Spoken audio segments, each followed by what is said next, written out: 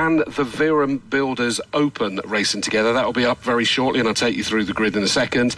And then race number 2 is the Ram Air BMW Championship. Their first of 2 races as well. That will take us into the lunch break, where if you are here at the circuit, timing permitting, and we've had a couple of delays, so I don't know how this is going to work, so we'll keep you up to speed in that one. But in theory, we have a grid walk for the Coord Sports, Tin Tops and the Puma Cup. But as I say, we may find that we go straight into their race and not enough time to get you all out there. But fingers crossed. The same tomorrow. We've got another grid walk scheduled. That's for the special event, the BMW 3 Series 50th anniversary race. Can't believe that. 50 years of the BMW 3 Series. Absolutely amazing that that much time has flown. I'm just looking around me to see where we are. I think all the course cars, the safety cars, everything is back in position, and I think we are nearly ready to get the show on the road, which will be brilliant.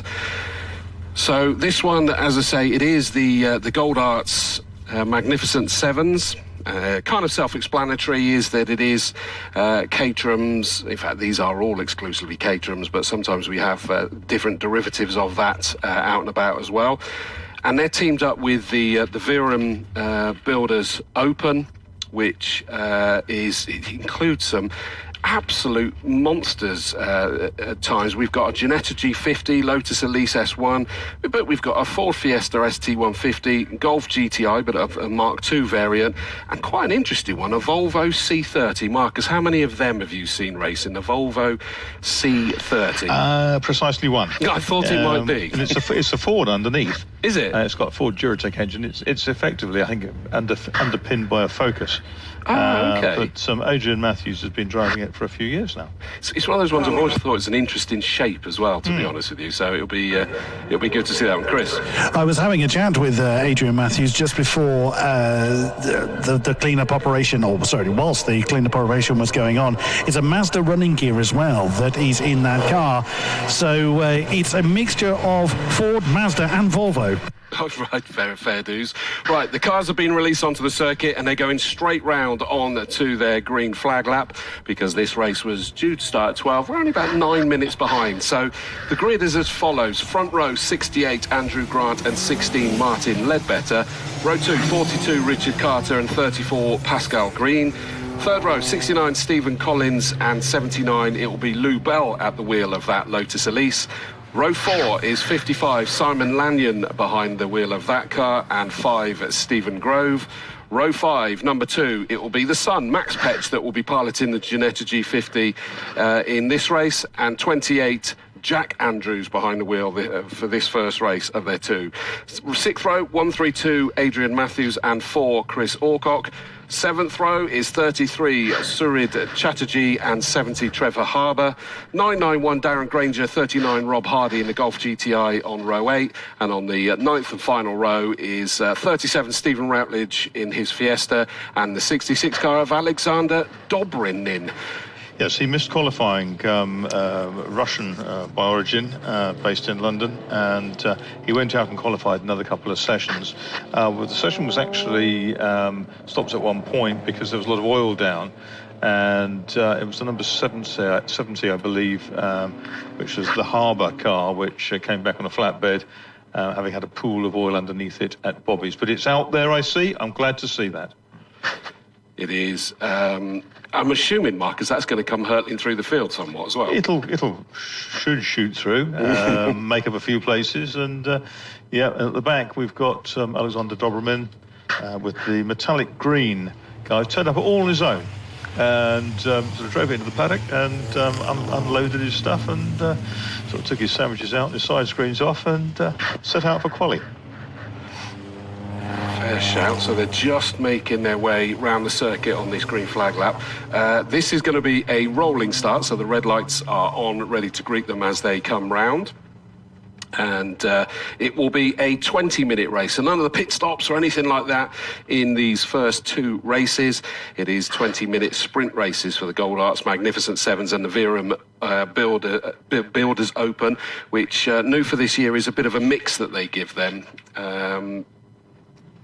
so that they mix it up during the course of this season. Here they come to Camp Corner, and it is our pole sitter Andrew Grant all on his own because Martin Ledbetter's dropped back a little bit, but the lights go out, the field are launched. Great start from 42 Richard Carter in the sort of lemonade liveried car. Started third on the grid. He's already up to second, but he couldn't get Andrew Grant. That white car with the blue stripes managed to get make sure that there wasn't too much of a hole shot. Up over Avon Rise they go, and it does mean that the lead still held by a pole sitter at the moment, Andrew Grant. Yeah, we're looking down there to see who appears first, and there's a whole train of Caterhams up front. It looks like Grant in the white car with the blue roll cage, who leads the way. Yep, it's the lemonade car is in second, as you say. So it's 68 who leads from 42 and 69 through there. Collins was third. 42, that's Richard Carter, who was going well. No, I think there's problems still for that Rob Harbour car, I'm afraid. Trevor Harbour car, number 70. It's running fairly slowly down at the back and is about to be relieved of last place. That is a huge shame. I was really expecting to see that one come through, but our race leader is already down to Camp Corner for the first time in this 20-minute race, and he's already managed to gap the second-place 42 car of Carter, who's back under pressure, and it's not by the car I was expecting, Ledbetter. It's actually Pascal Green. No, sorry, it's Collins, isn't it? The 69 car from fifth on the grid. So Stephen Collins is up there challenging for that second position. Up over Avon Rise they go. He hasn't managed to make the move this time, Marcus. No, it's out front still is Grant, but there's just about side by side coming into the S's for the second time they come. But it's 68 Grant who leads the way. Carter hangs on, but only by a car's length. They're virtually wheel arch to wheel arch, those two, as they go through. Green and Ledbetter are next up, and then first of the other side of the equation effectively is the Max Petch Ginetta, number 2, running in 6th place.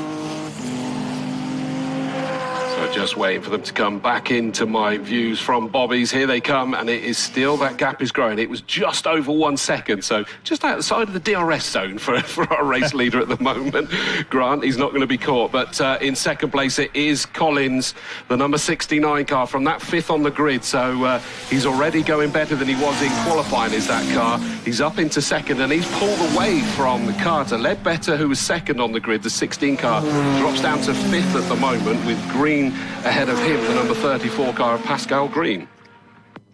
Yep, and now we've got that lead appears to be coming down. It was 1.3 seconds at the end of the second lap, and it's not that now, because I can see that the leader is being closed on, and it's the 69 car going really well, and that is Stephen Collins, who's on a mission, and he closes right up into the braking area for Tower Corner.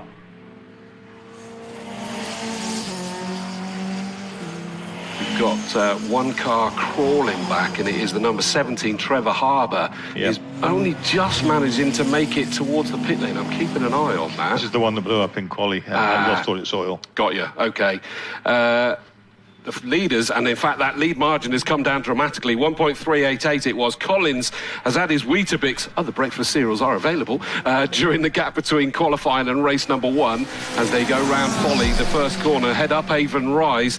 Is Collins got enough of a run this time round? I'm not sure. Ledbetter's made up 2 places, so he's starting to make up from that poor start, but up over Avon Rise it's still just about Grant, but Collins is just buzzing all around him.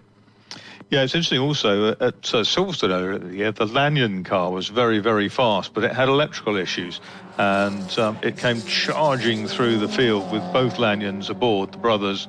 And out front, this is even tighter through. This is fantastic as they come through, swoop through Old Paddock, and nose to tail, down to the braking area. Collins brakes a little bit later. We've had one car, the black car that was running fourth, slid off onto the grass. That's Pascal Green, I think.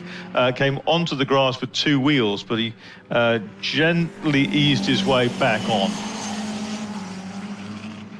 I was Just watching, we still had the yellow flags down here as it was a struggle to get rid of Trevor Harbour's car from the pit in, which we never want to leave that in harm's way. But thankfully, the mighty Orange Army, thanks in advance for all of your hard work this weekend. They got that car out of harm's way. Lead 2 go through. It is the same order, but incredibly close. And we did have up into third was Ledbetter, but he's just been passed there by the sort of Lemonade 42, Richard Carter. And it looked like that car lost quite a bit of speed down the start-finish straight, but it's back up to speed again now, Marcus. Yeah, it's the resurgent Richard Carter, isn't it? And leaders now coming up to lap the tail ender, which is Doberman.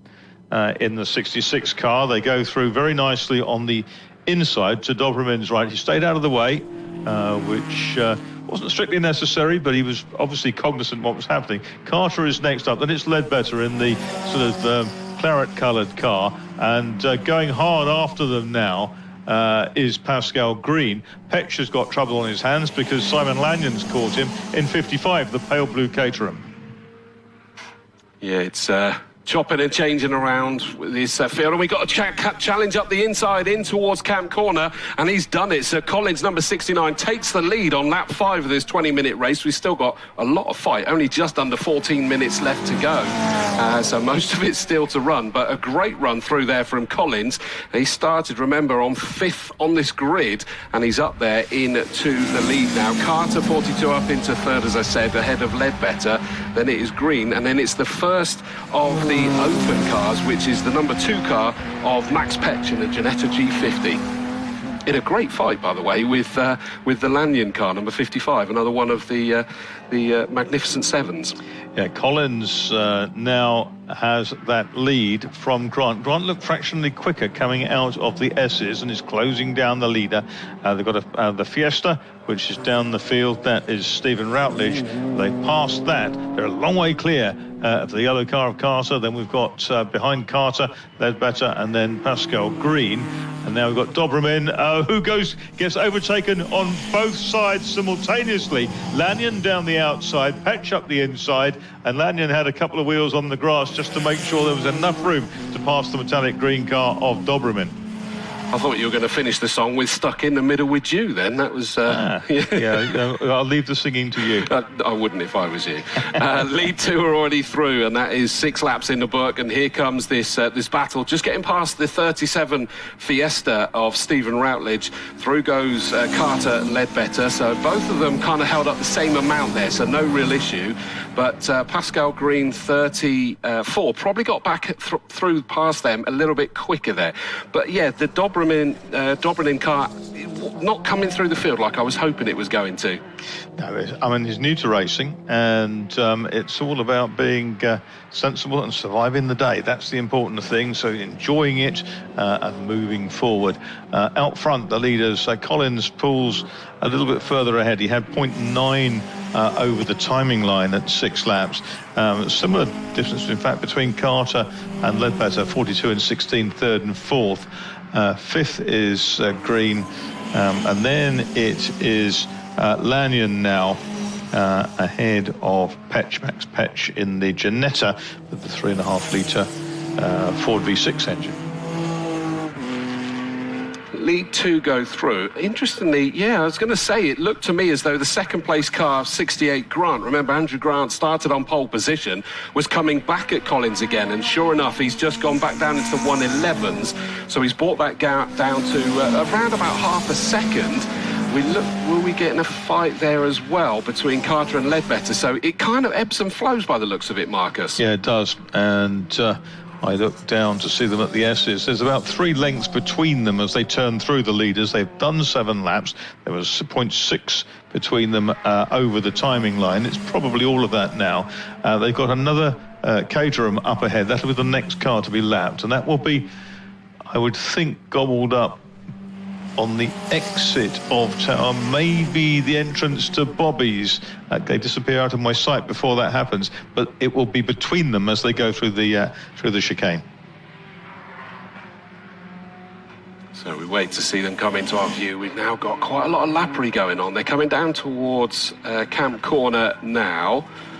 And their next target is going to be the number 4 car of Alcock. Bit of a gap at the moment. In fact, talking about gap, it's gone out slightly, I would say, this time around. Yes, it is. It's back over the second. So it was that was a slow lap, actually, for Grant. He's back in the 113s this time. Yes, that's because he was, I would think, impeded at Bobby's. Fair enough, yeah. I mean, the bank markers can't just disappear, can they? As I said, they can't evaporate.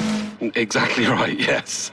But you'll see them coming towards you, and the track's getting a little bit busier for them. Yes, they've got a car ahead of them coming through the S's, and leader Collins sweeps to the outside, comes through, passing that number 4 car, which is Chris Alcock, and he's got just on the left-hand, on the kink before Tower, Grant manages to find a way through as well.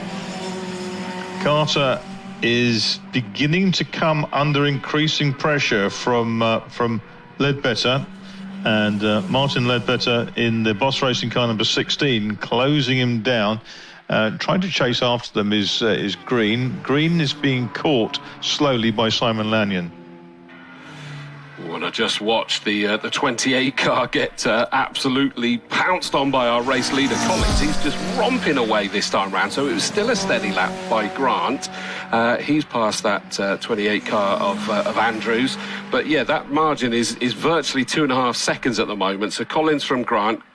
Carter and Ledbetter, there's still less than a second separating them at the moment. Pascal Green in the black and white 34 car in a rather lonely 5th place now. Yes, that's right. Just to let you know, Marcus, into the pits is coming the number 2, the Ginetta G50 of Max Petch, I'm afraid to say. Oh, okay. That was the leader of the Viren Builders Open part. Okay, so not a good day for Ginetta's so far, but there's time for improvement.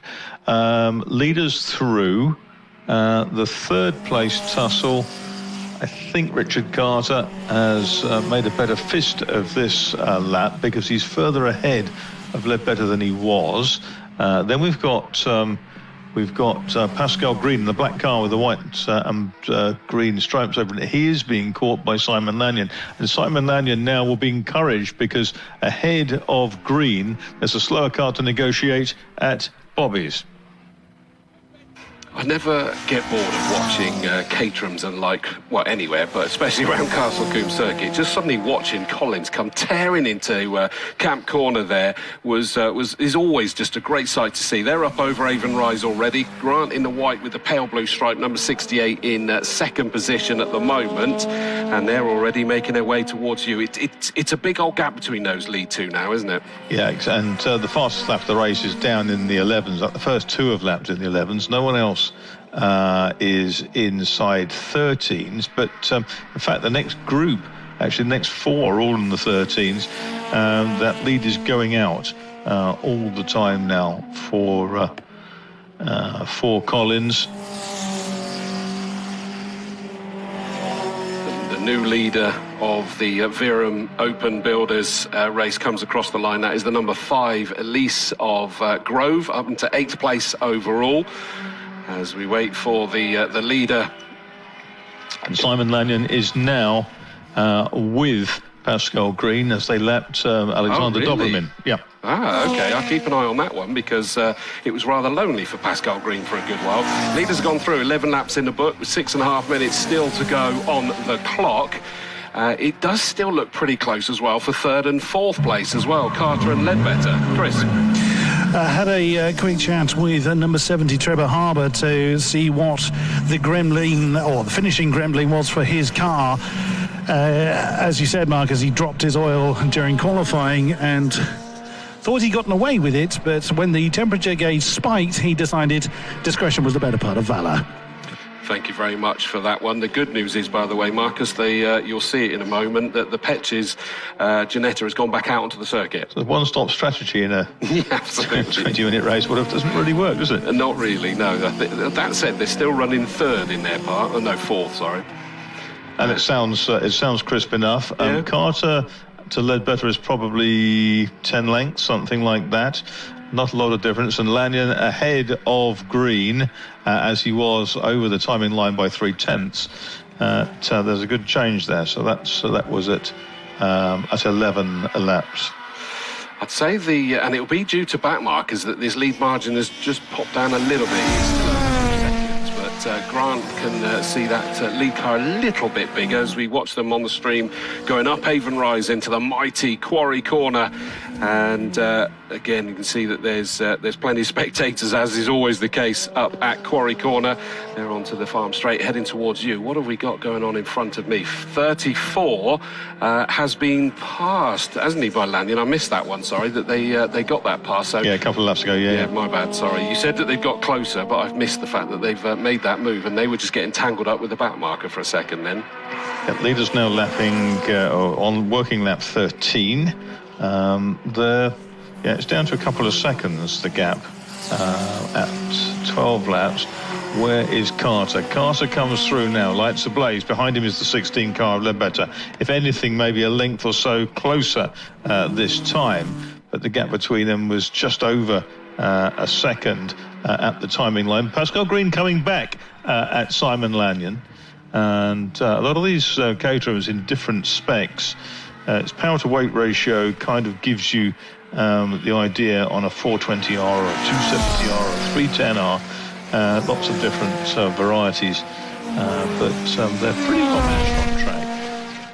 Yeah, I agree. Which is great job by the Classic Sports Car Club, both in terms of how you can win the trophies, but also how we get plenty of entertainment with the fighting. Just coming round Camp Corner is this fight that you were talking about. You're absolutely right. The light turquoise 55 car of Simon Lanyon is under massive pressure from the recovering Pascal Green. Pascal started 4th on the grid, let's not forget. He's in 6th, determined to go at least one step higher. Up over Avon Rise, he's looking towards what will be the outside to do the sweep back towards the inside. Is he, in fact, I thought he was going to stay on the outside, but they were nearly side by side towards you then, Marcus.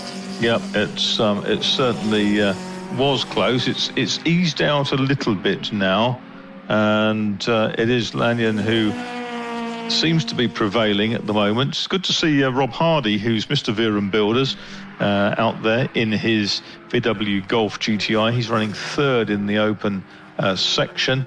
That open section currently led by Stephen Grove in the Lotus Elise S1, and in 2nd place Adrian Matthews in the Volvo.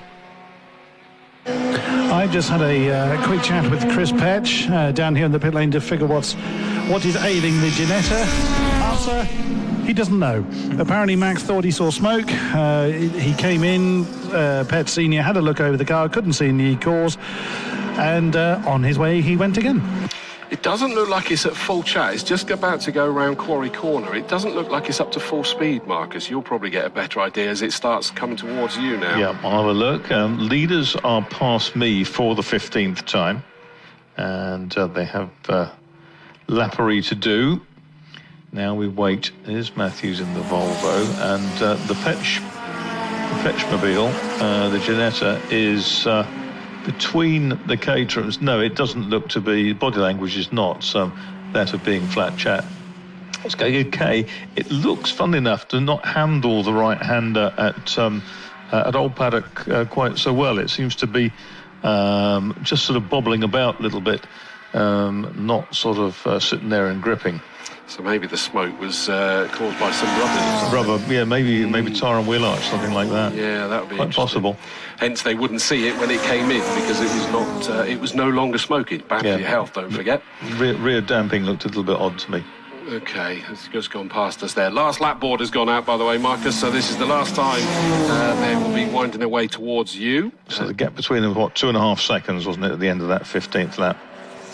It is, and which means Collins isn't under pressure, and what a great job from 5th on the grid. Yeah, fantastic. He's done a really super job, and he's kept it clean all the way, and he was leading it pretty early on.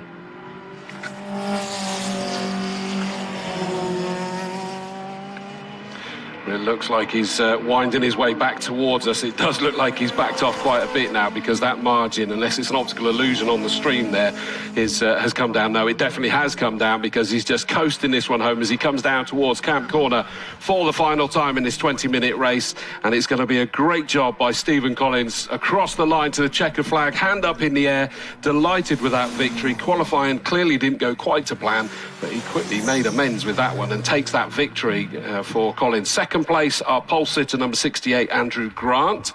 We then wait for the battle between third and fourth. They come across the line now, and it's number 42, Richard Carter, that holds on to the final step on the podium, just ahead of the number 16, the front row starting Martin Ledbetter. We then across the line was an interesting battle between 55 Simon Lanyon. He comes home in fifth, having started in seventh place, just ahead of Pascal Green, number 34. I think he'll be a little bit disappointed, having started on the second row. And the next finisher will be the number 79, the sort of black and day-glow green 79 car of Lou Bell. And who's going to... Have we already had the victory of the Verum Open Builders? Yes, we have. The number 5 car of Stephen Grove, the Blue Lotus Elise, wins that one. Second place in the Open is the number 132 car, the Volvo C30 of Adrian Matthews. And third is the number 39 car, the Golf GTI, the Bossman, number 39, Rob Hardy. So that's your top three for the Verum Builders Open. They, of course, get to come out and do this all again a little bit later on, race 7 of the 9 that we get today. And hopefully those with issues will get everything resolved. But on the stream, we'll see an absolutely delighted Victor just making his way into the pit lane. So I'm going to go through the next grid in a second, because that will then give time for Chris Buckton to grab the interviews. I think for the stream, we're muted, so we'll be back for the next race on there. But everyone else, the grid for the Ram Air BMW Championship. Front row, number 76, Jason West, and 32, James Card. Second row, 47, Niall Bradley, and 15, Graham Crowhurst. 18, Oliver Faller, and 22, Russell Dack on row 3. Row 4, 612, Adrian Bradley, 97, Dave Avis. 555, Callum Gray, and 82, Giuseppe Calari on row 5. Row 6, 77, Klaas Kuka, and 78, Ronan Bradley. 7th row, 33, Jacques Whitehead and John Cockerton in number 10. 66, Paul Wood, and 129, Tommy Grout on row 8. Row 9 is 48, Kenny Coleman, 44, Ollie Neves. Then we've got 2 empty rows, and row 12 is 144, Charles Heatley, 12, Charlie Newton Darby, and on the 13th row on his own, 42, Matthew Hibbard. So that's the grid for that. Chris Buxton, that gives you plenty of time to grab hopefully 6 interviews if we're lucky. I've got 4. I've missed 132. He's already gone past. And but I will start with who I have got, giving the opportunity for our magnificent 7 drivers to disembark from their machinery. Yeah, unfortunately I missed Adrian Matthews, and the third of the Verum Builders, Rob Hardy. He saw me, waved, and went through, and I didn't have quite a chance to point at him and told him to pull over. He was waving at me at the time, and he's such a lovely character. But number 69, we have got Mr. Collins. Give you a chance to get your necessary off. Brilliant victory, sir. Well done. Fastest lap as well. Other than being warm, how are you feeling? Old and tired, basically, to be honest. I made my life hard work this morning because I didn't qualify very well. Nothing wrong with the car, just the driver wasn't very good. But we got a bit better as the race went on, and managed to get past the lads here. We had a good race, so he kept pacing me, kept me honest all the way. Yeah. There's lots of camaraderie and handshaking going on down here in the holding area. So, I mean, I'm pretty warm, and I'm not in the same get-up as yourselves. It's a 20-minute race, but there's no let-up here at Combe, is there? No, there isn't any rest. It's a great weight loss programme, I feel. Because you're definitely a lot lighter when you get out of the car than when you get in the car. It might help if we was about 25 years younger and a lot fitter. So, first of many wins, or are you not thinking that way inclined just yet? Oh, I've been racing for sort of 15 years, so I've had a few wins along the way, and not that many as yet. Not as many as I should have done, but we can always improve, can't we? Brilliant stuff. Great win. Well done, Mr. Collins. We'll let you return back to your to a drink. We will see you later on in the day. Next up is number 68. Mr. Grant, great stuff, sir. Well done. Thank you very much. How are you feeling after that?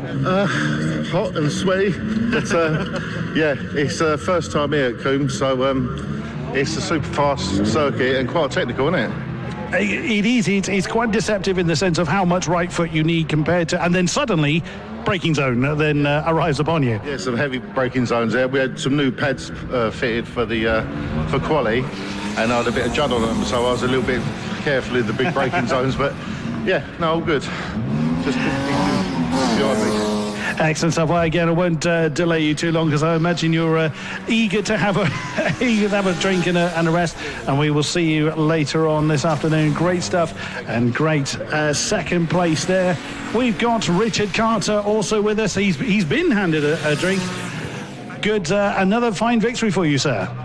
Yeah, thanks very much. I got a bit over-enthusiastic trying to follow these two guys on slicks and had to go straight on through the second chicane, but and then I lost touch with them. But yeah, it was a good fun race. So you've been racing Magnificent Sevens machinery for quite a number of years now.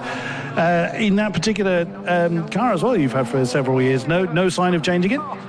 No, I've had this car since about 2011, I think, and it's had a few new bits and pieces here and there, but it's still a lovely car. I love it. Wonderful. So slightly higher up the podium for next race? Let's hope so, yeah. I'm going to try and take one of these guys down.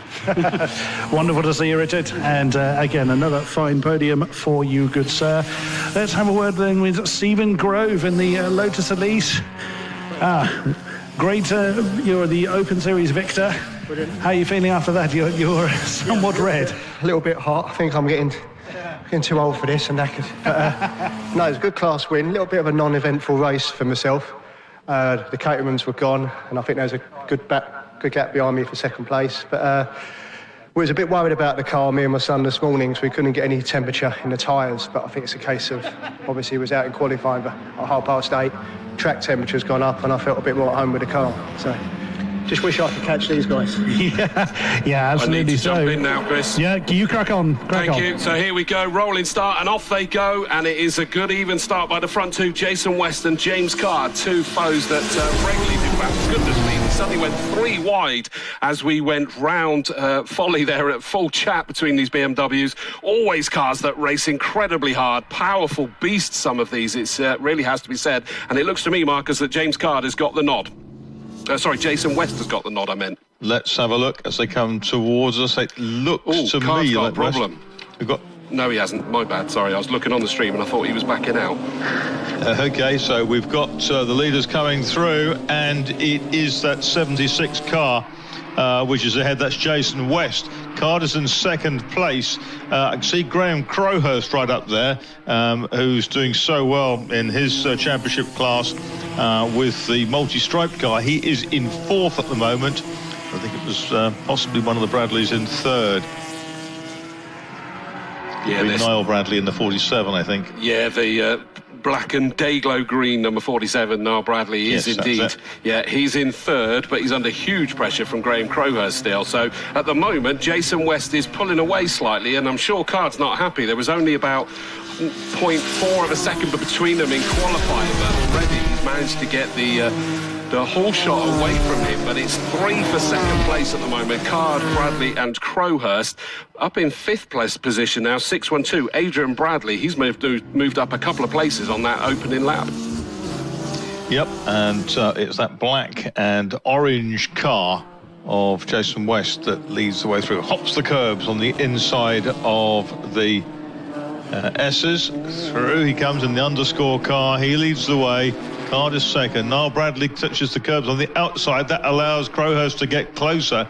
Adrian Bradley is next up, I see. And still we've got cars coming through in gaggles. The last of them, actually, only just appearing out of Quarry. And those are the Minis.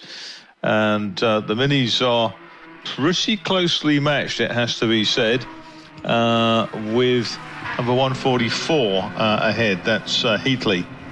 Well, the lead margin has come back down again. James Card has cleared his throat somewhat on that second lap, and he's reeled in Jason West dramatically. We're only just over half a second. New fastest lap of the race goes to James Card in that silver car in second place, the number 32 car. Up over Avon Rise. He's not so much having a challenge, but he certainly showed his nose towards the inside as he went round Quarry, just to see if he can unsettle Jason West a little bit. I think it'll take more than that, Marcus. Well, these two have raced wheel to wheel many times this season, and it's getting closer, as you say, because James Card in the Mike Brewer Motors car is closing in.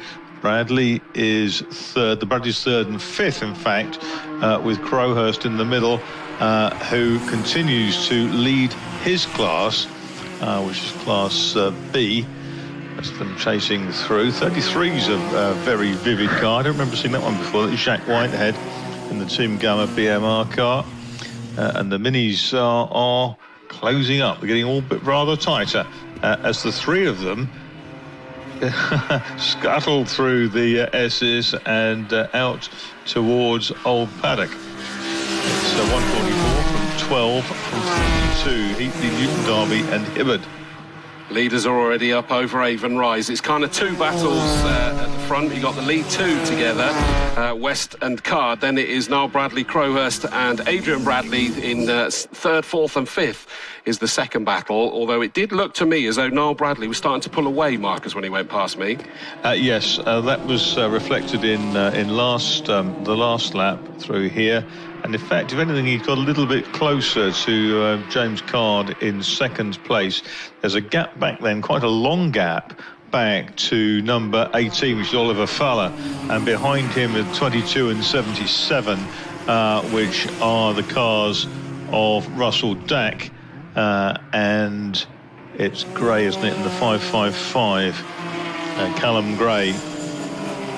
I was wondering whether Niall Bradley was going to drop back a little bit and try and unsettle Crowhurst in that multi-coloured livery, black and multi-coloured number 15, because it'll then enable Adrian Bradley to get fully on terms with Crowhurst, but he's decided, no, I'm trying to close down on these front two. And in fact, he has done exactly that. 109.031 by Niall Bradley. That's a new fastest lap of the race, and so he's starting to bring that gap. He's got just under 1.5 seconds before he closes in on the second place car of James Card. Yeah. But I think that could become a three-car fight very soon. And we have to watch also for the yellow car, 44, which is Ollie Neves. He was sent to the back, so 4 kilos underweight in quali, and was sent to the back of the BMW group ahead of the three minis for safety. I'd love to be 4 kilos underweight. Yeah. Do you have success ballast too? Just a lack of success to slow for it, yes, like the rest of us. Yes, it's somewhat unloading the ballast that has been my problem. It's getting closer up front. The first three much tighter this time round into your side, Chris. Here they go. The minis have just gone through as well, so they're not far away from lapping those three. They're having a great fight, as you say, the three minis, but it is now very much 3 for the lead, although Jason West has managed to gap James Card, so the silver car is probably more interested in his mirrors this time round, because Niall Bradley in the black and green number 47 is rather close, to say the least. We've got another great battle coming into Camp Corner at the moment, and it is being led by the number 77 car of Kuka. He's had a black and white warning flag, but he's under huge pressure from the white 555 car as well. I keep thinking I see wisps of smoke from the back of that car, Marcus, so keep an eye on that when that battle comes through past you.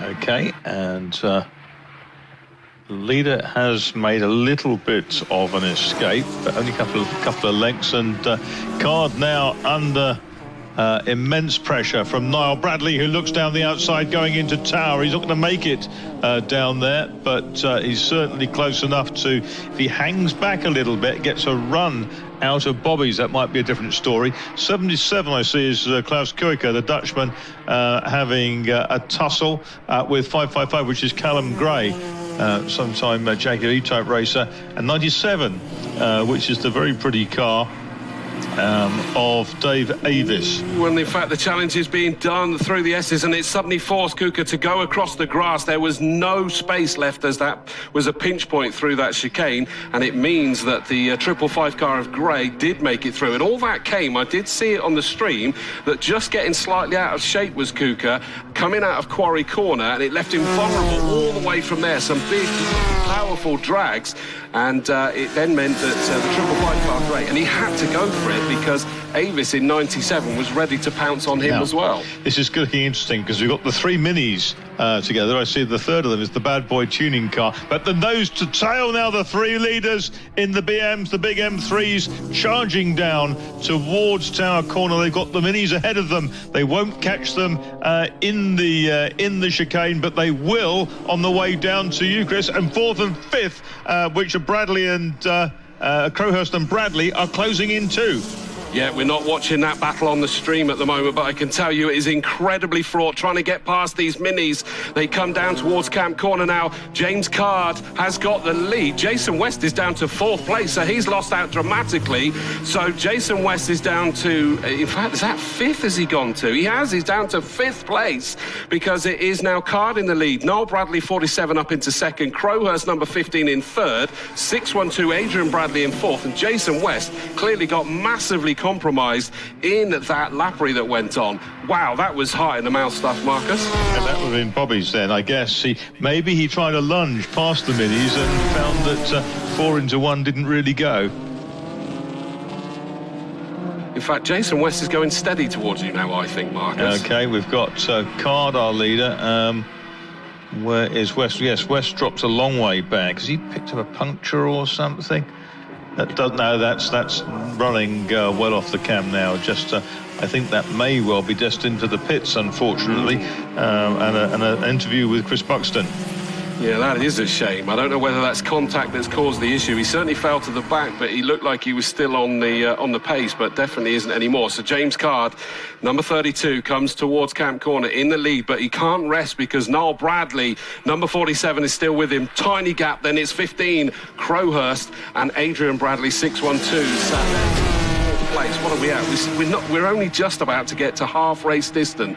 8 laps done in these very powerful BMWs. They're always immaculately presented and sound so good. Jason West is indeed into the pits as we suspected, Marcus. Yeah, okay, and so the group go through, and in fact he's straight under the Nankang Bridge and out of the race, I'm afraid to say, and he's not going to get we're not going to get an update from Chris because he's going straight to his garage. Okay, what we do have though, we have the leaders, and Noel Bradley goes one way, goes the other way, tries to go down the outside of Card into Tower Corner, but with a grandstand view, it's Crowhurst who's on the back bumper of the certificate. He's made it through. The 47 car, Noel Bradley, is ahead.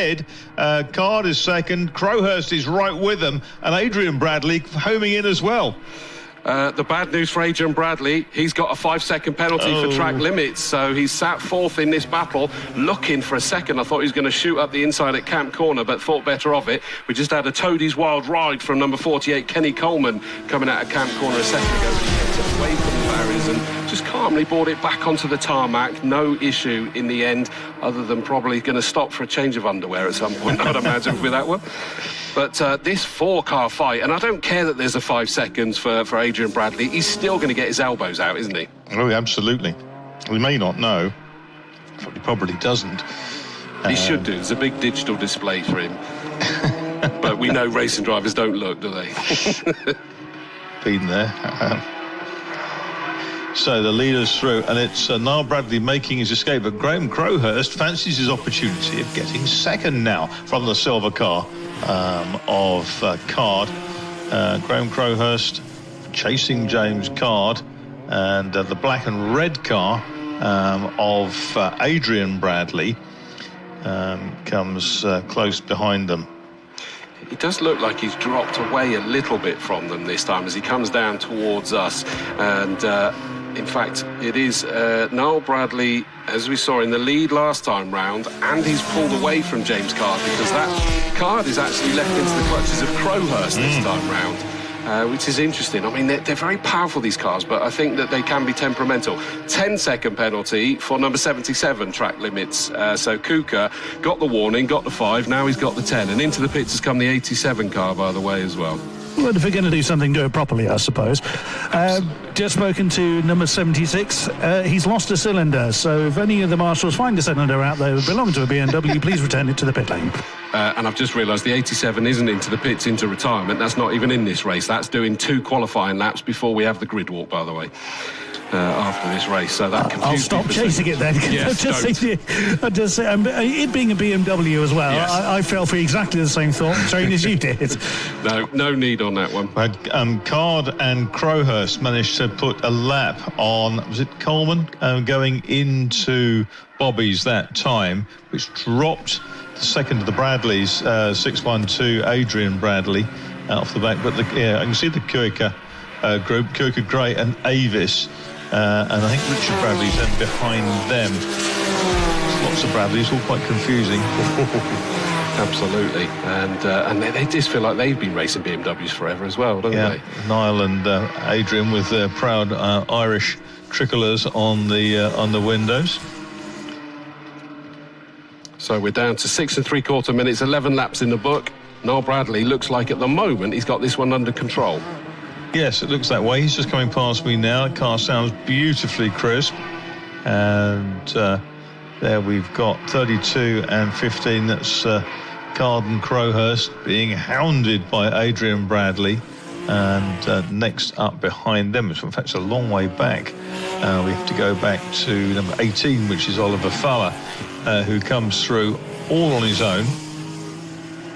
There's a green flag waving at the S's. There's something out of my sight at... The 144's gone missing, one of the minis. Okay. I suspect it's that. So that will be at Quarry then. Ah, is it? This yellow's waving at Quarry, but I can't see the reason for that. No, so we're getting down to the final quarter of this race.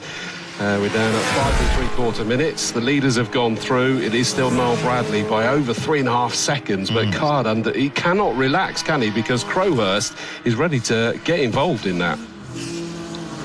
Yeah, very much so. At the drop of a hat, and he's leading his class. He's been dominant in his class all year in this car. Sort of looks like the BMW art car that went to Le Mans. And then some wag put a Bentley Continental Coupe in the similar colours, didn't they? And took it to the Bentley Drivers Club meeting at Silverstone as a direct response to that art car at Le Mans. Thanks to Lewis Bird, he's confirmed that yes, the 144 just pulled off at Quarry, Marcus. So that'll explain why it was and that's Charles Heatley. It's a shame. They were having a great battle, those three, although I think they probably got terrified when the leaders came through on them at Bobby's. Not a point where there's an awful lot of space.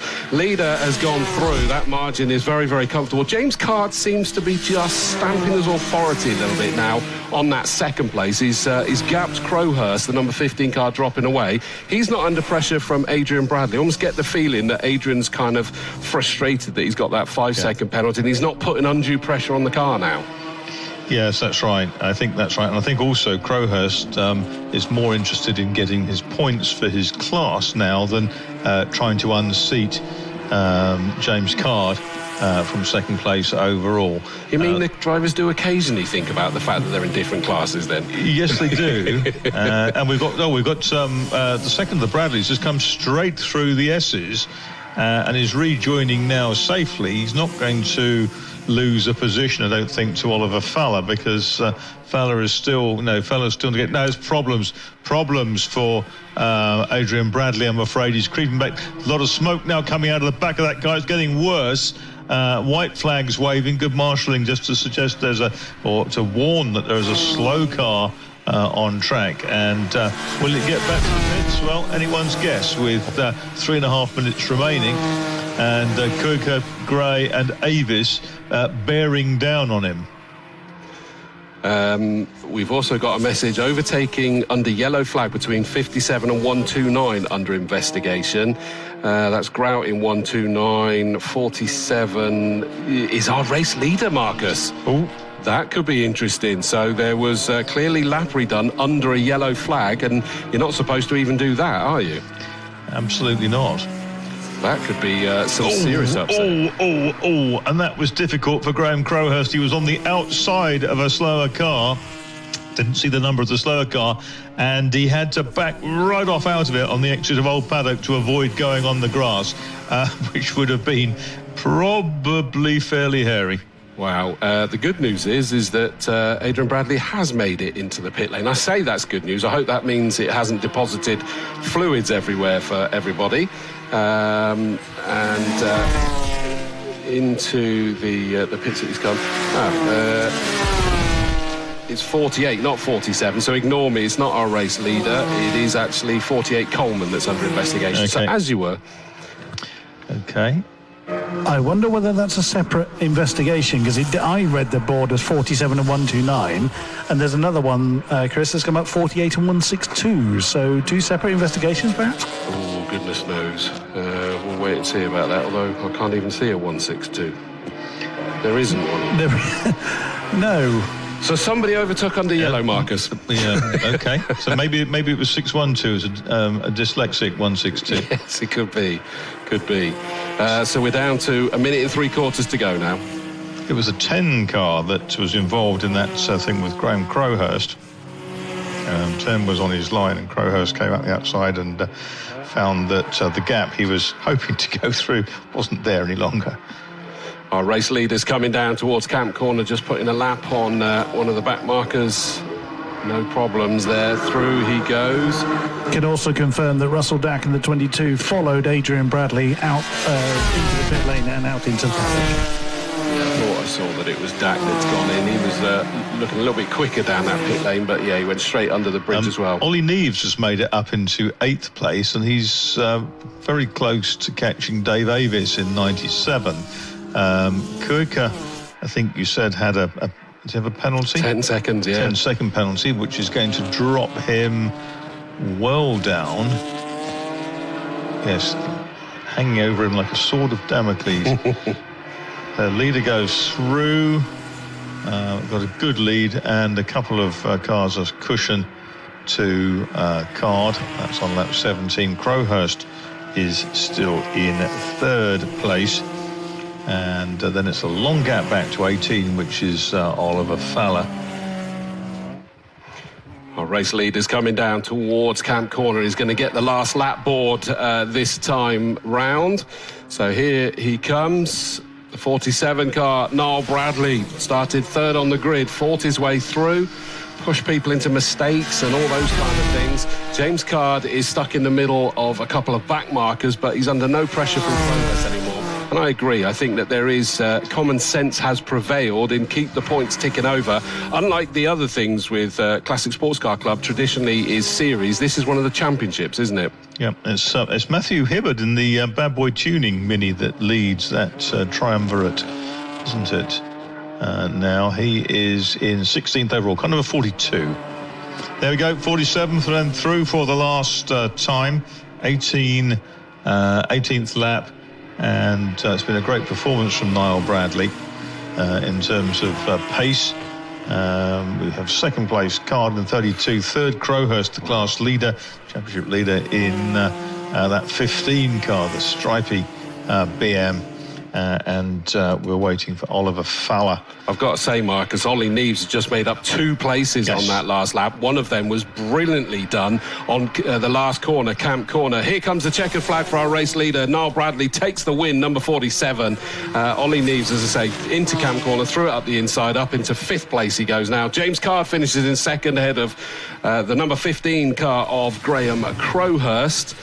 Then we wait for the number 18 car of Fowler, because the Kuka car has now had the penalty applied, drops down at the moment to 10th place. Crikey. Yeah, it's a big, big hit, isn't it? So Neves got past Avis and Graham pretty short order, and yeah, he's now up into 5th from the very back of the grid. Just waiting for the number 18 car. Across he comes. The grey and black number 18 takes 4th position, runner-up in Class B.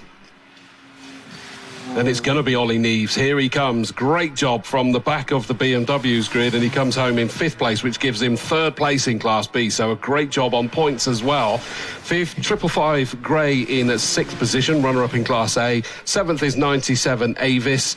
8th, number 78, which is Ronan Bradley. Waiting for the number 82 car to come across the line. Oh, our race leader's going to get a wrap knuckles because he's taken the checker flag for the 2nd time. So they normally get called up to race control and get a wrap knuckles for that one, but we'll leave that to those guys to sort out. 82, Giuseppe Calari in 9th position, runner-up in Class N. 10th, number 77, Kuka, even after the penalty, still takes 3rd place in Class N. 66, Wood in 11th and 3rd place in Class A. Whitehead in 33. 10 Cockerton, 48 Coleman, 129 Grout, and then the winner of the minis, the R53s, is number 42 Hibbard in 16th overall. 17th and runner-up in the minis class is number 12 Newton Darby, and he was the last of the finishers. I bet Ollie Neves is ruining that 4 kilos light at scrutineering this morning post-quali because, well, he was obviously delayed coming through the field. He's finished, 49 seconds off the lead, but I bet 3/4 of that was picking his way through the pack. So that takes us to the end of that race, and I'm just watching. I've got a horrible feeling that Chris Buxton's been shunned completely here, although our race leader's only just coming down the pit lane now. Yes, they're just gathering now. We're also going to try and get the minis. I've got 2 of the BMWs. I'm just waiting for Niall Bradley, who... Can I just quickly jump in a second, Chris, just to let people know that there is a car that's about to go out and do 2 qualifying laps that it needs to do behind the safety car as soon as we've cleared the circuit. And then, as far as I'm being led to believe, we will be doing the grid walk, although interestingly the cars are being taken down into the pit lane, which kind of surprises me, but maybe it's a pit lane walk. It might be, I don't know, but I was told that they're going to do that. So get yourself down in front of the main race control, and wherever it goes, once they open the gates, you'll know where to go by that point, and Chris will be down doing some interviews, I think, on the grid. An audience with Chris Buxton. Exactly, but on that note, Chris Buxton, I'll hand over to you, mate. I thank you. Either I have completely missed Niall Bradley, or he has not reappeared here. So, which is a bit strange. He's just come in. He'll turn under you, under the bridge in any second. Yeah, got him. So I was thinking, I'm sure I haven't missed him. I can't. How do you miss a BMW? Not one that colour, anyway. Well, indeed. Right, so we've got... unfortunately, we picked up Klaus Koiker when we didn't need to. But we'll grab who we can.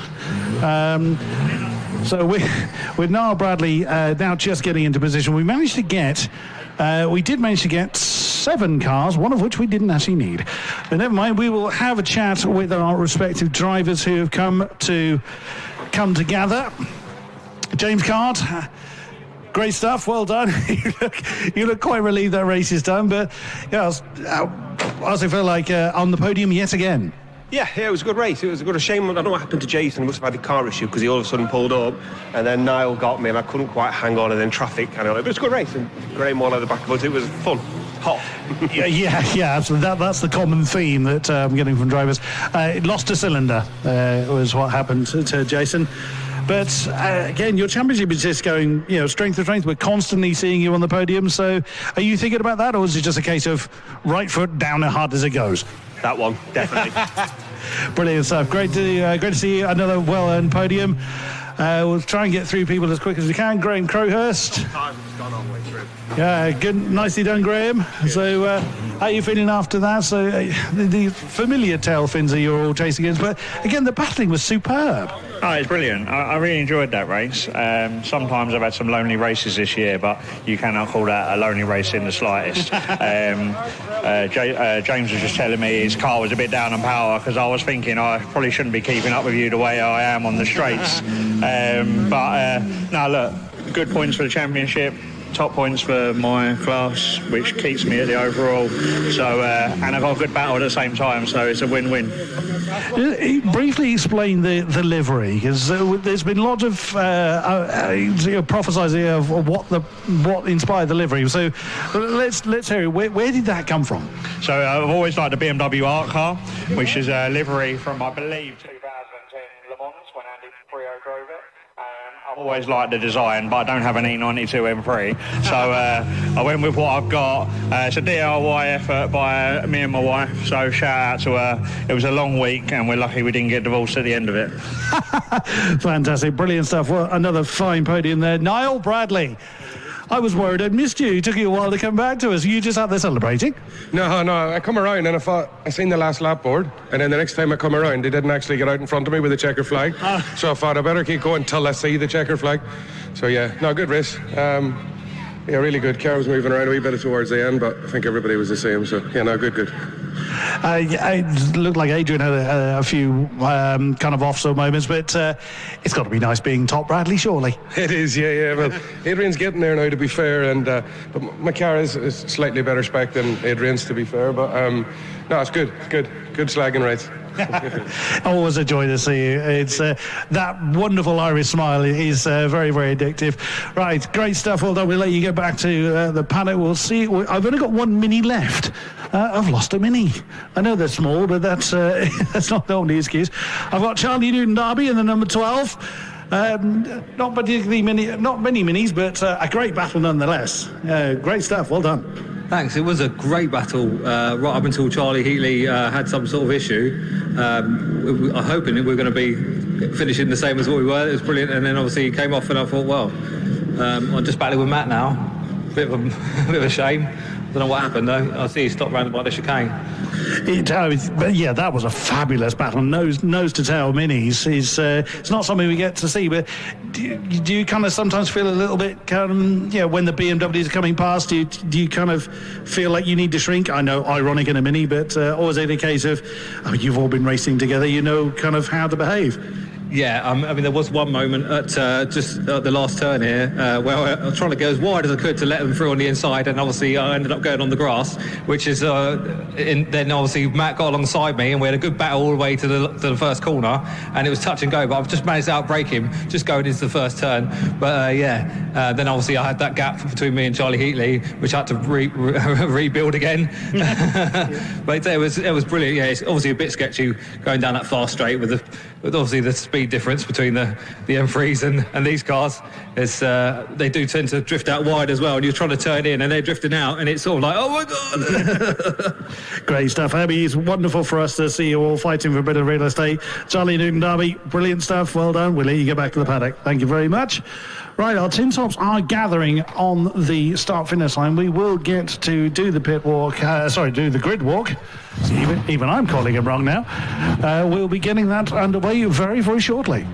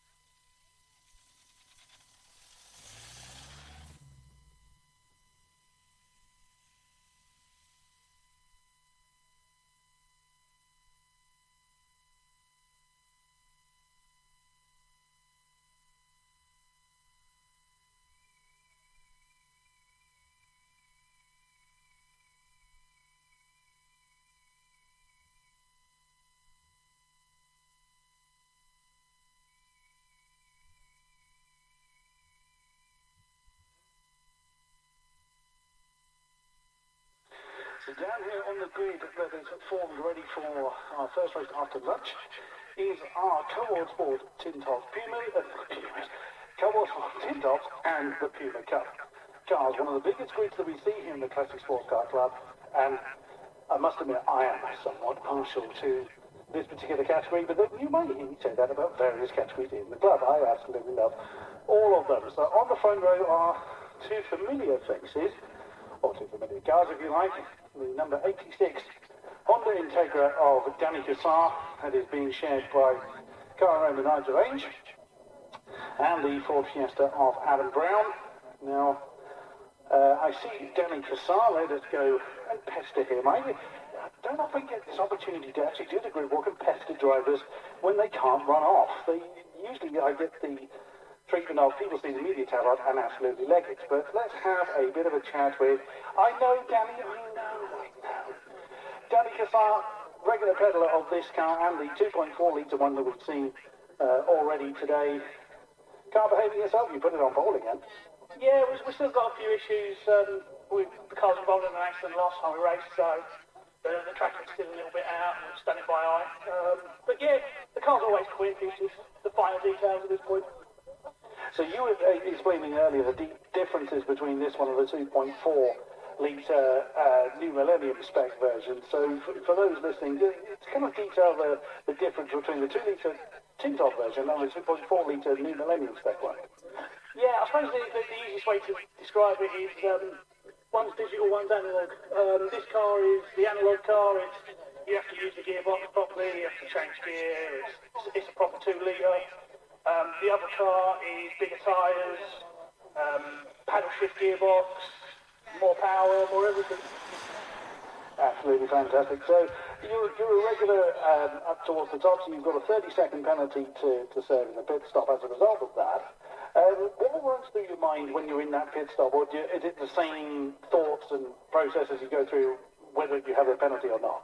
Well, for me, it's just, I just want to get in the car and get cracking, because the beauty of our system with the penalties is the race isn't over, and you have to get in the car and push. Once you can get to the front, if you can get to the front, then you can probably ease off a little bit, but it's always a fight, which makes it interesting. If you get to the front, modesty for you, Mr.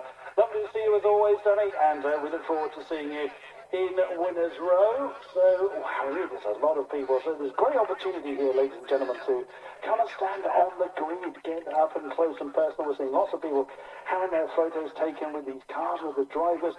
Absolutely wonderful stuff. It's great to see members of the public of all ages and families getting involved. It is great to see. Who can I find to pester? Again, the microphone of the tabard tends to make people scatter. It must be like I said something wrong. There's, so we can, like I say, we've got 2 categories on the grid. We have our Puma Cup, which doesn't have too many participants within, but it does tend to join our Motorsport Tintops participants on a fairly regular basis.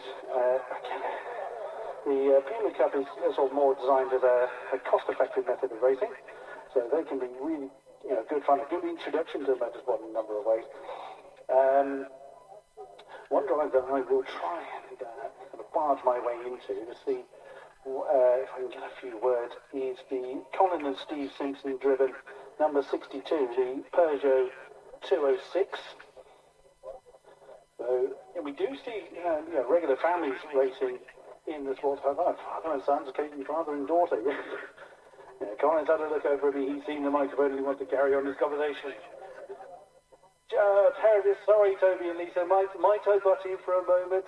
I know that I know if I point the microphone at you, Lisa, you are going to run. So thank you very much. Colin, lovely to see you. Oh, wow, what a performance on the second row. Well, second row mainly down to Steve. My pace is not quite as good as his, but we'll do what we can and see how we get on. Modest, I am sure. You and your son have been peddling this for quite a while. Tell us what it's like, from running the Peugeot, but also from a sort of parental standpoint. There's going to be an element of kind of almost fear and pride when your son's in the car. Well, certainly in his earlier days, it was quite a steep learning curve. But now, obviously, he's more probably experienced than me and definitely quicker. And he's giving me pointers now rather than the other way around that it was years ago. So the student has become become the master in that sense.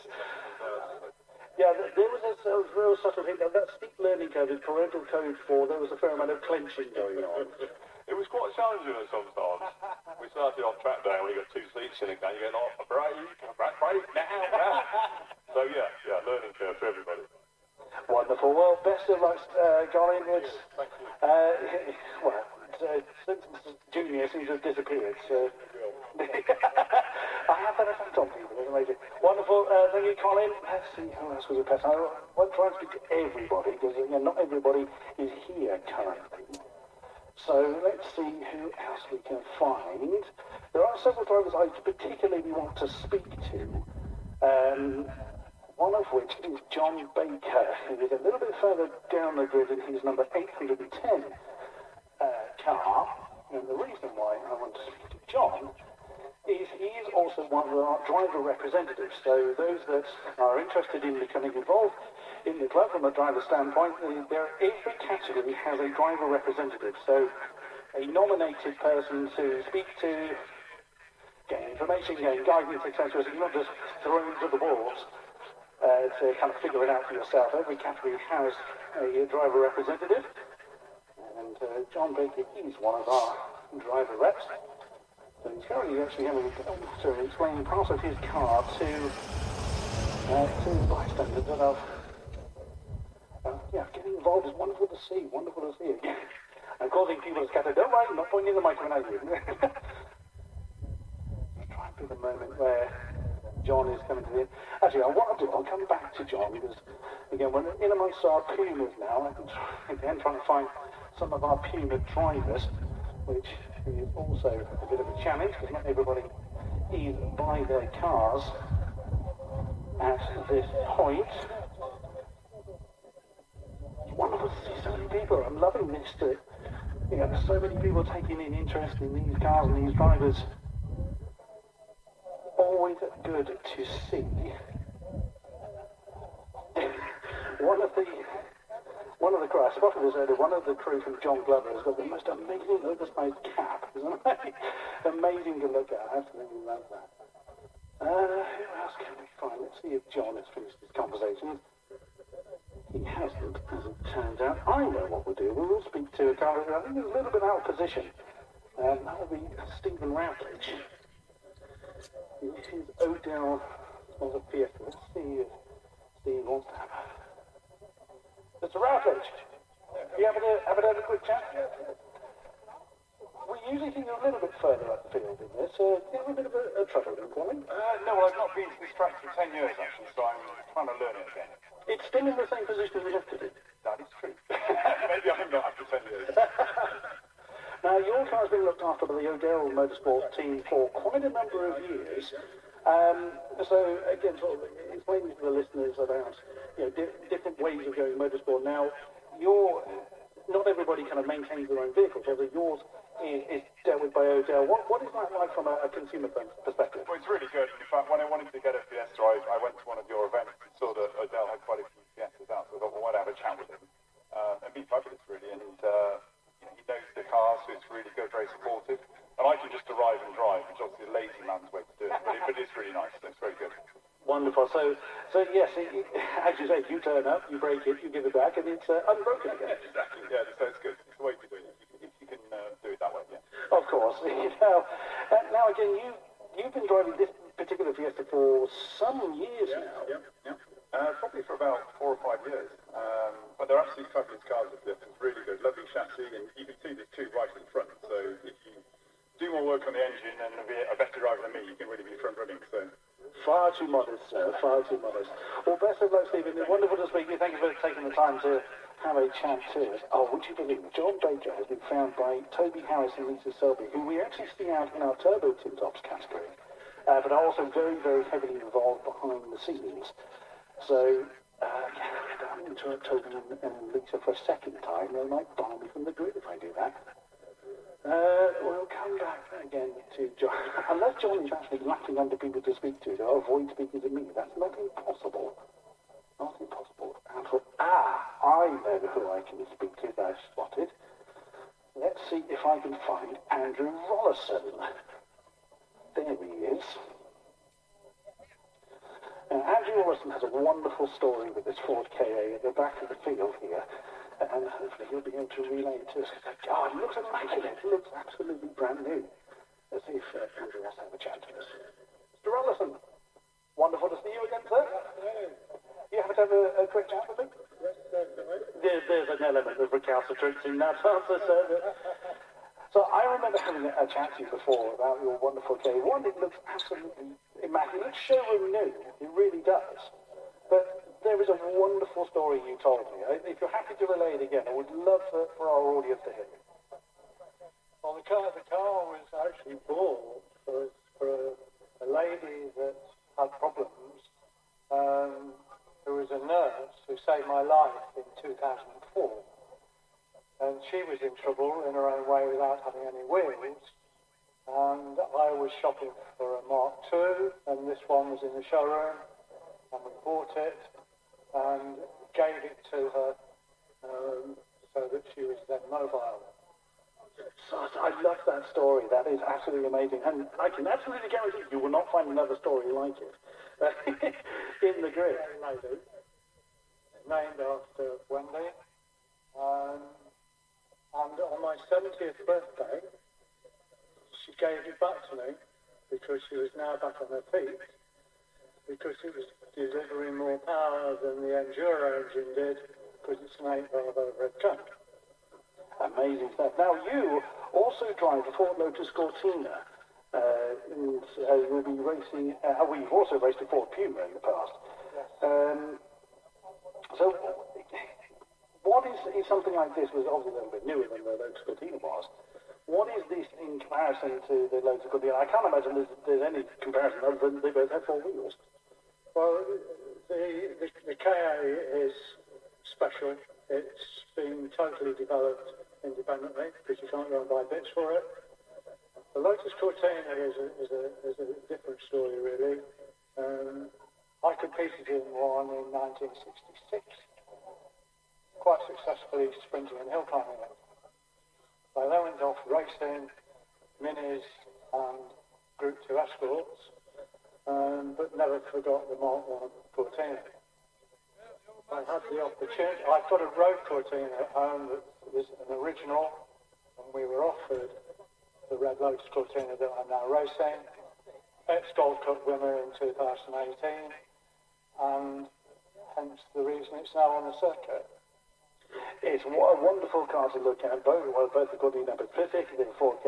It's wonderful to see you once again on track. Andrew Rullison, thank you very much for your time, good sir. And yes, long may you continue to spin your wheels, sir. Absolutely amazing story. I remember Andrew telling me that before, and it's a fascinating story. I'm glad I've had the opportunity to get that to the... Right, I'm going to try and doorstep John Bates now. John! Gotcha! This is the third time I've tried to speak to you. Always wonderful to see you. Wonderful to see you. Now, they're beginning to clear the grid, so I don't have particularly long to say. But one, I always come and speak to you because you're a wonderful, wonderful man. I'm glad to see the Satsuma is back on his wheels. Tell us a little bit about the Clio. Right, the Clio we bought in 2019. It was bought as a Welsh racing car. We've then basically built it up over the last 5-6 years. We now have a car that is fun to drive. It is a lot quicker than I am. But, you know, we've done our personal best in qualifying, so which was a 122.9, fastest I've ever gone around here. So if we can creep that up a little bit in the race, and then by the time we get to the sprint race, hopefully we can be down into the 121s. That's where we want to be today. Oh, brilliant stuff. And now, also, you are one of our driver representatives. So for those a little bit less familiar with the kind of format of how the club is structured, let's go through what duties it is you have as a driver rep. Right, well, basically, we look after all of the drivers. So, like Stuart, we look after all of us drivers. So what we do is we make sure that any new drivers sort of know where they've got to be, briefings, time, things like that. Know they've got to do scrutiny and make sure they're all signed on. And then we're all part of the committee. And then if there's stuff that we need to discuss with the best of the good of the club, we then sort of discuss it at committee meetings and relay that to all the drivers. Wonderful stuff. I fear I may be scooted off the grid. John, always a pleasure to see you, and we appreciate your efforts nonetheless. Right, the grid is being cleared of personnel. Being that I'm not a driver, I fear I may get shuffled off the grid as well. Let me just double check that. David Smither, that is one of the directors of the club, coming down, making sure that people are in place or in the correct place. Yeah, I feel I am going to be shuffled off. So it's wonderful to get a chance to speak to our drivers, and thank everybody that has come down to the grid to be involved in meeting the drivers and having the photos taken. Thank you very much to everybody that has come onto the grid, and we will get racing going back underway with our Cobalt Sport Tin Tops and Puma Cup competitors.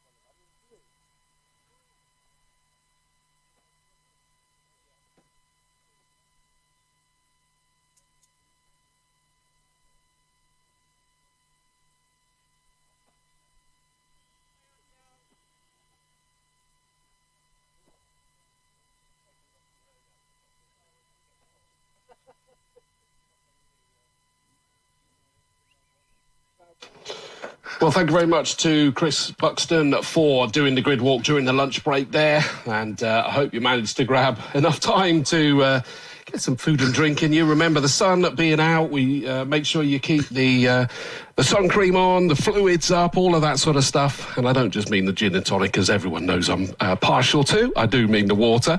My name is Chris Dawes, up in the commentary box overlooking the start-finish straight. Marcus Pye is over at the old paddock commentary box, and Chris Buxton, as I say, is doing the post-race interviews. We're going to get the afternoon action underway. 7 races for the rest of the day, with various durations, some with pit stops, some sprint races.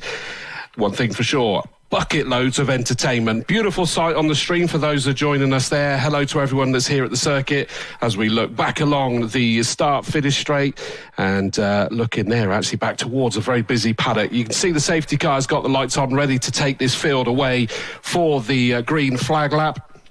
Let me take you through this grid because it's a busy one. 27 cars, and of course we've got some that I can tell you which driver is starting.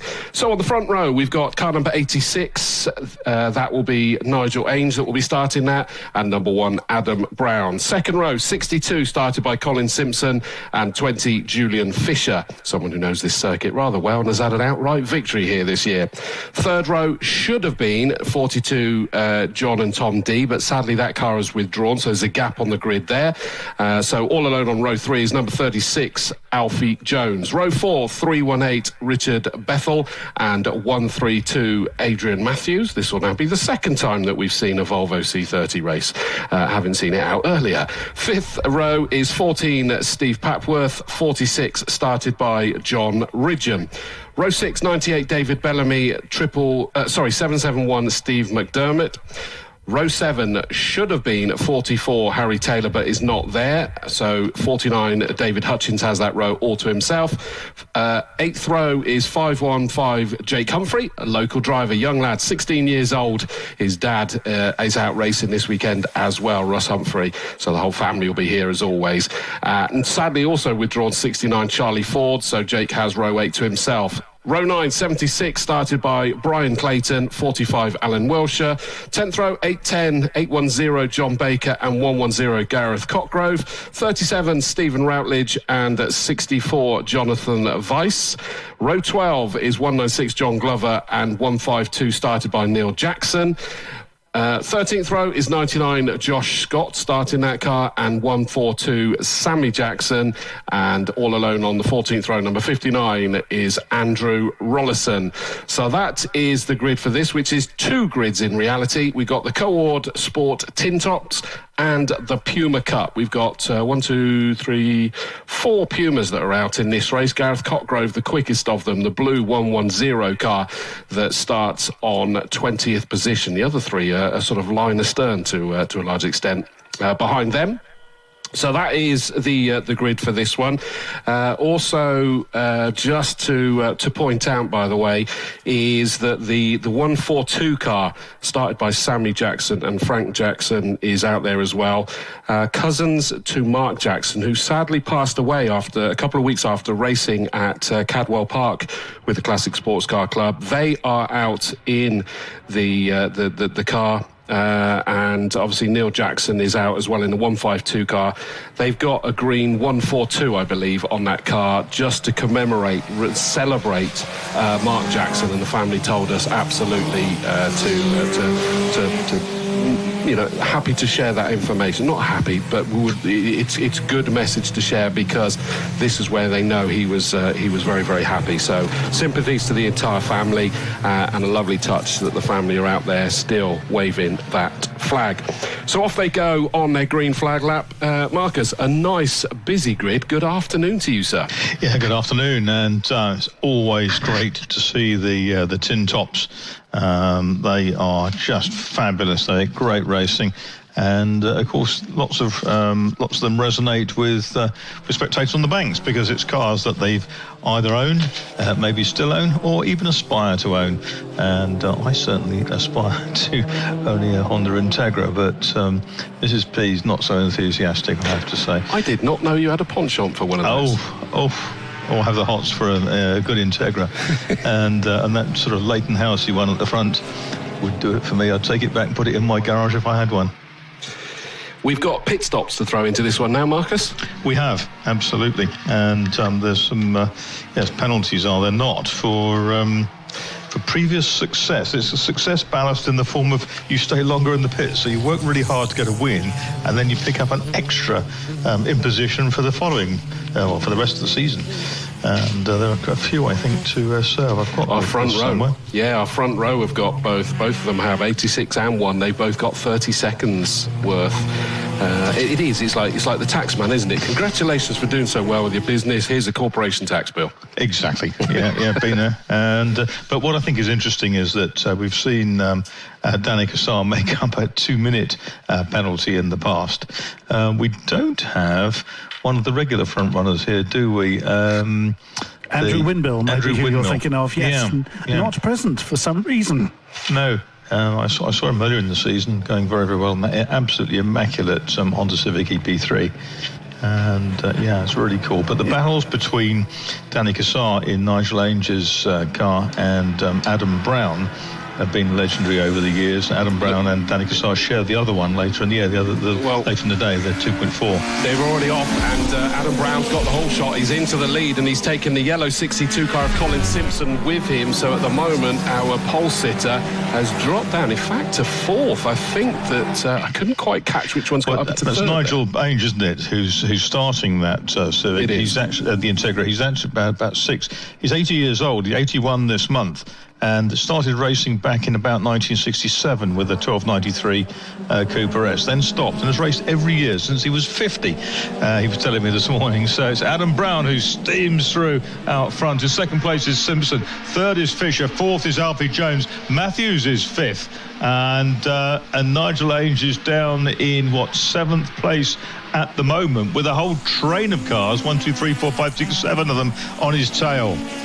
Yeah, there's so much going on. Julian Fisher, local racing driver here in the Hot Hatch Championship, and he is all over the back with that local knowledge of the second place Colin Simpson. He's determined to make that stick, and he's really loving it. It's been such a great progress to go from track days to racing, and is doing an awesome job. And through goes Adam Brown comfortably in the lead. Then it's Simpson, Julian Fisher, the 36 car of Alfie Jones, all over the back of Fisher as well. In fact, he's going towards the inside at Polly Corner. He's got that one done. Is Julian Fisher going to come back at him? Not at the moment. He's tucked into the slipstream of that Alfie Jones car. Up over Avon Rise they go. Is he going to dive towards the inside again?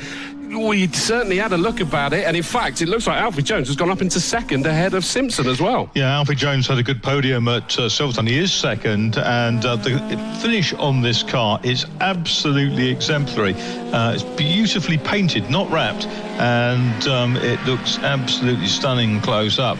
Alfie Jones then is in 2nd place behind Brown. You've got Simpson, Fisher, Matthews, and behind them it's 318, which is Bethel, and still being gobbled up sort of corner to corner is Nigel Ainge. He's got McDermott, I think, right with him at the moment in the 771, the MG ZR, and what he'll do, he'll run to the pit window, and he'll pop his superstar in, Danica Kassar, of the trump card. And let's see what happens at that point. But at the moment, out front, making hay is Adam Brown in the Fives Garage. Loads has been going on during that window there. Julian Fisher managed to get ahead of Simpson. Simpson's now back in 4th position in that yellow car. And in fact, he's under huge pressure from the 318 car, Richard Bethel, as they went across the line. In fact, it's job done. Oh, we've got a yellow flag here because there's a car spun. I nearly didn't see that in the reflection of the window. Exiting Folly, let me just have a look. It's side on across the circuit. That's very unusual. 46 by the looks of it. That has had a spin. So that's the John Ridgeon Honda Civic Type R. And it's not moving. There's another one on the grass, Marcus. That'll be why. There's obviously been a bit of contact on the exit of Folly. So one is Volvo, I think. One is Ridgeon, is it? Would that make sense? Yes, it is. That's the 132. That's the Volvo. Wow. Okay. And it's got a big crunch on the front. I'm looking on the stream now. Driver's absolutely fine, but there's a bit of a crunch, bit of fluid running across the circuit, and I don't know whether the Orange Arby are going to get this one sorted. There's the code 60, isn't there, that's run and with I think they're about to get it out. There we go. It is. It's code 60 now, Marcus. Good pre-read on that one. I was in the briefing this morning. Oh, you see, you could have gone the whole day without telling us that, and we'd have thought you were just like godlike. No. Fallible like the rest of us. Thank you to Jamie Peters-Ennis is here. He's saying Adrian Matthews was slowing and the Honda went to the back of it, so he's just caught out by the slowing car, sadly. So Adrian Matthews in the Volvo obviously had an issue with slowing and just caught that one car out. Now, this is interesting, but of course, because now to time that Nigel Ainge will fall behind Adam Brown will be limited by the fact that his stint will be shorter. And that will, with the field reunited, potentially allow Danny Cassar to get in with less of a gap to make up. But Code 60, run by the Classic Sports Car Club. Yeah, most kind of abandoned it pretty quickly, didn't they? Yes, yeah. I think it was largely because people just weren't disciplined enough, were they? There was other we used to see. This has sort of like a pink flag with 60 on it. We used to see the Battenberg flag come out, didn't we? Which was most bizarre, the sort of pink and yellow one. But we've got Adam Brown through here doing about 4 miles an hour, and Alfie Jones is doing 4 miles an hour coming out of the S's. Yes, we've got the flatbed truck currently running 6th behind Simpson, and that will be making its way round to the scene of the incident. I'm not sure what category the flatbed truck will be in. I'm not sure, but we can be fairly certain it's leading it. Very true. I must admit, the first time I saw the Code 60 flag, I actually thought it was a spectator cheering on car number 60. Oh. I just noticed, by the way, Richard Bethel, 318. I didn't have that on my entry list. Safety car now, Marcus, so they're going the other way. So, yeah, just safety car. I think largely that's because they're just double-checking that everything is okay with Adrian Matthews on the infield there, because obviously he was static and took the thwack to the back, and they'll just make sure that he's A-OK, and therefore we just need to be a little bit more disciplined, I think is the easiest way to say it, with a safety car rather than the Code 60 and leaving it up to the discipline of the drivers. Yeah. I saw that David Bellamy's there in number 98. He's been racing a long time. He's raced a bit here back in the day. And he's got that wonderful sticker on the rear window representing the drivers of the French cars. Obviously, Renaults, Citroëns, Peugeots. And it says, Baguette Bashers, established 2022. Right, so safety car is now collecting Adam Brown, and it does mean that now, unlike with the Code 60 Marcus, his lead does now evaporate, doesn't it?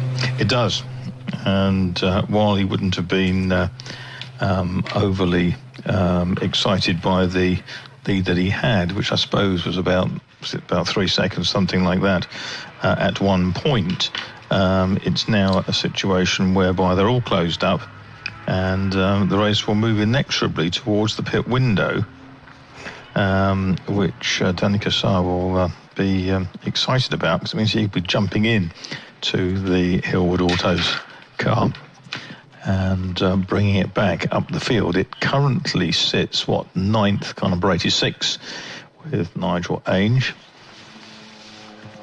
who was telling us about his early driving career in his early 20s. Towards the back end of the 1960s. In fact, I think he said it was about 67 or so when he was. We've gone red flag, Marcus. Okay, and that's when I first came to Castle Combe in July 1967. So Nigel Ainge has been racing pretty much throughout that time, although he did stop when sort of family and building his autos business came along. Okay, so we've read it now.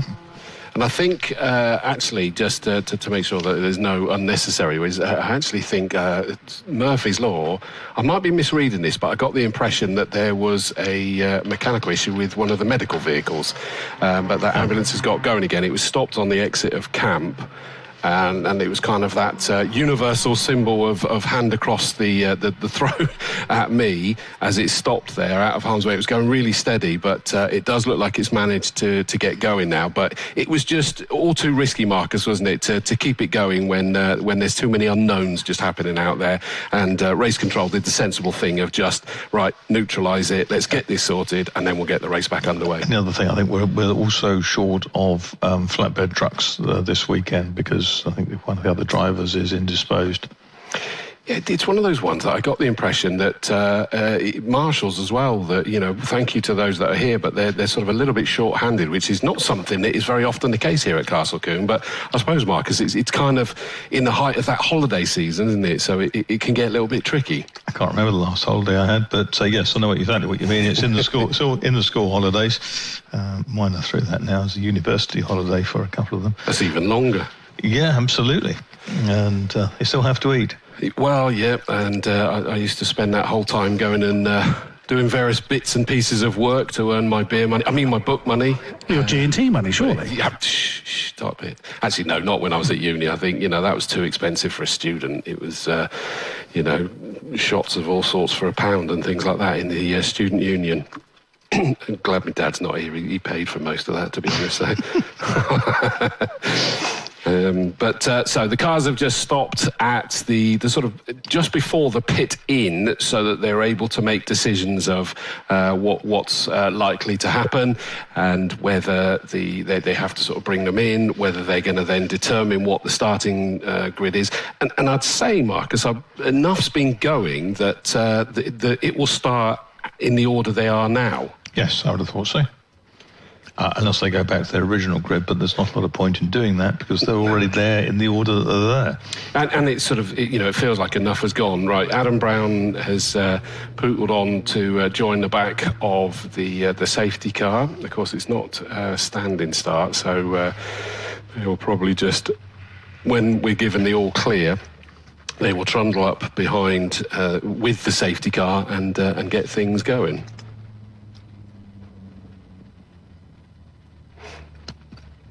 The order in the Puma Cup, incidentally, was Gareth Cockgrove was leading it by a short distance from the Neil Jackson and Nick Fuljames car, with John Glover in third place in touch. And John Glover, if you've seen his team in the pits, his car is a kind of a Senna-esque sort of Brazilian colours. And it's in the Team Garoba colours. One of his team has got the biggest cap you will spot, and you could almost see it from space. No, he said he'd shrunk. He said the cap was normal size, but he'd shrunk. Oh, is that what it is? I didn't believe him. He was about 6'6". I must admit, I've giggled at it every single time I've walked past, and there he is, giving us a wave. and Garoba, incidentally, is I think it's is it Spanish or is it Portuguese? For Glover, and John Glover is the team El Jefe. He's there in that 196. I'm not surprised to see several drivers wafting their doors, even though the sun is just nipped behind a cloud at the moment. I can certainly confirm that when the sun is in full beam, it is very, very warm down here, and I'm in shorts and t-shirts, so all of our drivers, of course, in the expected safety gear, of course, in full racing overalls and whatever garments they have underneath. Oh, yes, it's somewhat toasty in each of the tin tops. That's what we really need to actually share a car. I think one of these things we could come out half a stone lighter at the end of the day. What a way to do it. Well, absolutely. I remember you once, Marcus, telling a story of journalists acting as success ballast in some French series. I seem to recall. There was a French Caterham Championship round, and they sought permission from the French ASN, the National Sporting Association, the FFSA, to allow a round to run with a journalist sitting in the passenger seat of each of the cars. I'd have loved that. I'd have absolutely loved that. I'd have sooner done anything than that. It would be absolutely horrific. Well, maybe we'll look forward to your participation in your upcoming Honda Integra then in this field. I don't mind driving it. I just want to sit alongside someone. I want to do that. I'd go and be a rally co-driver, and unfortunately, I'd be very travel sick very, very quickly. Yes, I fear that I shared that same malady with you. So. Simulators do the same for me. I did the one here. I did one lap, and I then felt ill for about a day. And then I rode a GT4 car at Goodwood for about 10 laps with young Henry Barton, who drives it very, very well, a Toyota. And that was a Thursday afternoon, and I felt unwell until the Saturday. So 10 laps, no thank you. Well, you did it properly, yes. You are one for dotting I's and crossing T's, etc. Oh, well, I had the odd experience, but yeah. But the good thing was, I suppose, in looking back over the years, Jochen Rindt, who was obviously world champion in Formula One, he was somebody who suffered from car sickness. It's one of those frustrating things for me. I get plenty of opportunities where I could go out in passenger seats in a wonderful array of race cars with the nature of what we do, Marcus. It kind of is quite a privilege, but I always say no. I just can't do it. Put me in a driving seat, sure, but passenger seat, no, it's a struggle. And the wife, if she's ever around, she'll go, I'll do it instead, and she'll be happy as Larry being whipped around the circuit and at breakneck speed. She's very, very different to me. That's the next birthday present sorted, so that's good. It's been done a few times. Good stuff. I've just seen the number 46, the Reynolds and Ridgeon Honda come past on the flatbed, looking somewhat sorry for itself. So the safety car restart board is now held.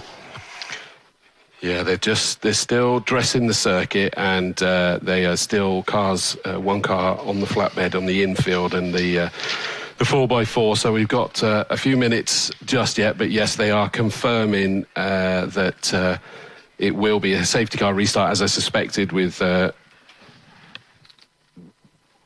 fact that Adam Brown pootled up behind it. That's the most pragmatic way to do it anyway. They're all in the right order. Which is cool. They'll do a lap and get released, provided the clerk is happy that they're in some kind of civilised order behind. We still have 22 cars running, incidentally, because having lost the 133-2, Adrian Matthews with the Volvo and the 46 Ridgeon Reynolds car. And it does look like we're getting close, because they're now bringing the Volvo back. It's just a big old patch of fluid soaking up dust on the circuit at the moment that they'll go through. Dave Goddard, hi Dave, he's listening in at the moment, one of our commentator colleagues. He says his best passenger experience he had was with Gary Culver in a Ferrari 458 GT3 around Croft. He said it was epic. Now that's a guy that knows how to drive a Ferrari, isn't it? Yeah, very much so. He's won the last 5 Superformance Ferrari Club Classic rounds, 3 at Thruxton and 2 last weekend at Alton Park. I'm trying to think of the best passenger rides I've had. I had a fabulous one with Rob Collard in a National Hot Rod on a polished concrete surface inside Earl's Court in the company of about 5 or 6 others. And we ran round for about 20 laps, sort of giddy-making laps, but it was just fascinating to see him at the wheel, on the throttle, off the throttle, turning the wheel, obviously opposite locking through the sort of the ends of the little oval. And his car control was fascinating. So, when you see them have incidents on track, then in subsequent BTCC rounds and things like that, no, just one of those things, and you think, they're that good that they work like they can work like snooker players, can't they? You know exactly which angle to touch the ball to fire it off in a certain direction, and the best drivers, I'm sure, when they picked up their skill sets and developed them to such an extent, know exactly what they're doing. So I'm just watching now. The cars have all been recovered. Everything's now off the circuit. I'm also waiting to see on the timer screen, Marcus, the duration that we're going to be going for. Exactly, I was looking for that. Which, of course, is not only how much of the race we've got left, but it also has an impact on the pit window, doesn't it? Yeah, and the subsequent programme, of course, because, if we lose too much time... Yeah, because it's right up to curfew, isn't it? Yeah. Good point. and in the morning it's reconvened at breakfast time. It's quite an unusual one, isn't it, that we have that one race at 8:30 a.m. that we'll be commentating on, albeit that the speakers will be just dropped in volume a little bit, and then we'll turn them off again when we do the rest of the qualifying, which then takes us through to the first race. Actually, isn't until after lunch at 1:13, and that's when we'll get going with everything again at that point.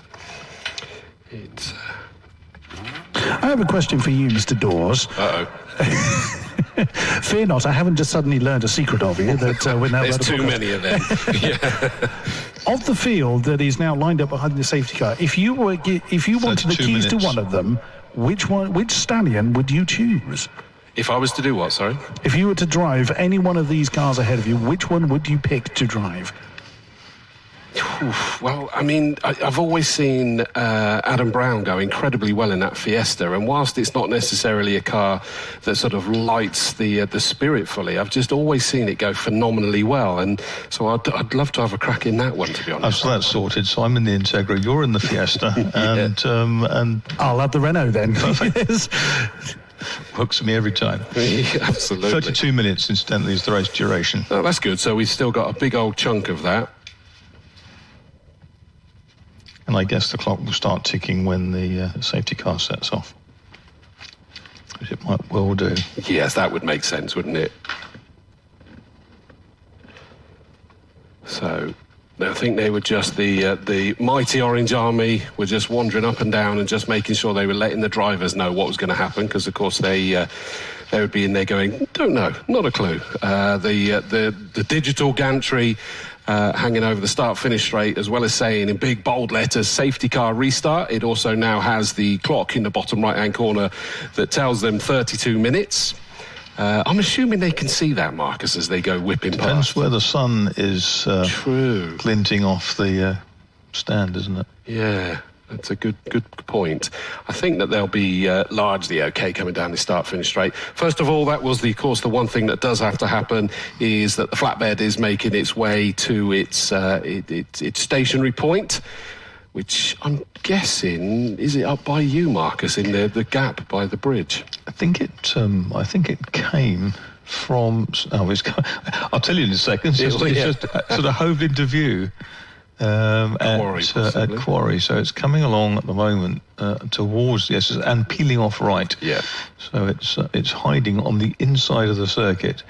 We're hiding in plain sight.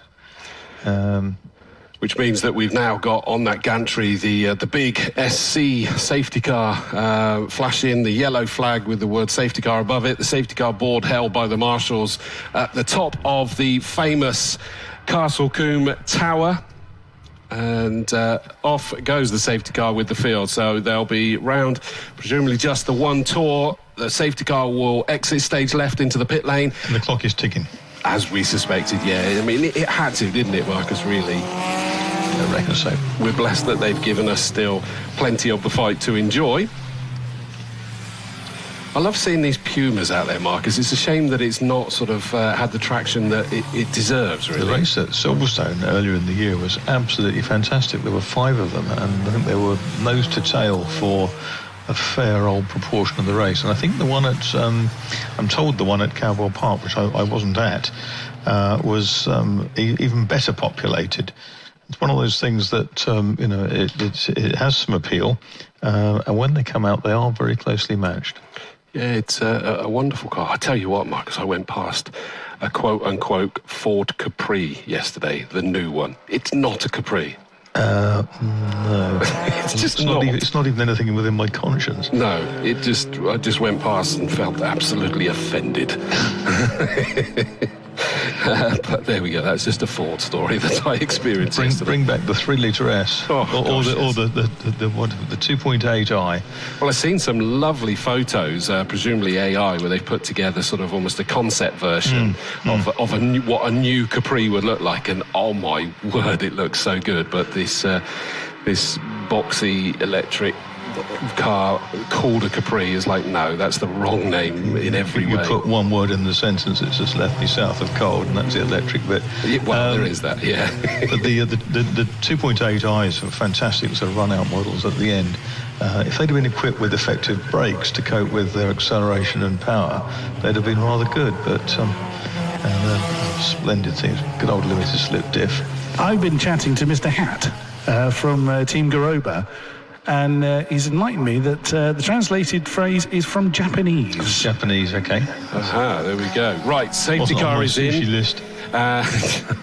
The race pace is back. The green flag is waved. Adam Brown tries to reassert his dominance as quick as he possibly can. He knows that he needs to do this over a few of the drivers that are going to start catching him. They're whipping across that cement dust. I know it isn't cement dust anymore, but it's still the easiest thing to call it. Trying to sort of just disperse it somewhat. But Adam Brown, he's sort of pulling away from the rest of the field already.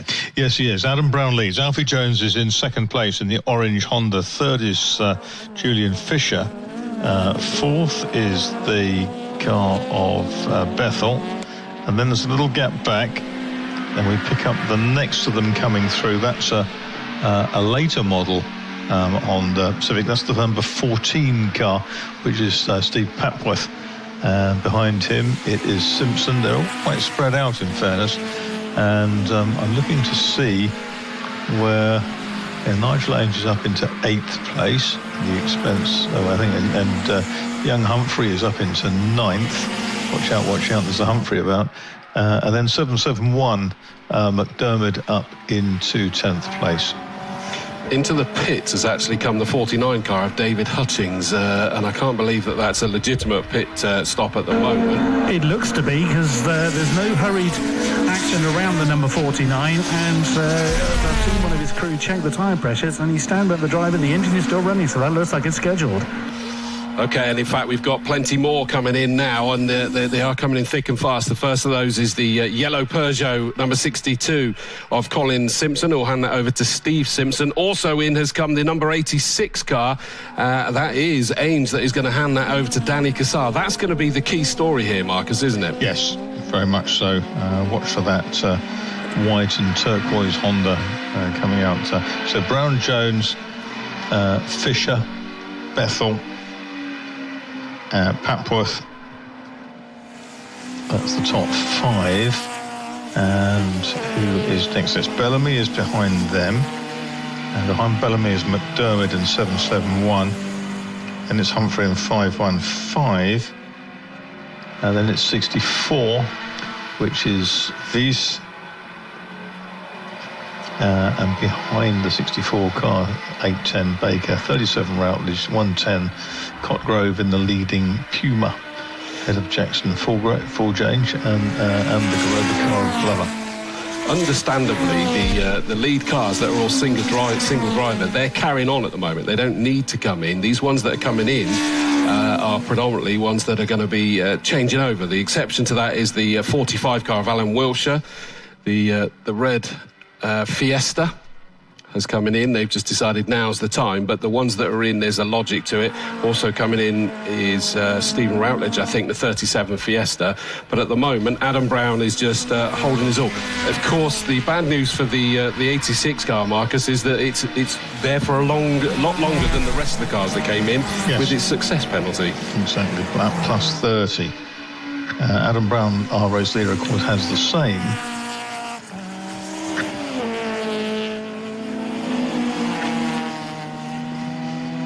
There's a few more coming in. There's a Puma making its way in. That's the green one of Sammy Jackson. Frank Jackson will take that one up. That was the one we were talking about earlier, where we sadly lost Mark Jackson after the Cadwell Park round.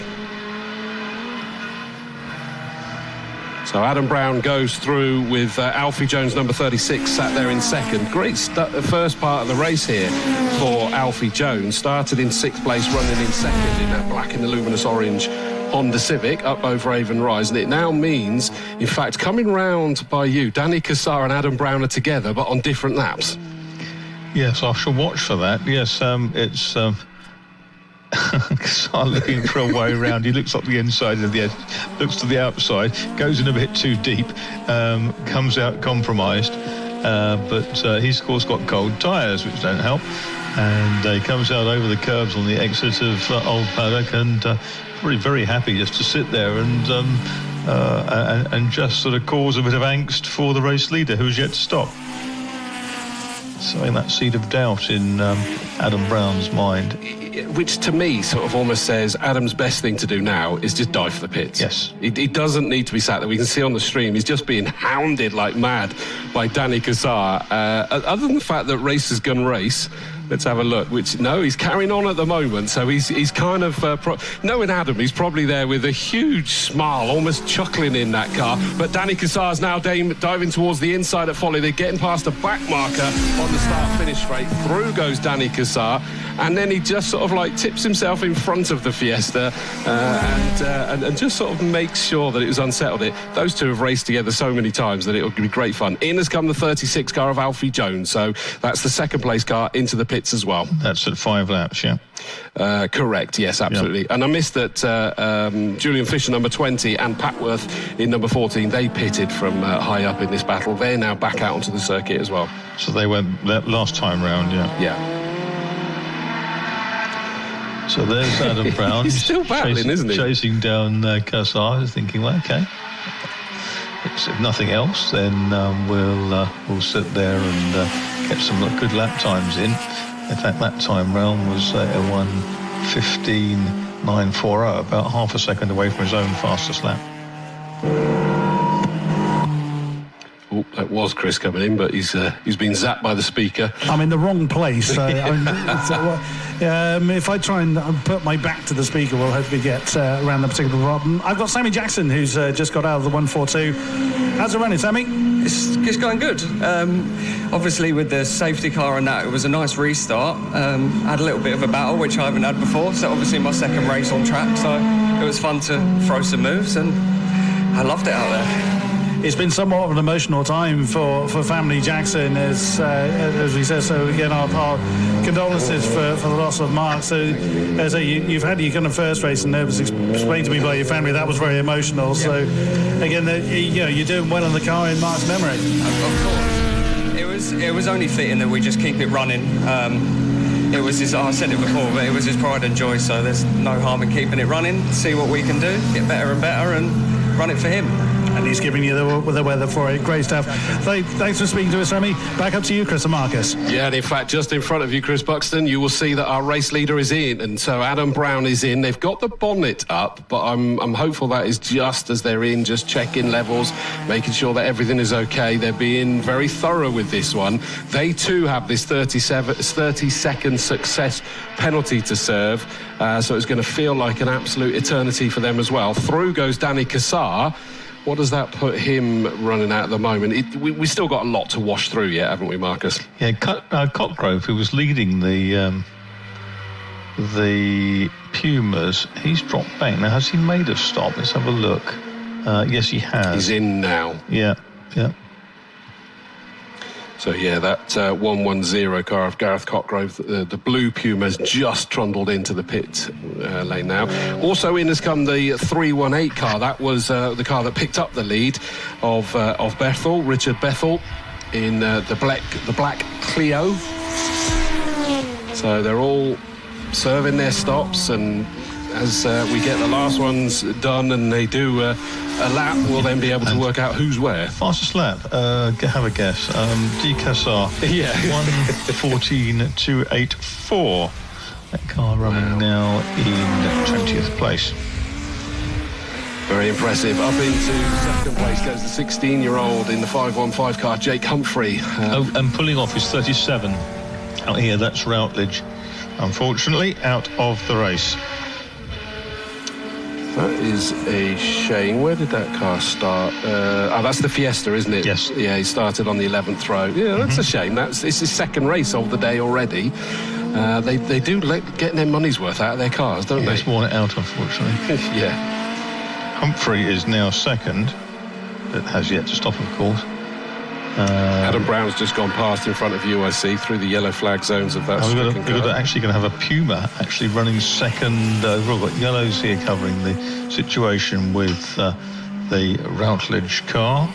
Stephen Routledge just walking across to the marshals and Just chatting to them behind the barrier.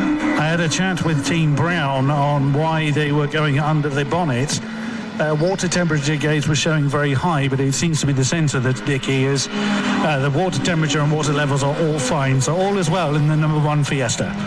Fantastic. The car that was moving up through the order with not pitting, 515, the 16-year-old Jake Humphrey, he's now into the pits. So in fact, he had picked up from the lead. Yeah, he just picked it up, didn't he, this time round? So the last 3 times through, the leader has stopped. So there's Alfie Jones screaming past in the orange EP3. But here's a good battle. You've got Bethel in 318, 14 is Papworth and 20 is Fisher, and they're running together. So watch those 3 as they make their way up the order.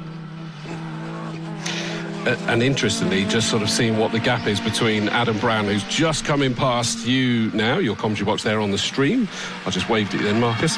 And Danny Cassar has probably just exited from Quarry Corner at that point. So it's kind of that stretch that separates them. We've got a new leader. It's the Team Garoba Puma, the yellow Puma, which is rounding Quarry, coming up towards the S's. That's John Glover, because Humphrey's pitted. And the Garoba car is leading this race, albeit one of only, I think, 3 cars yet to stop. Glover and the Scott, number 99. That's yet to come in. That's Josh Scott to hand over to Ben, and a Clio. And the other car that hasn't stopped is the Claytons, number 76. That's just coming in now, actually. Okay. I've accosted another driver to come and speak to me. I've got long-time racer Nigel Ainge. How's the car running, Nigel? The car's going good, the driver's not. But it's fair to say that you're still loving racing in your 80s. Yes, that's true. I still enjoy it, and I think a bit more time would have got a bit better today, but straight off out the bag, I wasn't very good today. Bless you. Now, Marcus was actually saying he wouldn't mind a go in Integra, so maybe you two should share the car. Well, I could let him have a go, I suppose, couldn't I? I'm trying, Marcus. I'm trying. Yes. So, I mean, you obviously run the 2 Honda Integras. You've got the 2.4 litre car in New Millennium as well. And you were saying that you were kind of toying with some experiments you were thinking of. I'm thinking of experimenting with another Integra, yeah. Making a lightweight, super-duper 2-litre one. Well, there you go. So there you go. Put Marcus behind that one, and we'll see how we get on. I'm going with Nigel. It'll be perfect. Yeah, there you go. Sharing with you. Total age 147. To make to this blue car yet. We've got 1 or 2 things we want to try in the next 2 or 3 weeks before we go to Brands. I've got the original engine coming back for it next week, I hope. So it's a little bit more punchy than this one. Because you clearly need more power in it. I do. Lovely to talk to you, Nigel. Thank you very much for your time. Back up to you, Chris and Marcus. Love it. I love the use of the phrase super duper. Not used enough, that one. So we're just trying to catch up as we've still got a couple of cars, the 2 Pumas, 1 Puma and the 99 car yet to stop. They are leading the way, but I think at the moment it means that Alfie Jones, number 36, who's just about to come round Camp Corner, the Dayglow orange and black car, that I did think after that pit stop is that it's got even more energy coming out. It does sound very raughty, doesn't it? It does, and it looked it coming through Camp Corner. I was like, goodness me, they've given him a bottle of something in his pit window. He was on the podium at Silverstone when I was working earlier in the season, and so immaculately turned out car that. So the last 2 are now pit stopping. So the yellow 196 Glover Clio is in and out of the lead. Just wanted to have the glory of leading for a little while. So it will mean that Alfie Jones 36 leads from the 318 Clio of Richard Bethel. Then it's Julian Fisher, the local boy, who's also leading Class C. Papworth, number 14, in that dark blue Honda Civic. In what will be in 4th position, ahead of the 62 car, I think it is. It'll be Steve Simpson, now in that yellow Peugeot 206. And then it's Dan Brown, McDermott in the MGZR, as he always is, and then Danny Cassar in the number 86 Integra. But we've still got 15 minutes for the likes of Brown and Cassar to try and pull their way back through it. And that's what these success penalties are all about, Marcus, aren't they? To give us this entertainment value. It is indeed, and you can see this stagger beginning to wear off, but it'll take a while. But they're the quickest guys on the track. Cassar now down to a 1:14.141 on lap 10. I'll tell you what, the Simpson car is flying as well. That yellow Peugeot 206 just scythed past a pair of back markers, and it's no wonder he wants to, because he is being closed very rapidly on by the number 1 Fiesta. They're just making their way up. Over Avon Rise is the yellow Peugeot 206. Then Adam Brown in the white Fiesta with the blue stripes is just getting past the back markers. So we're going to be dished up with a variety of battles up and down through this field. Yeah, look at Fisher go. I mean, he's running third. Jones, Bethel, Fisher are the top 3 now, and Jones is in the 15s, Bethel and Fisher in the 16s, Papworth in the 17s at best. Brown is now up into 6th place in the number 1 Ford Fiesta, the 5 garage car. And then 86 Cassar behind him. He's 9.3 seconds adrift at the moment of Adam Brown. They'll be sharing the second of the Hillwood Autos Hondas later in the day. So Alfie Jones is already up and over Avon Rise. That is our race leader. Bethel 318, the black car with the Dayglow yellow flashes, 318 in second place. There goes Julian Fisher with Papworth all over the back of him. So there's a battle for third place outright, being closed in dramatically by the yellow Peugeot 206. They're just going up over Avon Rise now. On the stream, we're looking at our race leader, Alfie Jones, but about to come towards you is third, fourth, small gap, and then the yellow 5th place car. Yes, there's Alfie Jones, who cuts inside the 142 Jackson Puma here at Old Paddock. Bethel's slowing dramatically. I think he's definitely in trouble. So that's such a shame, and that's going to put Fisher and Papworth and Simpson, who aren't that far apart, and going hard after them is Adam Brown, as Danny Cassar works his way through the next couple of Pumas. That's the 110, which is Cotgrove, second in that class at the moment, who is now ahead of John Glover. So that's been a change on lap 12. Glover led Cotgrove by a fifth of a second at the end of 11 laps. It's a huge shame. So that means it's now the second place car that's coming in. And Papworth, no, not slow, and he's just been passed by Simpson. So I saw that he'd fallen away from the back of the Julian Fisher car. The white Fiesta with the orange checks and stripes. It crosses the line now in second place, car number 20. Simpson is absolutely flying now, and he's going to be right up onto the back of that car any moment now. In fact, up over Avon Rise, I can see he's closing. I don't think he's close enough to make the move there. Surely not. No, he isn't. Round Quarry Corner he goes, but he's going to be on the power down towards you and could make a move at the S's. Yeah, well, there's Jones, and let's have a look who is next through. We've got Fisher and Simpson together, then Papworth, and behind Papworth is Adam Brown going well in that 5's garage Fiesta, which he drives beautifully, and it's absolutely on the limit through Old Paddock, and it needs to be, because also on the limit, hopping the inside curb, is Danny Cassar, but he seems to run out of revs. Maybe he hits a rev limiter somewhere down the back. It suddenly seems to sort of just stutter a little bit, and but he's not losing any time. He's just running out of revs, I think. I've again managed to doorstep another driver, one of our new entrants to the club this year. I've got Josh Scott, that's joining me now, nephew of Ben, who's currently got the car. How's the car running? Well, not very great, because we had to bump start it 3 times and it only just went on the end. So, not great, a bit warm. But when it is running, it looks like you were sort of, really getting to grips with it. We see the novice cross on the back. So how are you finding your introduction to motorsport with the CSCC? Pretty good. Everyone here has really been they've been great, loving it. What was the question again, sorry? No, your answer was absolutely fine. So, you've had a couple of races with this, so you're sort of really getting to the grips with everything. How long have you had the car for? I think we've only had it about 6 months. So it was when this started. Well, we just thought this would be great to come, and because we watched it, so we thought it'd be great to come and give it a shot. So we did. We're just trying to do it as cheaply as possible. That's probably why we're at the bottom, but that's oh well. So yeah, I'm quite enjoying it, really enjoying it. So yeah. Brilliant stuff, and we welcome you along to the CSCC ranks. Thank you very much for your time, Josh. We'll let you go back to watching trackside. Thank you very much. Back up to you, Chris and Marcus.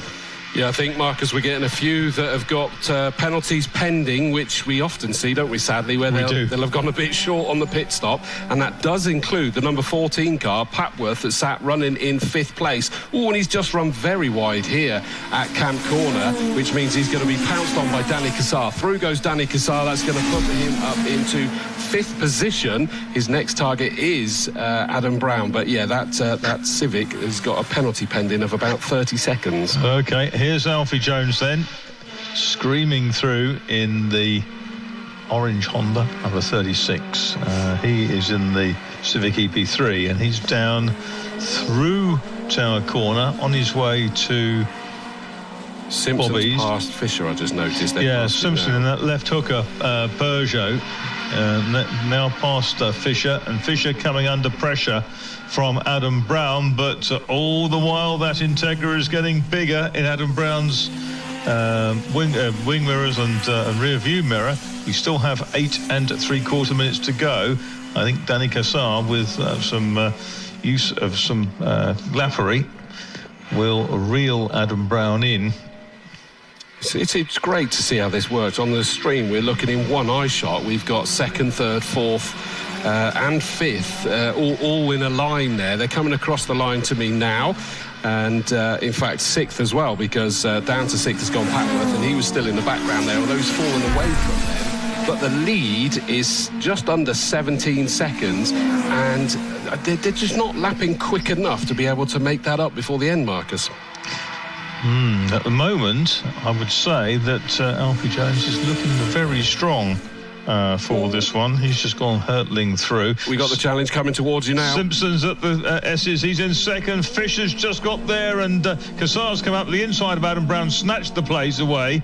And as they go through, Simpson in the 62 Peugeot, Fisher, Cassar, Brown, and Brown tucks into the slipstream of Fisher that tried to go round the outside of Cassar, tries to go around the outside of Fisher, down into Tower. Cassar up the inside, he's made it through, and Adam Brown follows suit.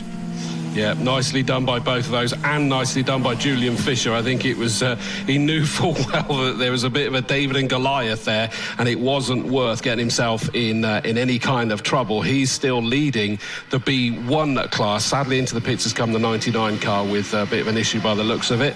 But Jones through in the lead, 17 laps completed, just over 7 minutes left to go. The margin is down to less than 16 seconds, but it's really now. Danny Cassar is Class A. Adam Brown, let's not forget, we always talk about the battle between Brown and Cassar. They're in different classes.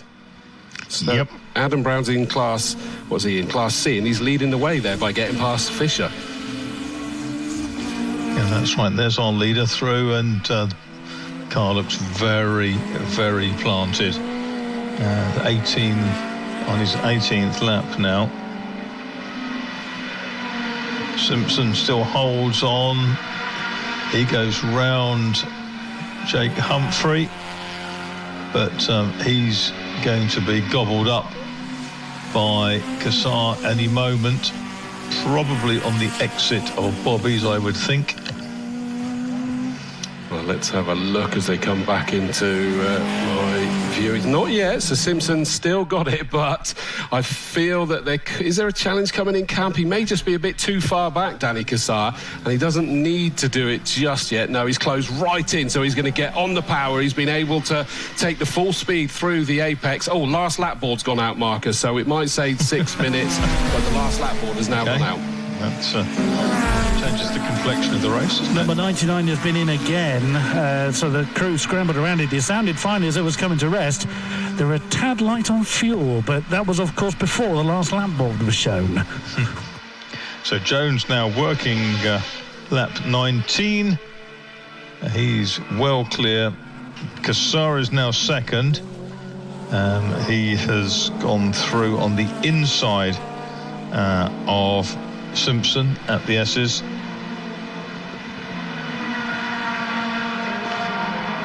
And Simpson's come back at him on the... They're side by side, they're abreast into Tower. But Simpson didn't give up lightly there. He came back at Cassar.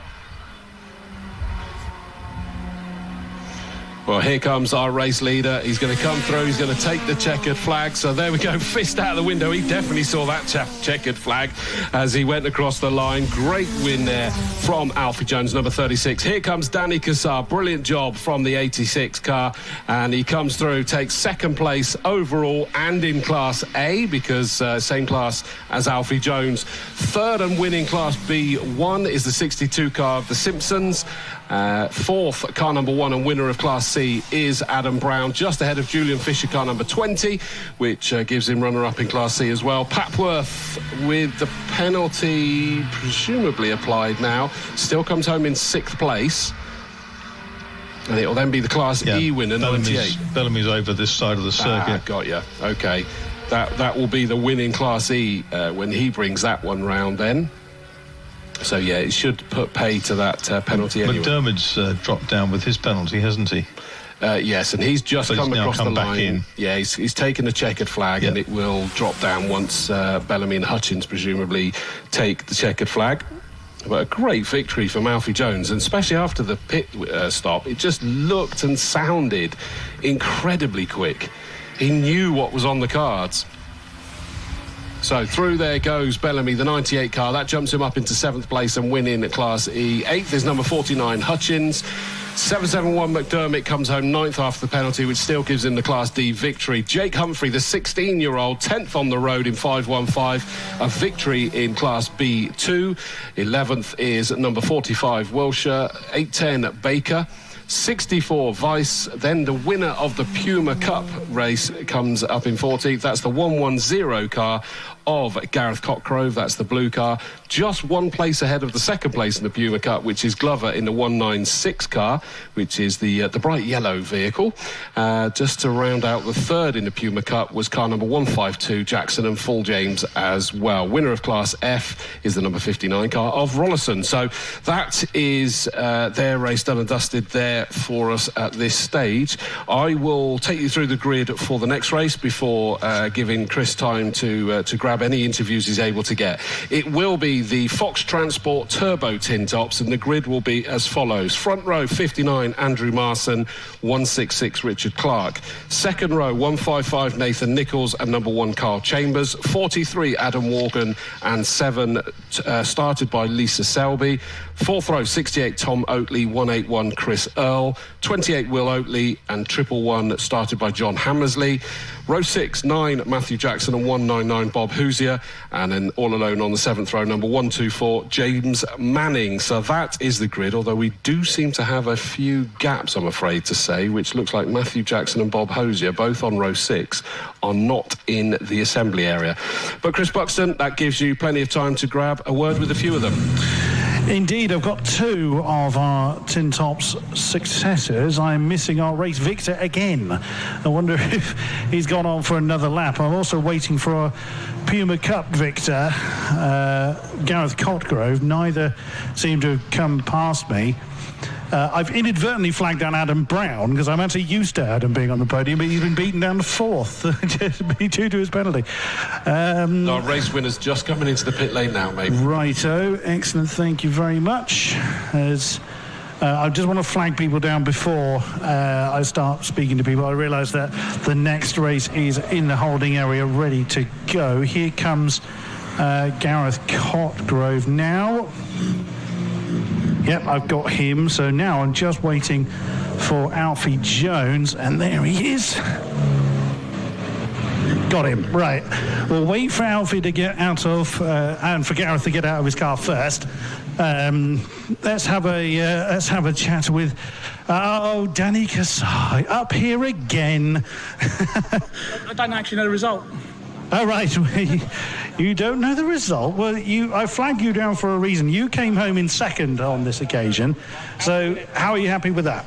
Yeah, very happy. I mean, it was a good fun race coming through. I mean, Adam's always quick, Steve's always quick, and to come past them guys and get involved in the battles was great fun.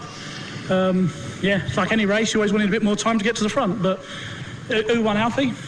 Alfie did, so I'll go and pester Alfie. I've accidentally flagged Adam down. He's actually in 4th this time, but I'll give him a a participation award. But, right, I can't speak too long because we've got to speak to Rosie, but always a pleasure to see you, Danny. Well done again. Colin Simpson coming, bringing the Peugeot home in 3rd. Oh yeah, that's my dad started, but yeah, that's a good race. Good. So how are you feeling about how the car did, how you did? Happy with that? Yeah, the car was really good. It had a little hesitation towards the end, so I'll have to have a look, but the car was good. Excellent stuff. So, which is quicker from the two Simpsons? Come on, be honest. I think I'm a bit quicker than him, but he's done good today.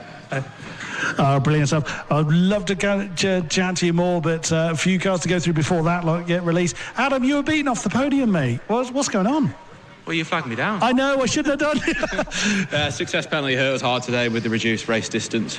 Obviously, I made a good start and got a lead at the start, which was destroyed by the red flag. I hope everything was all right in the incident. It looked a big one, but just not enough time in the race to build the margin up. I just wanted to talk to you. That's all it actually was. But always a pleasure to see you, Adam. Well done. So, Gareth Cotgrove, winner of the Puma Cup. How are you feeling ahead of that? Great, thanks, yeah. First time in first position. Car seems to be behaving itself. Really pleased, really. Not sure what I can say. Thanks to Rick for the assistance in the pit, and all round, very happy. Brilliant stuff. So with the Pumas, there's not a huge amount you can change. They're still as close to road spec as they reasonably can. So does that kind of help keep the field closer from your perspective? Correct, yeah. I mean, the BHP is limited to our standard engine, which is 125. Air intake can be modified, as well as the exhaust, and then the weight has to be 1,040 kilos. Suspension settings can be customised, but wheels and wheel size and tyres are also closed as well, which makes it close and good racing. Brilliant stuff. Well done on the victory in the Puma Cup. I'm sure it won't be the last one. Great stuff. Thank you very much, Gareth Cotgrove. Where's Alfie? There he is. Right. He's as colourful as his car in his overalls. Alfie Jones, well, great victory, but I must admit that there's a particular noise that comes from those Hondas, and I don't know whether it's yours is the loudest, but or you have the heaviest right foot, but you got the victory today. Yeah, it was definitely a heavy right foot, and the old valves were screaming out the bonnet. But I want to thank my dad so much for putting so much hard work into the car. He's in Cyprus at the minute with family, but he's all the time and effort he puts in to put us on the grid where we are. And also, thank you for Bourne for preparing the car to where it is today. Brilliant stuff. You've had some sort of tuition from Danny Cassard in the past, he tells me. It's got to be quite nice to get one over him every now and then.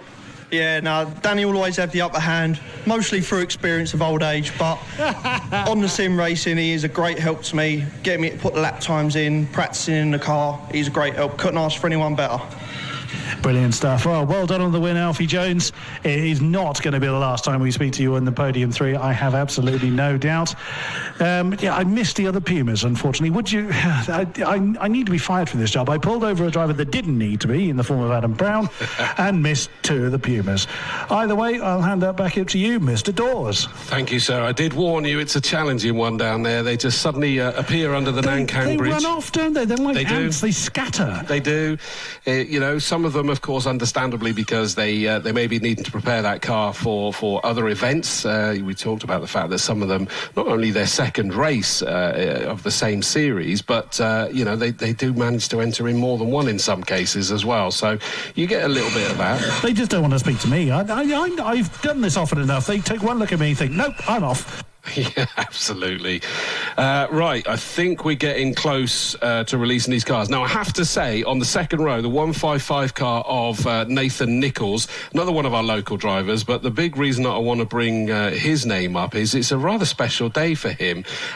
He is getting married, and the message I got was to the beautiful Zoe, and I've got to tell you, he's absolutely right. She is, and they've been together. They got a beautiful little girl, lovely, lovely family. They are getting married in 2 weeks, and he's actually on his stag do today. today. He's doing the racing, then he's heading off to Cheltenham for Negronis and darts. So that's, I think, in fact, the big guy just said that, let me just go back to his message, Rock Valley. He says the second of his 3 stag do's.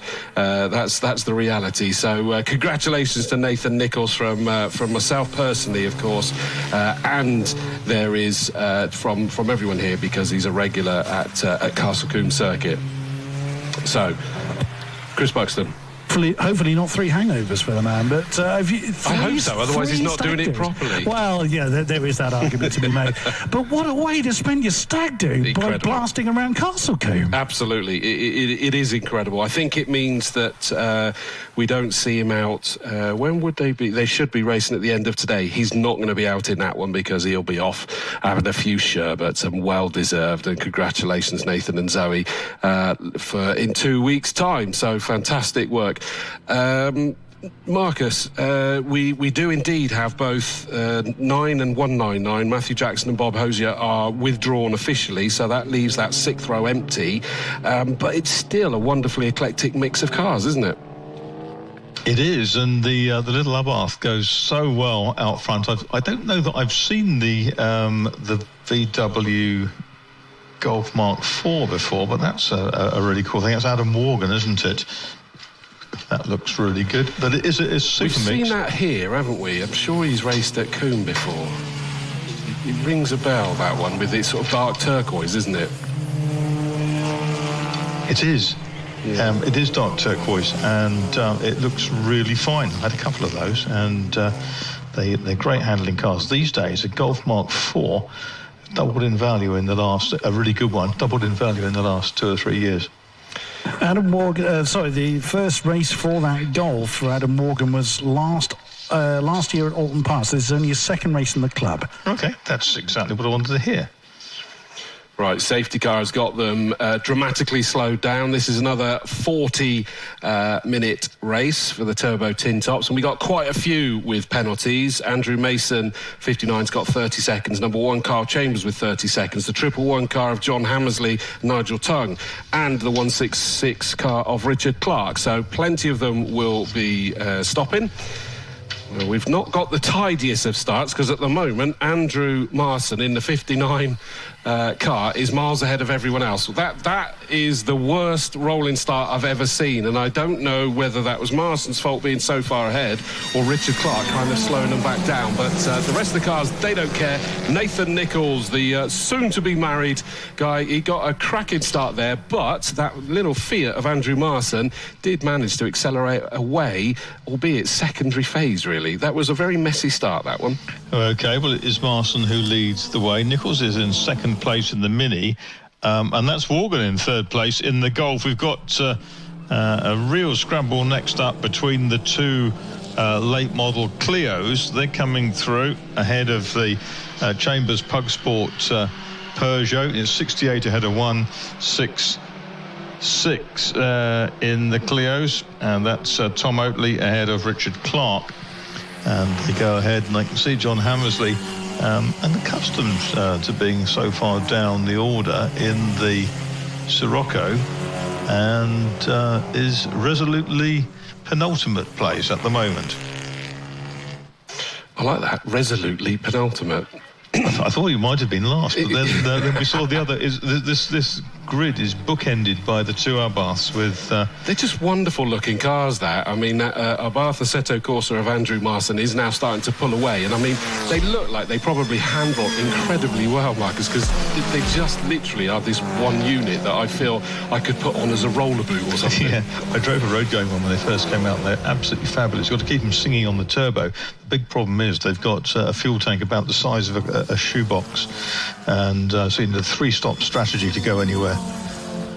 So Marson, who leads the way from Nichols, and Nichols under pressure from Morgan, as we say, in that Golf, and then the Golf is being chased down by Oatley and Clark in the Clios, and the French Brigade is augmented by Chambers in the Pug, who is number 1. Then we've got the Selby and Harris Fiesta, followed by the second of the Oatleys, Earl, Hammersley and a distant James Manning.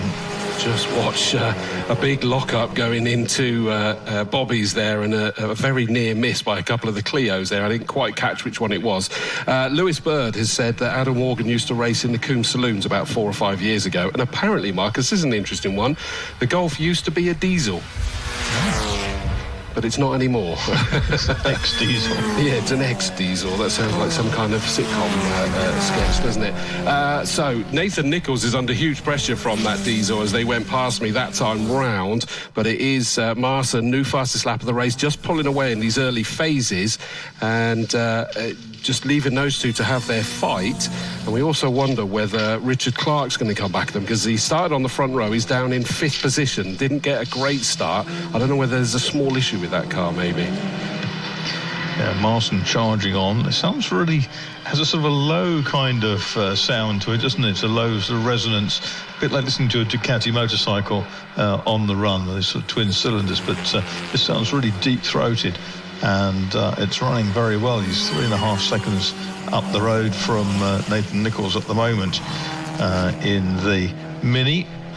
Mini, of course, a supercharged R53. And I've just noticed that it was the 166 Clark car was the one that locked up and nearly hit the back of the 68 car of Oatley, which, of course, is normally piloted by Janot. And good to see that Dad's out in that car this time, whilst Son is in their normal car. But he has managed to get past the 68 car of Tom Oatley now. So up one more place, up into 4th place goes Clark. And in fact, he's already setting about chasing onto the back of the Mini and Golf of Nathan Nichols and Adam Morgan. So 155 and 43 under growing pressure. So it's going to be all about that battle for 2nd place in a moment, I think, Marcus. Yeah, so 1:16.185 is the new fastest lap to the race leader. He's quite distant. He's charging up the road, but then again, he needs to. He's got a 30-second penalty to serve. As has Carl Chambers in the yellow Peugeot, who currently runs in 6th place. Richard Clark in 166. He's got a penalty as well. And the Hammersley Tongue car is another. So 4 cars with a half-minute penalty, and that's going to hit them hard. So we can see why Andrew Marson is making a bid to escape. Helps if I turn the microphone back on again, but our race leader comes round Camp Corner. We got the challenge coming down in towards Camp Corner, the white with the blue flashes on the 166 car of Richard Clark, the Clio trying to look up the inside of Morgan's Golf. Not been possible. What that has meant is that Nathan Nichols pulled away from that Golf because Morgan had to go defensive through that fast right-hander at the end of the, the end of the 4th lap this time round. Clark looking towards the inside as he goes up over Avon Rise in towards Quarry Corner. He's not managed to get himself quite alongside, so he just has to tuck back again behind that Golf. Yeah, it's got some grunt, the Golf. It's certainly been driven well.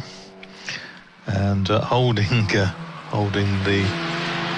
best of the Clios at bay. You can hear the wail of the supercharger on Nathan Nichols' car, 155, above the engine noise. Most of the cars in this race, I think all the rest of them are turbocharged, but the Mini has a mechanically driven supercharger rather than exhaust-driven turbo, and you can really hear it whine.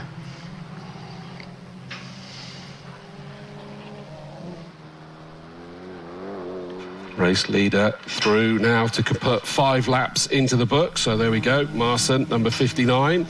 Nathan Nichols in a slightly more lonely 2nd place as it stands at the moment. He is leading his class as it stands. Adam Morgan still under that pressure from Clark in the Clio, but not being pressured excessively. And then just behind them, I noticed that Oatley, number 68, is under huge pressure from Carl Chambers. That Peugeot 208, remember, that started in 4th place and is running in 6th. There's a couple that didn't get the starts that they wanted, but they're starting to come back strong again now. Now, of course, Nichols and Oatley and Morgan are among the drivers who do not have to stay put for an extra 30 seconds in the pit window. and that is going to be interesting. We've got Clark now bearing down on Morgan. Morgan's just been outrun by Nichols in the Mini, number 155, and behind that pair we've got Chambers still trying to get past 68, which is Tom Oakley in his Clio. Interesting point about Nathan Nichols, the soon-to-be married man. His previous car was actually a Citroen Saxo that we've seen a few years back. He was often in a two-car team with John Lannon, so somewhat of an upgrade. Yes, just a little bit, but although that was a phenomenally quick Saxo, so it's not as much of an upgrade as you might think, to be honest with you.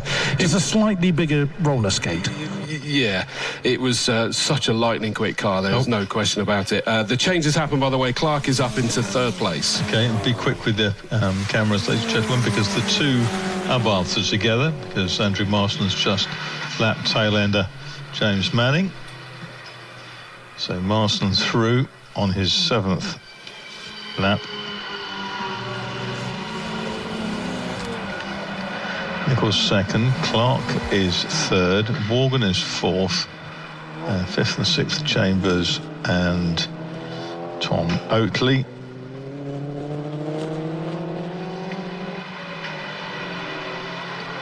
John Hammersley progressing, he's just running around in 8th place. He's got ahead of the Selby and Harris Fiesta, with Lisa Selby driving it at the moment, and Lisa's under pressure from 181. Nathan Nichols comes through in that second place that is under growing pressure now from Clark in the Class TD leading car. He doesn't need to battle if he doesn't want to sort of worry about the class side of things, but he's going to try and hold on to it if he can. They're up over Avon Rise. Clark's Clio is flying up there. They're getting past the back marker. That's done. And now it means that he's going to focus on the back of that Mini as he comes towards you. Yep. And already the gap that Andrew Marston's pulled out on his teammate is massive. He's already down towards Tower. Manning hasn't arrived yet with me. But Nathan Nichols now having to work hard to repel 166, which is Richard Clark. Can Clark make it at Tower? Not quite, but that pressure is beginning to ratchet up.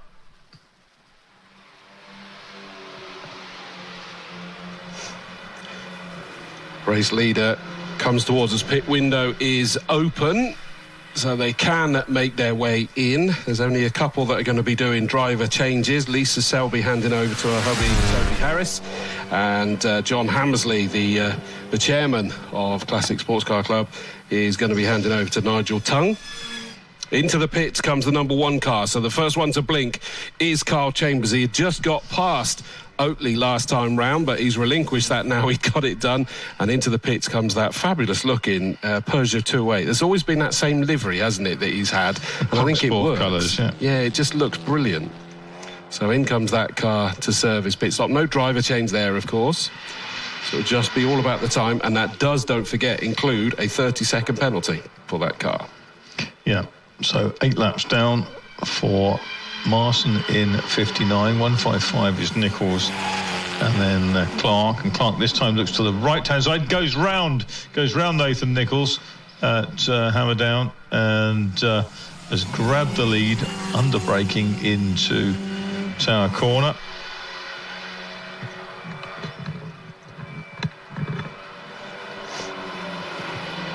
Race leader's not coming into the pits just yet, so carries on round to start lap number 9. We've got 28.5 minutes still to go, so still very early stages. Nathan Nichols has been passed by Clark, so Clark is back up into the second place where he started. So the start didn't go to plan, but he's absolutely flying up into second place. And in fact, interestingly, the fastest lap from Clark is only about 0.3 off of Marston's. But what it looks to me, Marcus, is that Abarth Assetto Corsa of Marston is metronomic. It's largely sticking in the 116s every single time, and that's what's doing the real damage? I think it's because Andrew Marston is exceptionally good. Yeah. The car is playing its part and it's running strongly, but he looks so neat, looks really composed, and just continues to draw away. He's got the whole length from Old Paddock to Tower in terms of a lead.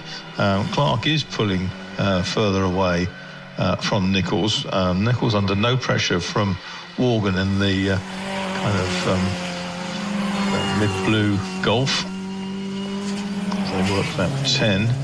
Oatley is in 5th place in 68. Then it's John Hammersley up into 6th in that very rakish Sirocco that he'll put son-in-law Nigel Tongue in a minute. He's got the second of the Oatleys, the 28 car. Behind him, 28 is Will Oatley. That's Earl Selby. Chambers, who stopped, and Manning in the second over. Now, interestingly, second place, 166, Richard Clark's just put in a new personal best lap time of 1:16.257, which compares to the best by Marston of a 1:16.185. So that is mighty close now between their best lap times, and that's considerably quicker than Clark went in qualifying as well. He was in the 1:17s in qualifying, so Clark is definitely on a mission now, to say the least. What does he have? He has a penalty as well. As does Marston, so it's both exactly the same there, but he's got to eat into a 9.25 second margin between the two at the moment. This potentially is for Nichols and Morgan to capitalise on their rivals' penalties. We've got, a third of the field, pretty much, with 30-second penalties to serve. Will it be a newcomer to the podium this time who having the same fate, in inverted commas, for the next one? Yeah, and it is, again, that's one of the reasons why this is here for this, for the series within the Classic Sports Car Club, is to mix up, make it exciting racing for us to watch, and to sort of share the silverware around. You can't just checkbook race and run away. Yeah, Chambers was lapped that time round, and here's Marston with the Italian tricolore stripes over his car. We've often seen the three Marston cousins out racing. Andrew David and Richard Marston. New teammate this time round. I can see that we're starting to get a few more getting the... suddenly see another one with the helmet, gloves and hands device going on. So that's either Toby or Nigel that's getting ready down the far end. So we're going to see one of those come in and do a driver's change soon. They're sort of clearly going with the split it evenly route for this one. Into the pits does come Richard Clark, the 166 car that got himself up into second place. He's decided to blink now, get in, get the pit stop served, get the penalty out of the way, and have more time to try and make that up. Immaculately prepared Clio. Into the pits he comes.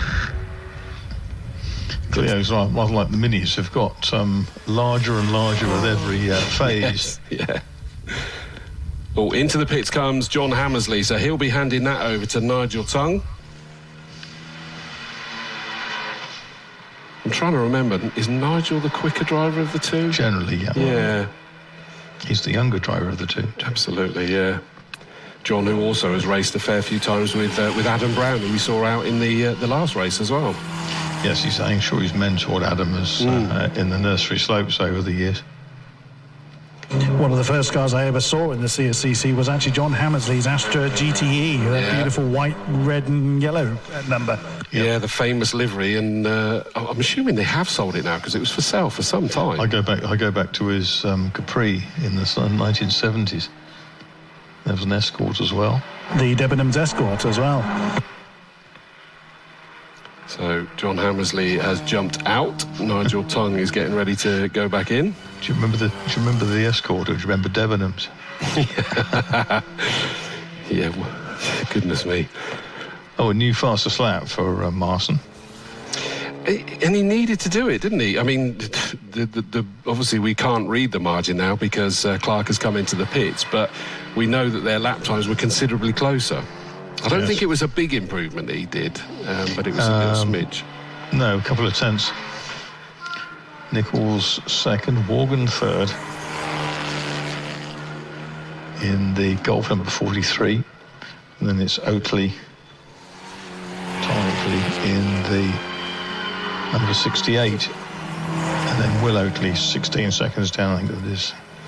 Into the pits comes the number 7 Fiesta, so Lisa Selby will be handing that over to her hubby Toby Harris. The Oatleys have to wait for a lap apart so that their crew is ready with the air guns and the jacks and everything else. Unless they're using James Janu's crew for that one, I suppose. Yeah, they may be. 68, I don't know. But yes, the two that are changing drivers are in now. In fact, going back out is Nigel Tongue, so they've served that. Again, we're hoping that no one falls foul of the pit time that they need to serve. Otherwise, it is a rather hefty penalty that they get, isn't it? Always intrigued to know whether Nigel Tongue is related to Reggie Tongue, the pre-war ERA racer of note. As I ought to ask directly. Another one coming into the pits. Drove ERA R11B, I think. Into the pits comes number 28, so Will Oatley in the white Clio is in. Which means the 181 car of Chris Earl goes through. It's a change of number to the programme. It was down as 126. It's now running as 181, the Peugeot 208 GTI that has moved up a place there to 5th. Race leaders just put another lap on the James Manning Arbath.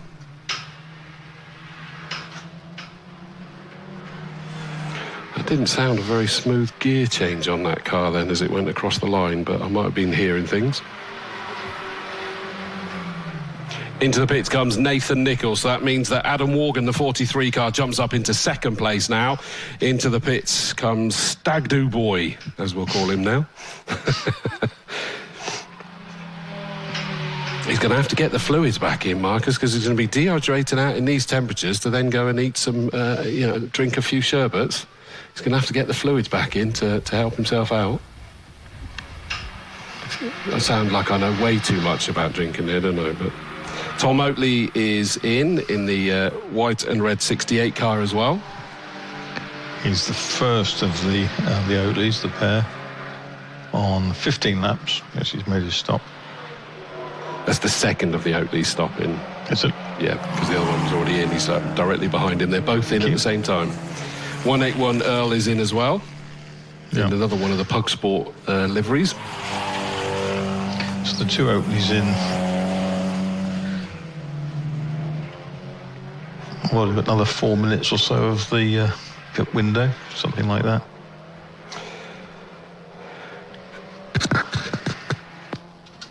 And we've already got a penalty being served to the number 11 car of Hammersley and Tongue, 30.3 seconds. Now, that means that they were 0.3 short, I believe. Three tenths short. Yeah. Plus the 30 penalty. Correct. That's very frustrating, isn't it? You think you get it bob on, but it's just fallen foul. In comes 124, the second of the Arbaths, Manning.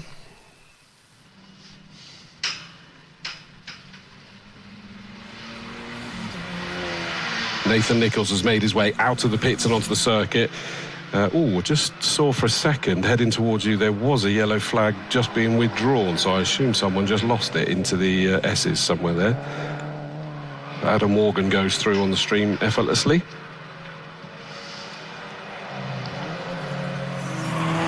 I think I remember when that was diesel, actually, because it did do the age-old black smoke belched out the back as well.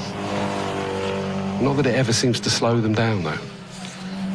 17 seconds adrift. With race leaders in. Yep, race leader in now at 17 laps then.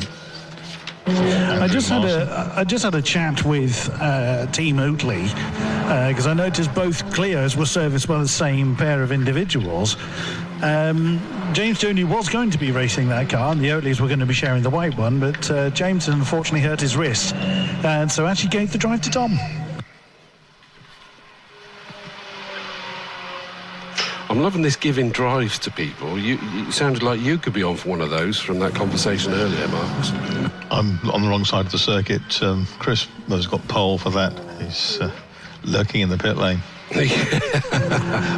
Now I know for a fact I won't Combe. fit. So, yeah, I wouldn't fit. I actually had a bit of fun at a previous meeting trying to get into, more fun getting out of an Alfa Romeo from the swinging 60s. Let's just say I needed help to get out. It's not a problem at the end to drag you out, put the other driver in. Yes, but no, I know where my talents lie, and for safety of all, it is not behind the wheel. So we're still waiting for Adam Morgan to make his stop yet, so he's going to inherit the race lead. Yep, Nichols just passed me, and he is the only competitor not to have stopped yet. Sorry, he stopped. Morgan's the only one not to stop. Nichols has just gone coming past in now and going well. Okay. That's quite a late call, because we were just watching on the stream as he's coming towards us, and it looked like a relatively late call where he suddenly went, right, in we go, and so they do. And I noticed from when Nathan Nichols was in the assembly area before qualifying, they're allowed pits to car radio, which is they were enjoying that part of it as well. But in comes Morgan, stops that turquoise Golf. The race leader just ahead of him, Andrew Marson, starts pulling away, so the Abarth goes back out. Hopefully has served its success penalty as well, and I think it's likely to be Nathan Nichols should, in theory, inherit the lead with these penalties, and then it will really, like you said, it will be all about where Morgan gets out after his, won't it? Yeah.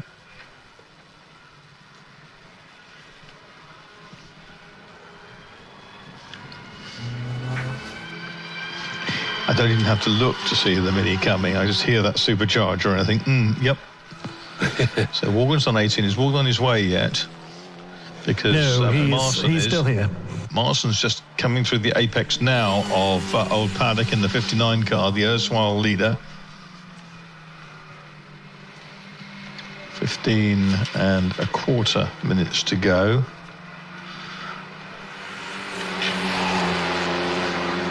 So here comes Nathan Nichols. He's coming down towards Camp Corner. I'm looking right towards him. I'm looking left down into the pit lane. Adam Morgan's still being holed.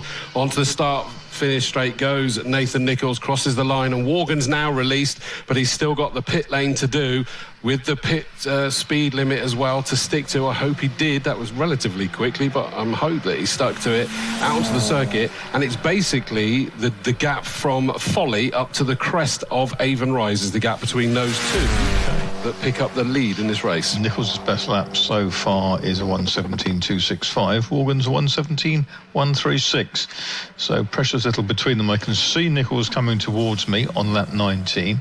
He has negotiated the S's. He's now through Old Paddock, so Nichols leads the way, but as Morgan approaches, not very far behind is Andrew Marson in 59. Andrew Marson is absolutely on the limit. Have you seen we got a new fastest lap of the race, and that has gone to Nigel Tongue in the 1:11, the first car into the 1:15s, 1:15.8. No one even did that in qualifying. It's impressive. Yeah. Their qualifying time was 1:18.7. That's probably too upset now to find he's got a 30-second penalty. Yes. It kind of does undo I'm that going somewhat. to prove something. Through goes Nathan Nichols, the 155 Mini, into the lead of this race. Let's look backwards. There's Adam Morgan just crossing the line now, number 43, the Volkswagen Golf. And there is the now third place car, number 59, of Andrew Marson. And he will sort of not quite see, as he turns around Folly, Nathan Nichols. He was over the hill and far away. Couldn't resist it. But that gap we know is going to come down. And Marson has actually just put in a new personal best. You know, one of us would have said it if you hadn't, Mr. Dawes. Absolutely. So we've got 13 minutes left to go. The leaders, I think they're over by you. Yep. and Nichols is through. There's 12 3/4 minutes away to see if he can score a famous victory on his next stag night, stag afternoon. Most people don't have more than one. It's normally memorable for the wrong reasons. Yeah, well, yes, and it hurts. Here he comes down towards us. He's going to be put in the 20th lap in the book. This would be lovely, though, if he was able to do this on such an emotional and poignant day. Across the line he goes. Morgan's now under growing pressure from Andrew Marson. So Marson in the Arbath Assetto Corsa is all over, not quite all over, but he's right there with that Golf. And Nathan Nichols just trying to make sure that he can keep that gap as big as possible as the clock ticks down. But he'll just be moving too slowly for him, that clock. Yes, it's interesting to see, because what they're lapping in 1 1/3 minutes. That's going to give them, 3 laps in 4 minutes. It's going to give them another 9 laps. And I reckon at this rate, Marson could potentially, because no, he's not ahead of Morgan yet. Morgan's pushing really hard in that very pretty Mark IV Golf, and Chris Buxton told us it raced once last year with the club. I've not seen it before because it wasn't Alden Park. So I'll see how that works, but at the moment it's still the same order. Nathan Nichols needs to sort of make his best effort to escape and not trip over anybody with 11 minutes and 11 seconds to go as I look up at the clock. Well, it looks to me as though he is trying to put in qualifying laps, although he did lose about a second off of his best that last time round, so maybe just pushing a little too hard. We've got a Peugeot rally crossing over here, which is Carl Chambers out of the S's. That's one that's lost out dramatically in these pit stops, hasn't he? He's down in 10th place, having started on the second row. I think he was running in 6th before the pits window. He's now down in 10th. Although probably make that 9th with the penalty going to the 111 car. Well, Morgan's still hanging on, and the longer that Morgan hangs on ahead of Marson, the more difficult it's going to be for Andrew Marson, who's running out of time to catch Nathan Nichols, who's down turning into Tower as I speak. I can see him exit Tower heading towards Bobby's, and Morgan's actually stretched the gap. It was only 4/10 over the timing line. Now it's probably 6 or 7/10 this side of the circuit. So maybe that Marson has actually overused his tyres now. It's just hanging back a little bit, and just going to try and get a little bit more life out of them. And I wonder, I mean, like you were saying, that's got one hell of a lot of grunt, that Golf, and it's that age-old strengths and weaknesses at different parts of the circuit, and it means that he's got there, but to actually make the pass is another thing. And it might be struggle. I just got a chuckle, is that we have the black and white warning flag going out for track limits for the number 1 car. And if that's for what he did in front of you, I don't think he got an advantage from it. I don't think he meant to do it. Although actually it does say driving standards, so whether that's different, and they went, oi, get it under control, son. It's not under standard, it isn't a Peugeot. Right, so Morgan in the background is still holding Marson at bay, and that's a really, really good battle. Marson is closer this time, and is within probably 3 Abarth lengths of the Golf. But up ahead, Nathan Nichols is still steadfast in the lead. Morgan accelerates hard out of Tower, and but he's got the little Abarth with him as they go through the flick-flack.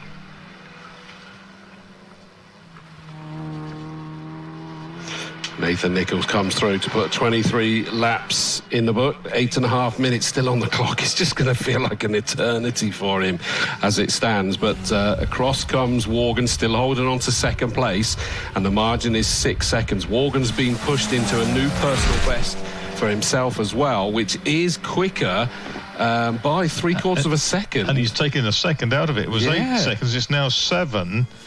And Morgan looking very good, and he's still resisting that sort of half second behind Marson in the up. I think Marson looks up the inside towards the chicane. Surely he's not close enough to have a go. He's not.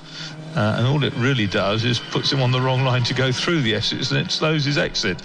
I think that was a psychological move, wasn't it, to try and unsettle him? It was look in your mirrors rather than ahead of you and see what happens. Oh, you've gone off. No, you haven't. I mean, it's really impressive because you now look at that personal best for Worgan, that 1:16.5. That's only half a second off of the best of Andrew Marson. And in fact, what did Worgan do? I mean, he did a 1:17.5 in qualifying. He's just done a 1:16.5 now. So it's really pushed him onto great things. Yeah, Clark's catching Oatley at a rate of knots, a second that last time round. And that's the battle for fourth place.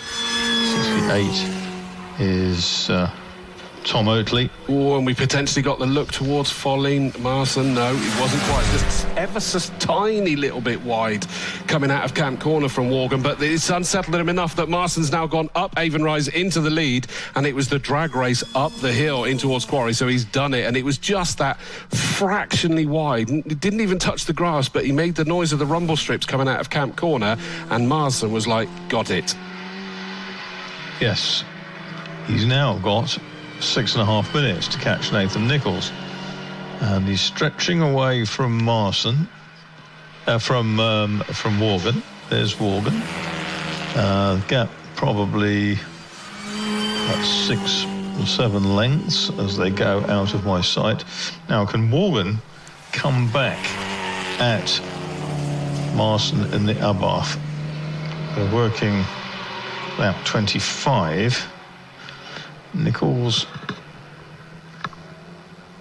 should be with you very shortly. Yeah, he's just coming round Camp Corner. That margin is definitely coming down considerably, well, visibly, should I say, and it's less than the start-finish straight now, and that's the kind of telltale that we're able to see here. Yeah, 6.5 seconds has been taken out. That was another second whipped out of it by Marson, and now that the road is clear, although they're going to have some back markers, Nathan Nichols is just trying to get past the back marker through Quarry Corner. Yes, he is, and he accelerates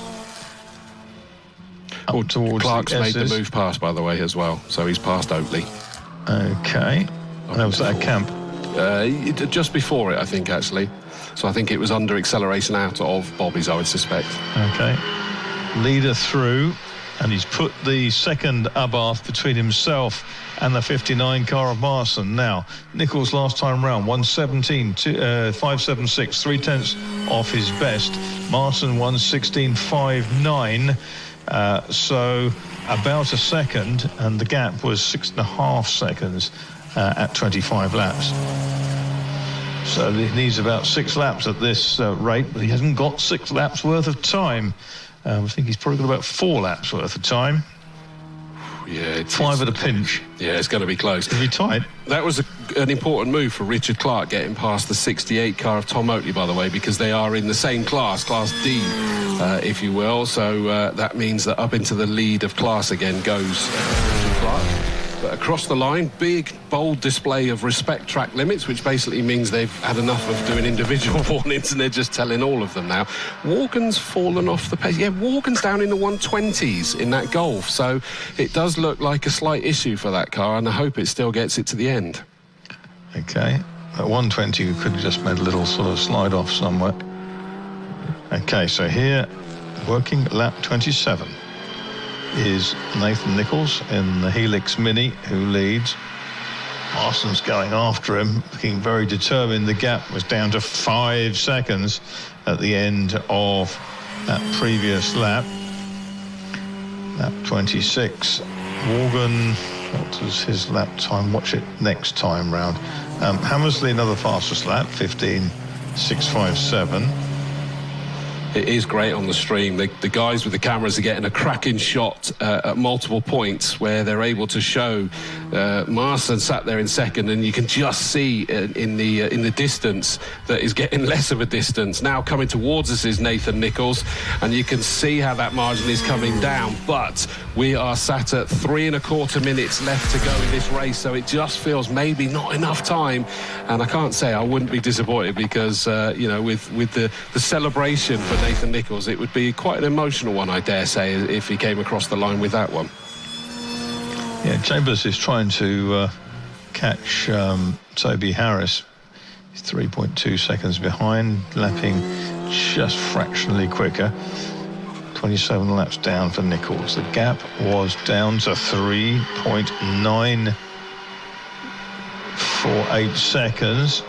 And Marston has cast his fate to the wind here as Morgan is stuck behind the second of the Abbas, not really quite sure what to do. Looks one side, looks the other, then actually waits for the next straight to go past. But Morgan's times have fallen away.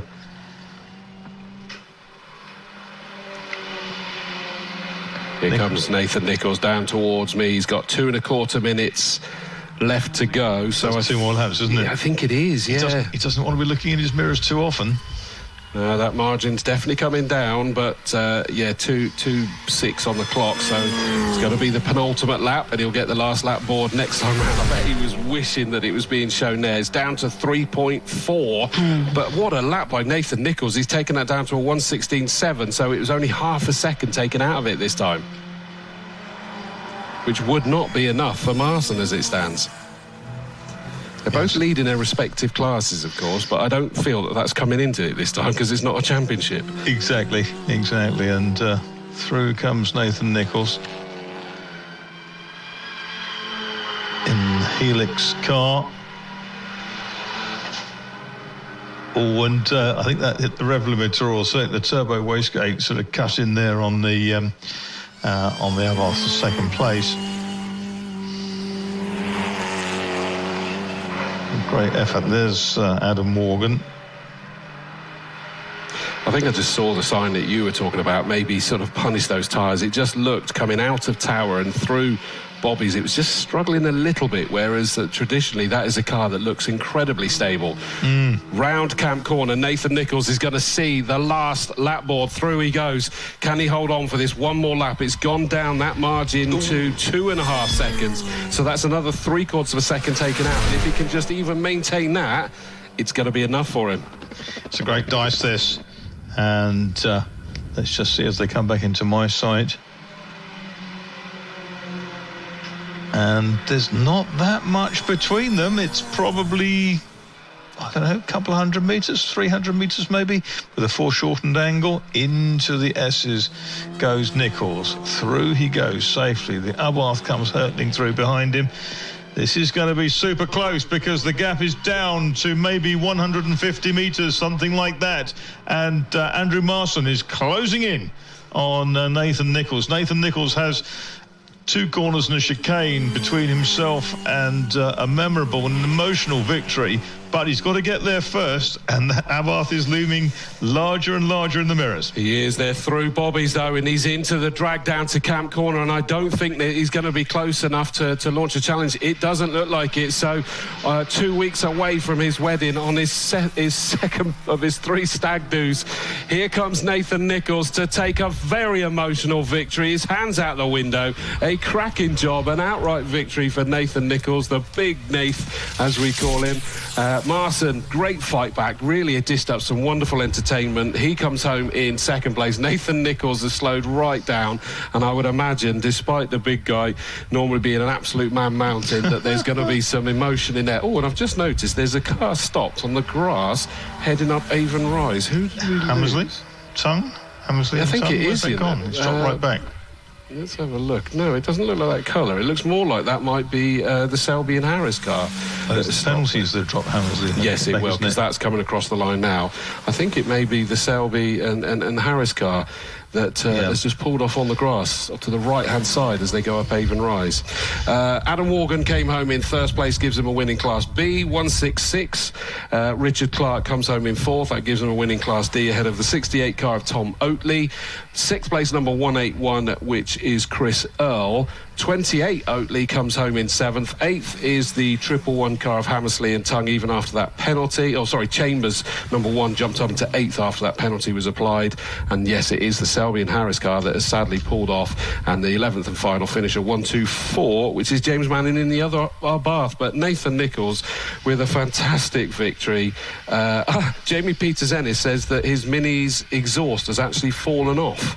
So maybe the car got more emotional than Nathan then. But it has fallen off apparently. So in fact there's a car stopping at Folly. I don't know whether there's a bit there, but a fabulous job there. Let me go through the grid for the next race to give Chris Buxton plenty of time to grab what I'm sure will be an emotional interview, and I hope he will pass on my personal congratulations as well when he speaks to him. It is the Lackford Engineering Midget in Sprite Challenge, race number 5, plus there our first race at 8:30 tomorrow morning. The grid will be as follows. First row, number 77, Paul Sibley and 2, James Hughes. Second row, 173, Connor Kay and 14, Hugh Simpson. 66, Richard Perry and 40, Mike Henney on row 3. Row 4, 7, Pippa Cow and 36, Dean Stanton. Row 5, 52, Jonathan Taylor, 108, Mark Turner. On row 6 is 21, Nick Rose, 10, Amelia Storer. 888, Wayne Twiddle will start that car, and 47, Bruce Burrows. Row 8, 70, Ian Bryan, and 131, Chris Pidcock.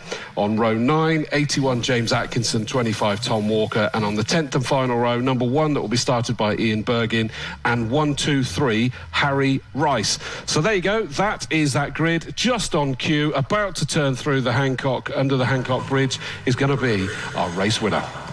And here he comes into my view. This is probably one of the happiest times I'm signalling someone to. And he gives it a bit of boot out from under the bridge. So I've got my 3. Let's signal everybody else to go on, because sometimes people get a bit confused. No, Mr. Clark. There we go. So sometimes some of the drivers get a little bit confused. They see some drivers pulling off and think they have to follow suit.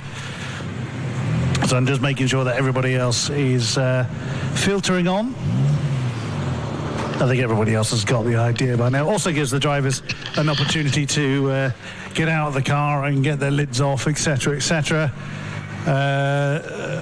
Nathan still hasn't got out of his car. So I might have a chat with Andrew Marston first.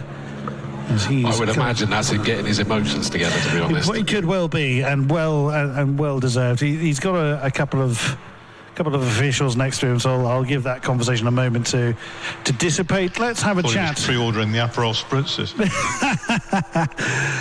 Could well be. Let's have a chat with Andy Marston first of all. You're as red as the red on your overalls, good sir, but a great second place. But talk us through it from your side. I think that was the toughest race I've done in a couple of years. The temperatures out there were boiling, but I thoroughly enjoyed it. Chasing down at the end, the Mini and obviously the Golf, great battles after the penalty, but a hell of a lot of fun. And the car was moving and sliding and everywhere. It was great, absolutely fantastic. Unusual to only see one of the Marston crew out this time. What have you done with the rest of them? Yeah, they're actually enjoying their summer holiday at the moment, so they'll be back for the next race though. So we'll probably have 4 or 5 of us at, I think, next race is Stockton, so we'll be there. Well, that was kind of you to let them have a holiday, but make sure that they realise it. Great to see you on the podium again, Andrew. Right, I'm looking forward to this. Nathan Nichols. It's been a while since we've seen you in the CSCC. That is not a Citroen Saxo for a start, but also to pass on Chris Dawson personal congratulations and my own for your upcoming wedding, sir. That's what a way to kick off what I'm told is your second stag do. First wife, second stag do, just to get that in there. Logistical reasons. Yeah, brilliant race. The 500 was so fast. I knew he was coming. I could see him every lap. I was checking on the radio, what's the gap? And obviously the exhaust fell off on the last lap, which is not ideal. No. But it's home, and we'll take that. So yeah, CSCC, great grid as always, and love racing with you guys. You had a number of officials looking under the bonnet. I'm assuming they're looking to see if all is well with the exhaust falling off. But what prompted the change from the Saxo? I think we just reached the limitations of that car, and I never really loved it. It was kind of built for a purpose, which was to race here in the Saloon Championship, and we did that, relatively well in the hot hatch. And we wanted to go national, and it was like, okay, well, let's step up to a different car. And I run a Mini sales and servicing company, so it's like only natural that really, Brilliant. you know, a Mini would be the one to do, and a bit of advertising similar to the 500s here. So, yeah, it's been great. It's taken a long time to get it to where we want it. Lots of development to do still, but yeah, clearly it's quick when it wants to be. It's great to see you back with us, Nathan, and well-deserved win there.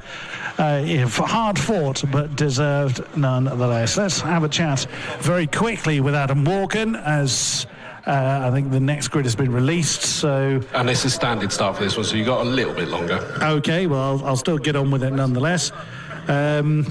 Might have to actually curtail that, because Adam is actually speaking to an official, so might be safer if I hand back to you, as you know, that is not a conversation I particularly wish to interrupt. So back up to you, Chris Dawes. You chicken. Guilty as charged. Okay, fair enough. Well, I hope that's nothing serious, but yes, I suddenly spotted that the marshals are out on circuit, so that tells me that, or reminds me, should I say, that this is a standing start for the Lackford Engineering Midget and Sprite Challenge. It looks to me, Marcus, like you're okay as long as your car's red. There's an awful lot of them are in red on this grid. I think in the day they came in sort of red, green or white, didn't they? Right. A lot of them. But yes, the white one on pole, though, by some margin. Which we had a suspicion was going to be the case, didn't we? Because, yes. I mean, it's a quick car, and Paul Sibley has always piloted these things lightning quick. Yeah, mighty quick, absolutely. And so who's alongside him? It's James Hughes, isn't it? Yes, it is James Hughes. The golf professional. Is he? Yeah. Okay. He's in the 4 Golf car, which is a sort of defrogged frog eye. And I'm just seeing who else is right up there at the sharp end. So I scribbled down some of the detail of your grid, but on the other side of the track here, I don't have access to anything on my phone. That's fine, because TSL site is excellent, and we will just see who's in to bat behind them. Grid then, second row, yes, it's Connor Kay, who is very rapid. We saw Connor make his Formula Ford debut at Thruxton recently. First time out in a single-seater, but he normally goes exceptionally quickly in a TVR Tuscan, which he's been winning races in. And now back to his original Spridget. So Connor Kay in the Changer Holdings Midget number 173, who starts in P3, with Hugh Simpson alongside, who's also obviously pretty quick. And then Richard Perry.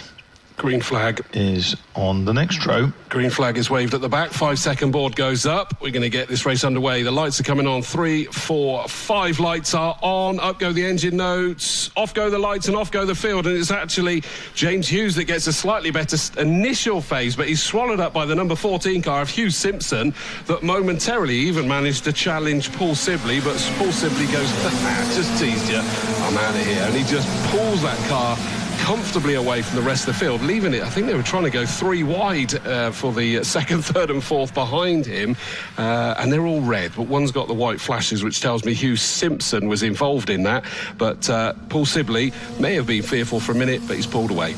Yeah, I think Simpson's down in 3rd or 4th. Hughes is 5th. That I can tell you. It's another white one, but it's Sibley who leads the way, and he's absolutely flat chat through. In second place is 173, which is Connor Kay. And behind Connor Kay, as they go down into Tower, I'm just trying to pick up which number it is, and I think it is. I won't prejudge. Leave it to Chris. Yeah, I kept looking on the stream to even be able to pick up with. I think it might be Pippa Cow, you know, that's got herself up into 3rd, but I'll have to check. I didn't note that there's the sort of white mouth on the front of that car. I'm thrown by Pippa Cow's car, because normally it's been silver. Exactly that, and it's Pippa Cow that is up into 3rd position. 4th is the number 2, James Hughes. We got a spin here from the 52.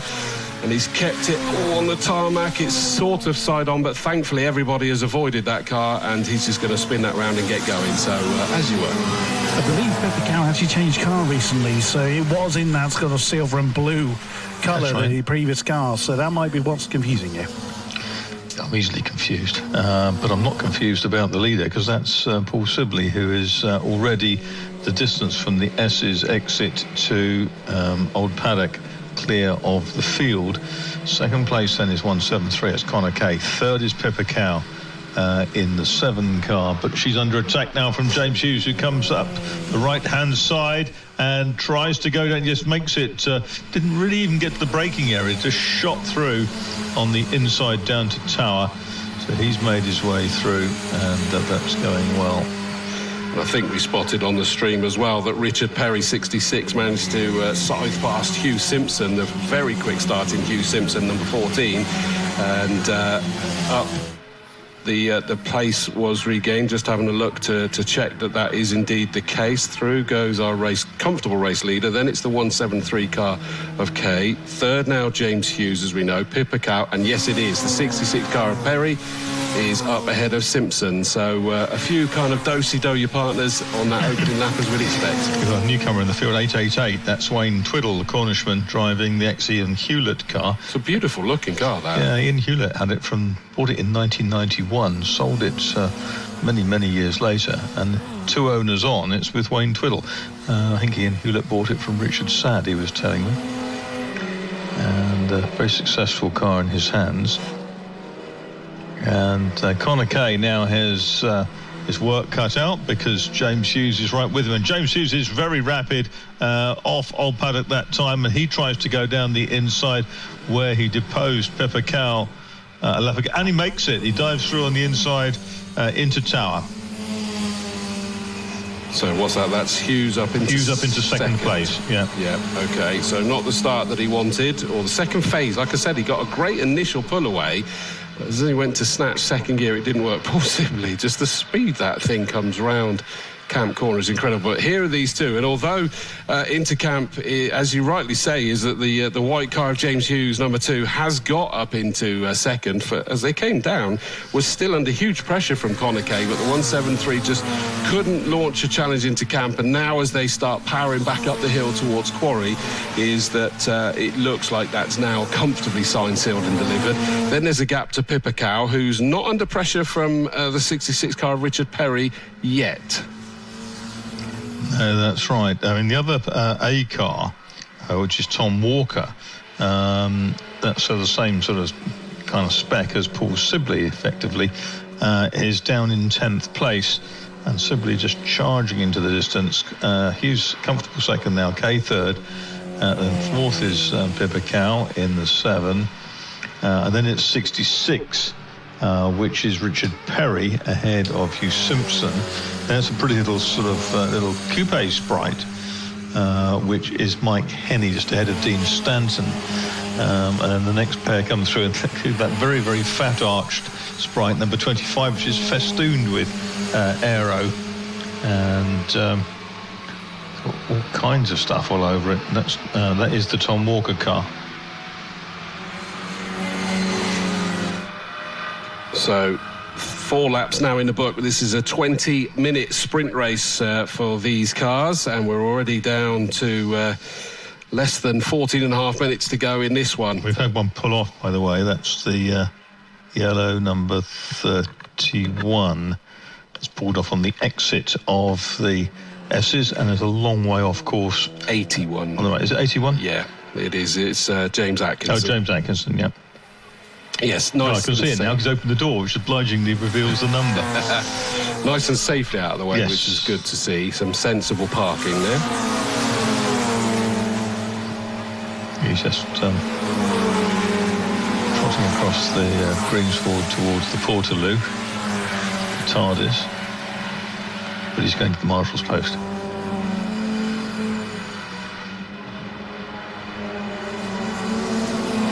Race leader just comes into eye shot, powering down towards Camp Corner. Such a great sight to watch this car just effortlessly take Camp Corner. A beautifully engineered piece of kit, that as well, isn't it? Which one's this? Paul Sibley's. Oh, it is. It's a no-holds-barred car, and he drives it accordingly. Twiddle in the 888, the turquoise car, running in 14th place, has big ambition. Has to be at Spa next year, so he's busy accruing signatures to get into that ambition. Just looks like we've got one going steadily, presumably about to aim for the pit. That is 25, I'm afraid to say. Tom Walker was working his way back through this field, but the other Class A car, the same as Paul Sibley, is out of the race. Let's just see, is he going to turn left? Crazy looking car, that, isn't it? But yeah, it's pulling under the nose. It's got kind of a patio under the nose, hasn't it, for a splitter? It really does, but sadly he's into the paddock, so he's out of this race. The cow's behind Richard Perry, but he's she's trying to get back into that slipstream, and down towards Tower has got pretty close.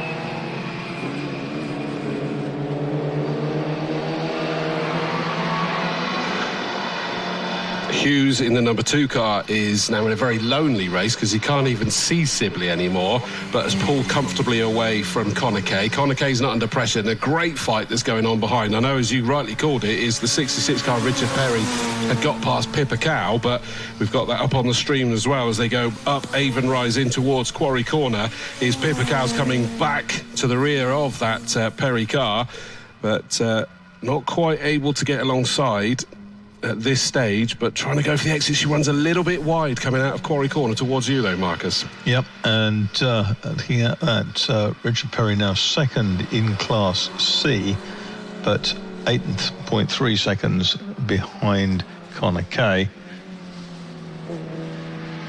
66 and 7 still scrapping, and that is Perry and Cow. They're 4th and 5th. 6th is Hugh Simpson, ahead of 36, which is Dean Stanton. Then we've got number 40, which is Mike Henney. No one for a very long time. Maybe Mark Turner next through in the 108 car. Lead 3 have made their way through. Still Sibley, Hughes and Kay. Dodgy firm of solicitors, if ever I've heard one. But through they go. And it is this fight between the 66 car of Perry and Pippa Cow. Pippa really strong over this side of the circuit. She comes it brilliantly into Camp Corner, through the corner, onto the start-finish straight, and is challenging as they rise up. Not enough to get alongside, but certainly applying that pressure.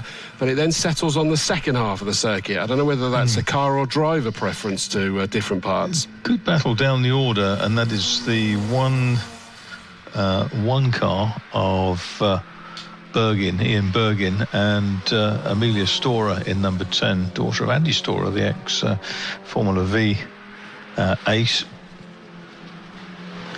Recently debuted the very rare Wilman sports car after more than 60 years off track, that car. Somebody had a big moment there, put a wheel on the grass coming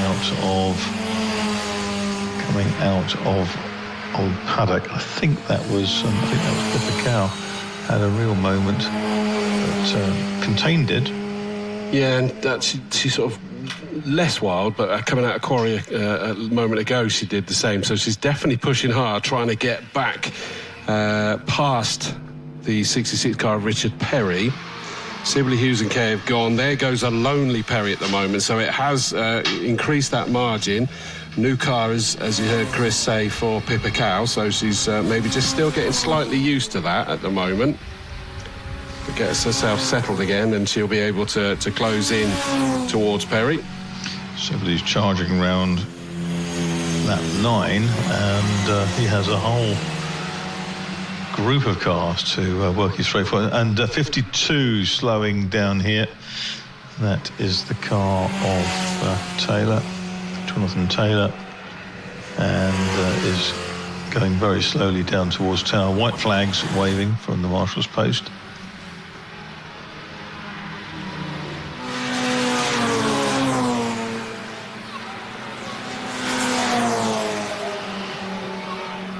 Sibley goes through. That's 9 laps in the book. We've got 8 minutes 10 left to go.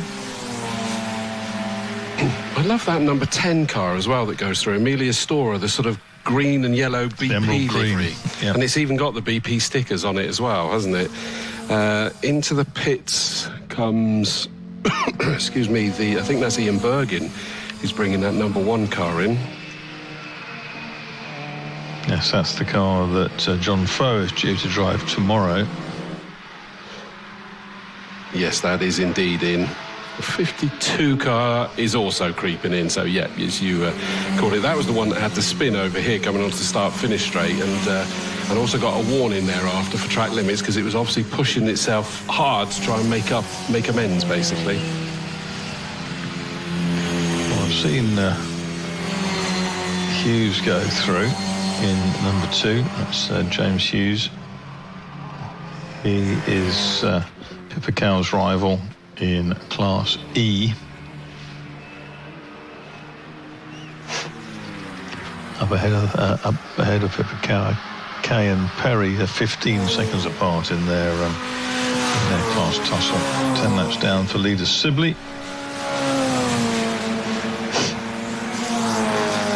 Here comes Hughes in his lonely second place, the number 2 car, leading Class E as well as being second on the road. Next up will be the 173 car, crosses the line, running 3rd overall, leading Class C, and actually the 66 car of Richard Perry that's running in 4th place, quite a long way back. That is running 2nd in the same class as Connor Kay. Pippa Cow is now back onto terms with Perry again, so she's certainly able to get up there and involved. We got yellow flags on the exit of Quarry by the looks of it. Let's see what I can... Yes, and that looks to be... Twiddle. There's been a problem for Twiddle. I think Twiddle has twiddled and is going again. Yeah, there's an awful lot of smoke that was up in the air there, but presumably that was a tyre screaming spin. By his own admission, he called himself, and I quote, a menace. So read into that as you will. Fair shout. Can't fault that. Here comes Paul Sibley flying through to put 11 laps in the book. 5 minutes 40 still to go. And Pippa Cow is right in the slipstream now of Richard Perry in 66. Oh, and the next one through, that's Stanton. Sounds like he's got a misfire now. I'm afraid not. Is it Mark Turner? No, it's not. It's one of the pale blue cars that is coming in. Turner's a silver one. Is that... It's 1, 2, 3, let's see. So it's Harry Rice. Rice. And it's actually coming into the pit lane. So here comes this battle around Camp Corner that I've been enjoying now. That is Perry and Cow. Through they go across the line. Triple A's just got a black and white warning flag, either for driving standards or track limits. That's a spinner. Yeah, quite. And I often think it's like, really? That's harsh. They've just had a moment. Which is why sometimes it is driving standards. What do they sort of say? Driving without due care and attention almost. 21 handout to the cockpit. That is Nick Rose. I think it was more to let the quicker cars through than anything else. Well, they missed the flag going out because there was 3 numbers to put into the board, but it was on a digital display. And as the 888 car of Wayne Twiddle went through, is that he just did the symbol. I spun. I don't need a warning flag. I spun them. Yeah, 36 is on 3 cylinders now. Well, really. And yet still running in 7th and 2nd in class. So he's going to want to try and keep that one going. Don't blow it up, please. Top 3 have already gone through and put 12 laps in the book. And it's this battle that's still raging in towards Camp Corner that Perry still has the nod in the 66 car.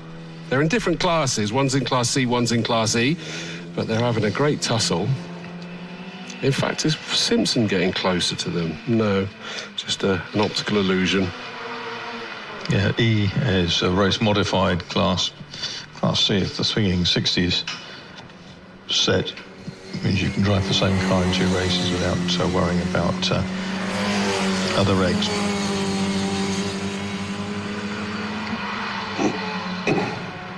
47, hustling along. That is Bruce Burrows, who is just engaged in a little bit of a battle. Just had a chat with the car 123. It is no longer containing water. So, and yes, as the water and electrics don't mix, the car has limped its way back into the pits.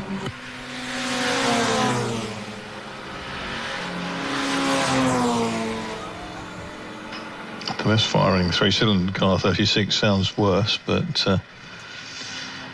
another, 2.5 minutes to go. I guess driver's taken the decision that he knows what it is, and provided he cuts the revs right back, we'll get there. But I'll look at the gauges and temps and pressures.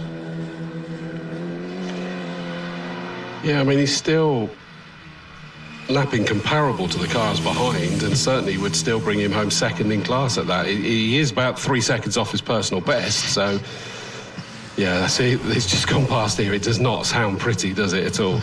So the traction control is taking a plug lead on. I didn't know they had pit limiters on these cars. Leader goes through. It is still 77. Paul Sibley, 14 laps done, 1 minute and 45. So this is going to be the penultimate lap. Just 2 more to go for Sibley to bring home the first race victory of the weekend. It's Pidcock and Burrows who are enjoying a good old tussle.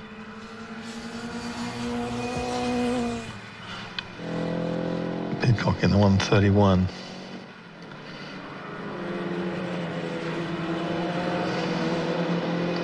If you back off now, Mr. 36, you might be lapped again by the race leader, but it's not going to help you. It's not going to save you a lap, because our leader on lap 15 is already down to Tower, and that is Paul Sibley in 77. Pippa Cow just came through and nearly ran wide coming out of Camp Corner and was actually looking down into the cockpit of her car. I hope there's not an issue, because she's fallen away from Perry and into the clutches to some extent of Hugh Simpson, the number 14 car. In fact, they're just heading up Avon Rise in towards Quarry. You'll see them coming out in a second. The red car with the white stripe front to back, you'll see, is an awful lot closer to Pippa Cow now. Yes, and getting ready to pounce, I suspect. Looking down to the cockpit, what's that about? Well, Pippa Cow takes a lot of speed out of the S's and is certainly not stinting on the loud pedal. The car sits quite tail low. She was 3 seconds off of her personal best last time, so yeah, something she wasn't too happy with. Sibley, though's just, is that past you? No, it's Tower. Going past me now. Ah, there we go, for the final time. Last lap, just lapped the 35. Sorry, 36. Which is Stanton in 7th place and second in class. That's good news. That's a lap less then for that Stanton car, isn't it? Yeah. James Hughes passed us as well. Here comes Wayne Twiddle. Simpson's about to make a move on Pippa Cow. I can see that happening up Avon Rise. There's a puff of smoke up there. I think someone just locked up a little bit. Simpson's through. So I think something is slightly wrong with Pippa Cow's car, I'm afraid to say. Checkered flag has gone out. Paul Sibley, that was a lot slower that time round, but he's taken the victory as the number 77 car. Now here comes the number 2. And that is James Hughes. He had to work his way back up into that second place, but he comes home, takes second overall and the win in Class E. I guess he was second by lap 3. And Pippa Cow coming back at Hugh Simpson. Yeah. Simpson in D-class car, leading that category. Pippa Cow second in E to James Hughes. Connor Kay's just taken third in 173. Here comes, in fact, what's going on here then? I know it's the 66 car getting past another red one that but was black marker. So through in 4th place, runner-up in Class C is 66 Richard Perry. Here comes the number 14 car, Hugh Simpson, just finishing ahead of number 7 Pippa Cow. In fairness, Hugh Simpson was trying to make those up, and he was from the second row originally, so it's sort of fighting them back again. 7th, number 40 Henny, 36 Stanton, winner of Class H in 9th place, 108 Turner, and rounding out your top 10 is number 70 Brian. So that is their first of 2 races. As I say, they're back again tomorrow morning. First thing, 8:30, so that they're then freed to be able to carry on their merry ways, etc.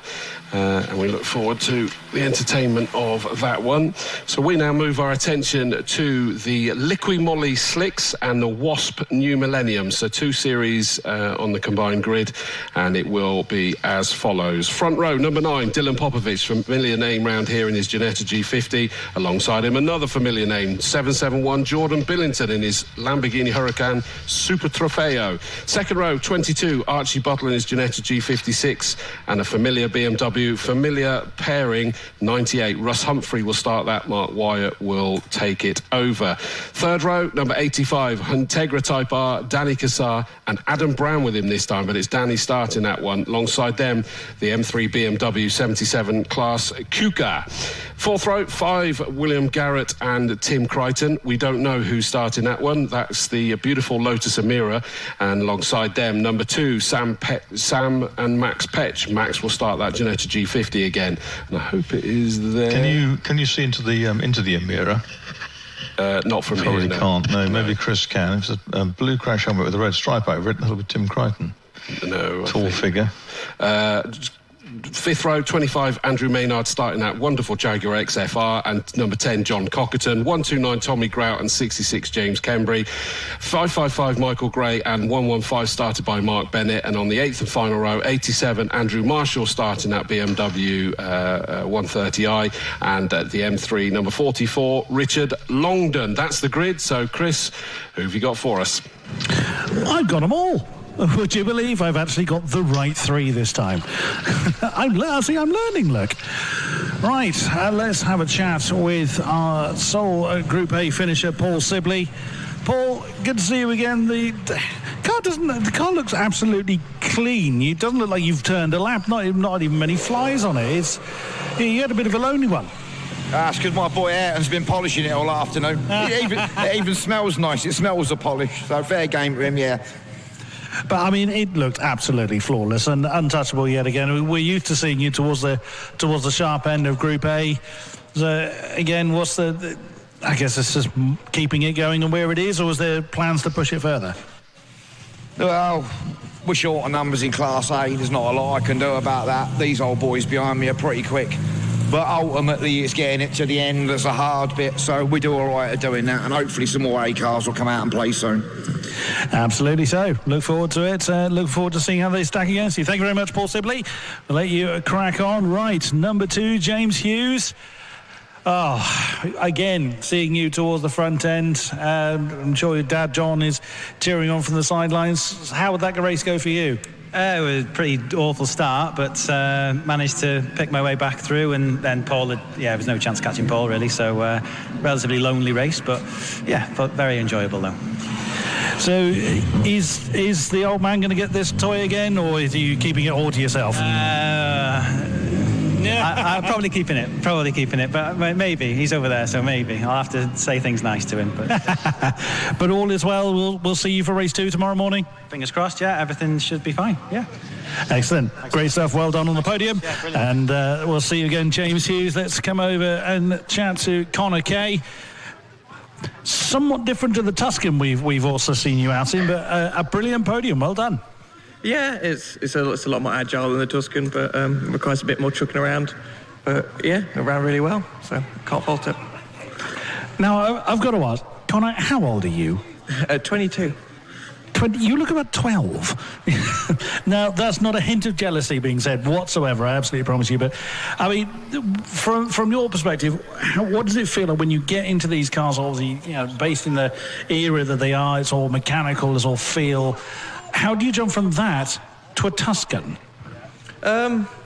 I mean, both of the cars are pretty old and they're different in their own way, but also, I mean, they're both 4-speed boxes, both front engine, rear wheel drive, so there's not a huge amount in it. You just go out and feel them out. Yeah, it's good fun. Makes it a bit different, jumping between the two. I bet. Excellent stuff. Well done, Connor Kay, on a fine third place. And we'll see you tomorrow to do it all over again. So that's it from down here in the holding area. All up to you, Chris Dawes. Yeah, thank you very much. So this is quite an incredible mix of cars that we have here for the Liquid Moly Slicks and Wasp New Millennium. So you've got a car that we're familiar with here as being an absolute powerhouse of a car, wonderful noises. Dylan Popovich, the Ginetta G50, runner-up in the one of the local championships here at Castle Combe last year, came down to the final round and virtually nothing in it. It was a point at the end, wasn't it? It really was, and that all came down to actually one defended move at Tower Corner from memory as well at that. And he, if you look at the times in qualifying, Marcus, the reality is he should absolutely dominate this race, shouldn't he? Yeah, absolutely. I mean, he set a personal best at the last Castle Combe race, and he's flying this year. It's a 7-litre Chevy. The car's looked after by himself and an old buddy from his Marlin days. And they've really worked hard at getting this car together. It's hard to get off the line, and that might prove difficult if Jordan Billington hooks up with this latest Lambo of his, because that's a quick car, and he's capable of some swift times in it. But Dylan is right at the top of his game at the moment, and loving every second of Castle Combe. About to be released.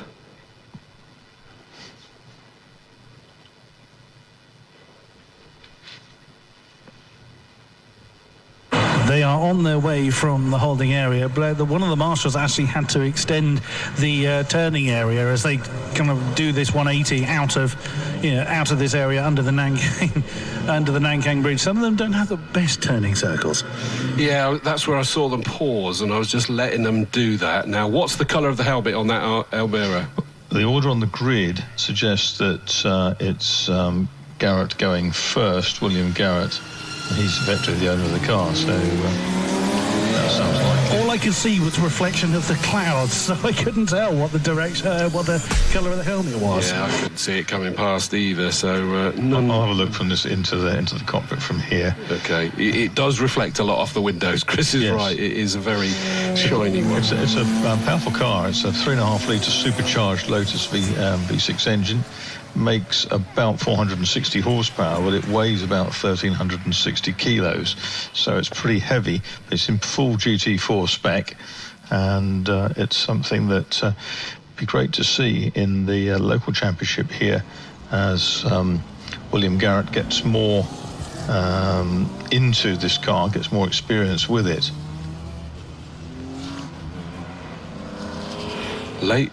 That delayed everybody. The 555 car of Michael Gray's only got out, which means that there's various other cars behind him. This wonderful X-Type Estate with that almost Silk-esque livery on it is behind them. So, yeah, that's an 87 Andrew Marshall, 44 Richard Longdon. So they're going to have to really back up this field by you, I'd imagine, Marcus. Yeah, I'm just looking into the Lotus, seeing what I can see. And that is William Garrett in the car. William Garrett's in the Lotus.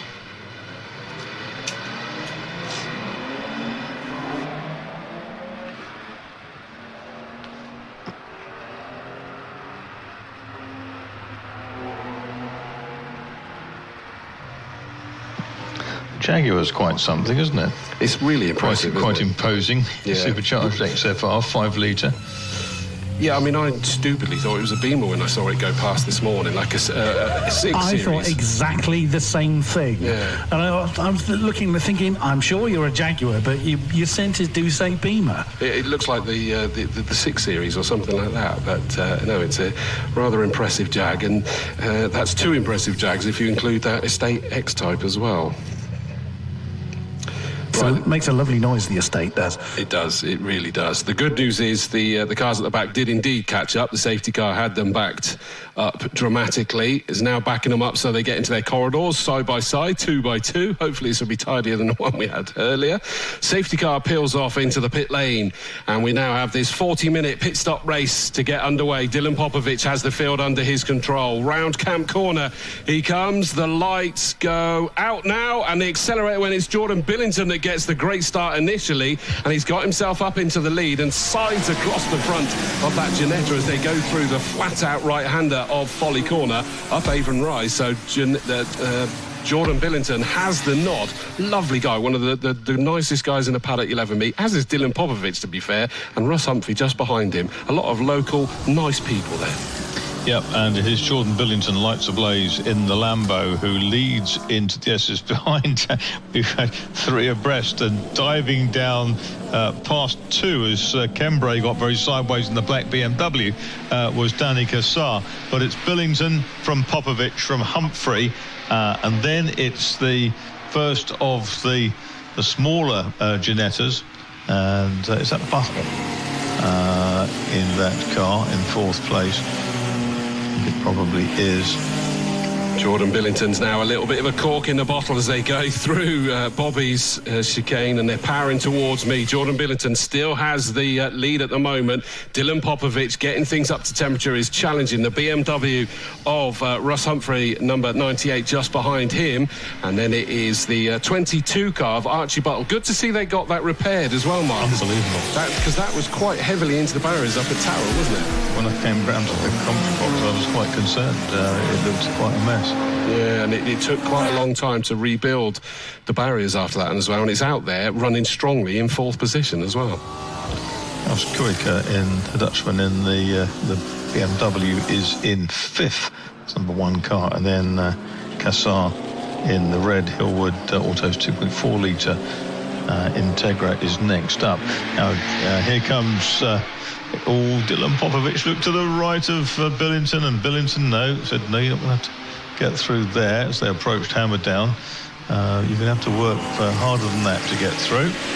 Popovic, who's won the recent Enduro here, just thinks to himself, I'm going to just sit back and pick him off when the time is right. That's all I can do at the moment. I've just been shown a great photo of the estate Jaguar that, if we can look into the back, I don't know whether we'll see it, it's got a Dalmatian teddy in the back of it as well. It is an estate, it's got a dog in the back, so I'm going to look out for that. Jordan Billington defending hard from Dylan Popovic across the line there through Folly. A brilliant job there. Up Avon Rise they go.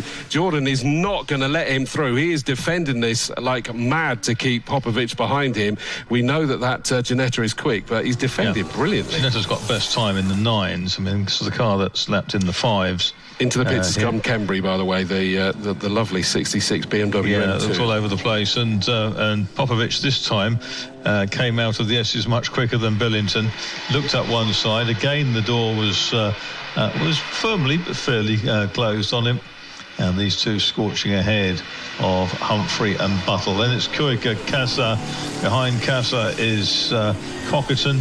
And then Max Petch in the second of the Ginettas, second of the smaller Ginettas is next up. Here's the Amira, the belch from its exhaust. Leaders coming down towards us, and they've pulled away from everybody else now, so they're able to focus on their own race, and both of them want to do that because it is so tight. The BMW of Russ Humphrey, 98, has just fallen away a little bit. The red and yellow familiar livery for Interceptor Racing. Nearly in a battle with Buttle, but there's enough of a gap for not too much pressure. Then it's Noah's Ark 2x2, Kuka 77 with the Cassar and Brown car, and then Cockerton and the Petches are close together in theirs as well. Yeah, and so Kuka is in 5th place, Cassar 6th, and leader still nose to tail. Dylan Popovic giving Jordan Billington quite a workout up front. Kuka and Cassar having a really super scrap, and John Cockerton hanging on to them as the Petch car is slowing. Engine 2 is slowing. That's not long for this race. That'll be into the pits. Had problems in the earlier race, didn't it? It did, and we wondered whether, because it said that there was smoke, didn't he? But there was no report of this, and we wondered whether it's one of the corners not quite right. Well, it again, this looks a little bit out of sorts. I mean, see the Silk Cut Jaguar Estate, the shooting brake is comfortably outrunning the XFR. Just had a look in the Combe BMW. They keep filling it with water, so all is not well with the water holding capability of the 66 BMW. What you're trying to say is either it's cooking it or it's incontinent. And we have a new leader, and that is Dylan Popovich in the avocado and mango coulis liveried Ginetta Chev. I'd never heard it described as that, but that is perfect. I know exactly what it looked like from that description. That was brilliant. What it tastes like is the matter. Well, yes. The Petch's car is indeed in the pit lane, but it is in the pit lane rather than the paddock, so they're obviously trying to get that sorted. That Jaguar XFR makes such a weird noise as it comes past here that I keep thinking that it's a car losing it, and I spin round, but it's not. That's the supercharger. Yeah, it's a weird one. The Jaguar Estate came out at Silverstone earlier in the year and was involved in an incident in the first race. I don't think it was their own fault, but it was I think got involved and got tagged. This is the Auto Reserve Parts car. They ran 3 very, very different cars in the Jaguar series. They had no commonality of parts whatsoever.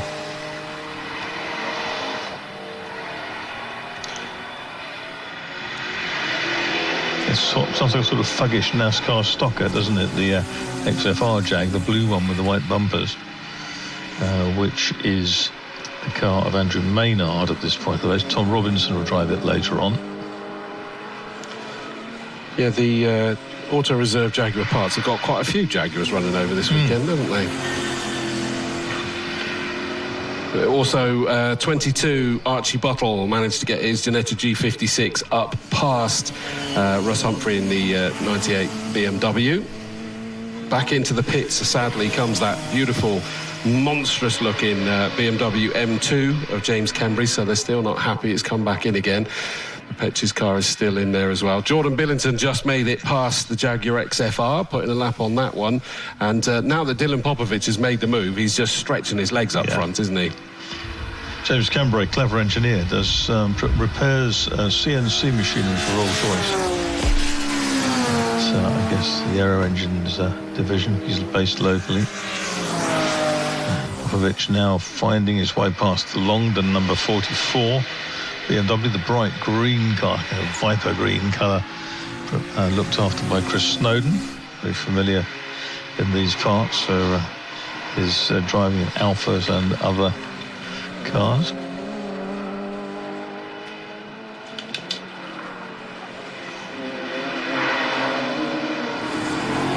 So the Cambry car is back with us. It's not so much leaking water, it's pushing the water back out the cylinder. So it's rejecting water, essentially. Either way, bonnet open, and there is steam coming out of where steam shouldn't be coming out of. Slightly more unusual issue with the number 2 Petch Ginetta. They have a problem with the door. So obviously safety reasons is causing them to reevaluate it. But a slightly frustrating and unusual problem nonetheless. I'm impressed with the efforts of Buttle in 22, the young driver. So after that big bang this morning, he's really working very hard. Back in the saddle, that's the best way to do it after a shunt. Lead us through. They've done 7 laps. Best lap of the race is a 1:09.154 to Popovich. Sarajevo-born driver. It's good to see the Almira out here because it's not having the smoothest of intros to motorsport at the moment. The British GT teams that were running that have changed over to, excuse me, Ginettas now. because it just wasn't helping him in the early stages. So I'd imagine that this is quite helpful to Lotus as well, to help develop that car for racing.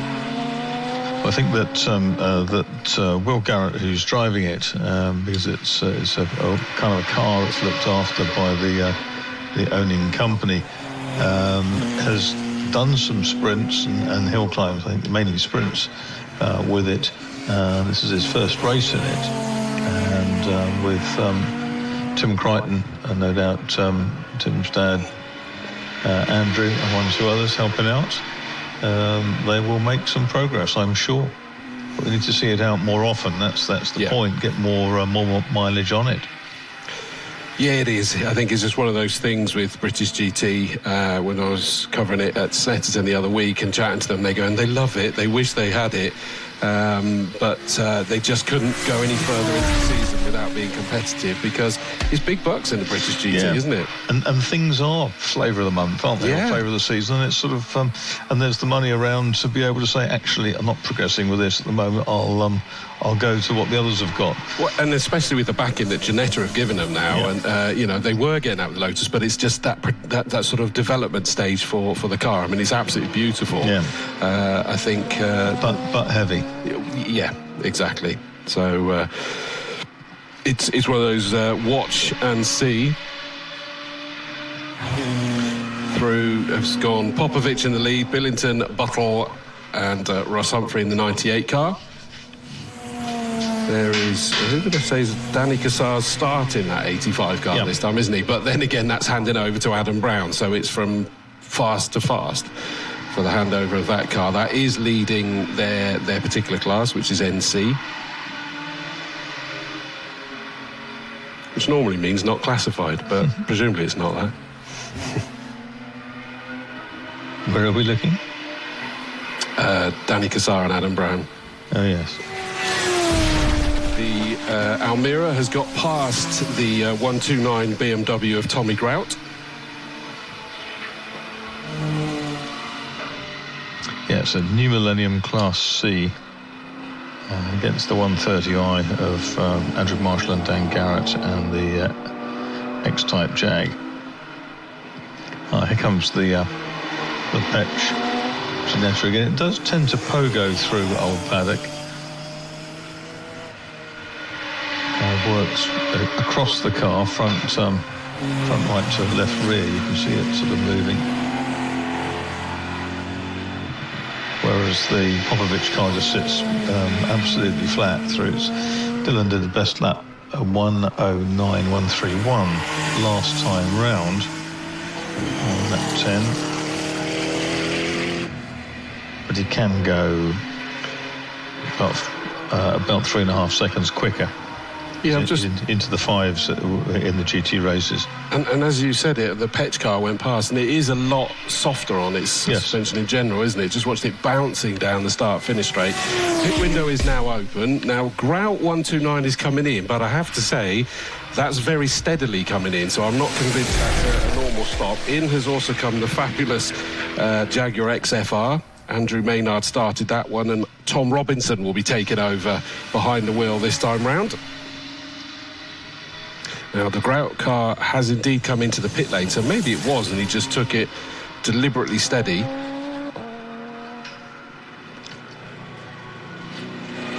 Also, the number 66 decided that enough was enough, and they have pulled into the paddock.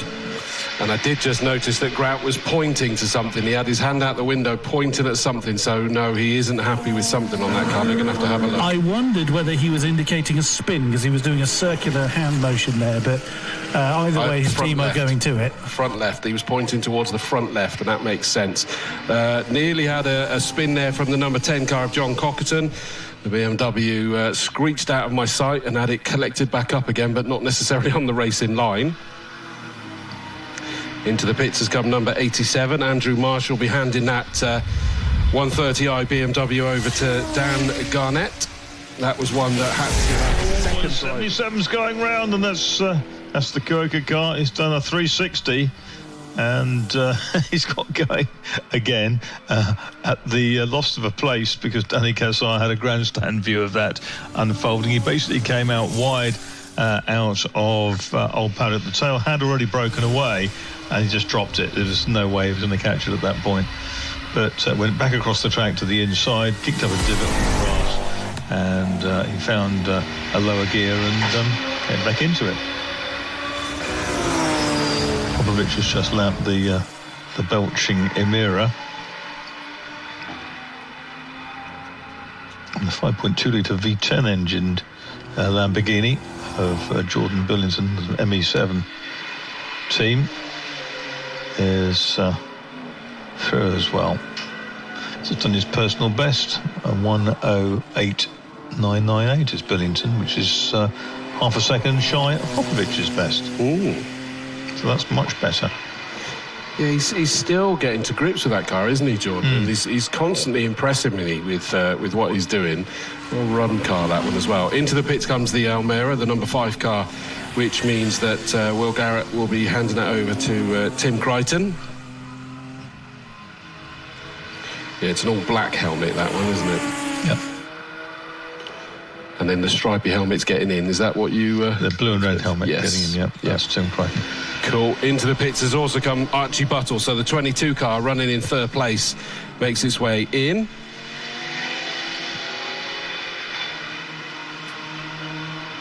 So more of those stops are now happening.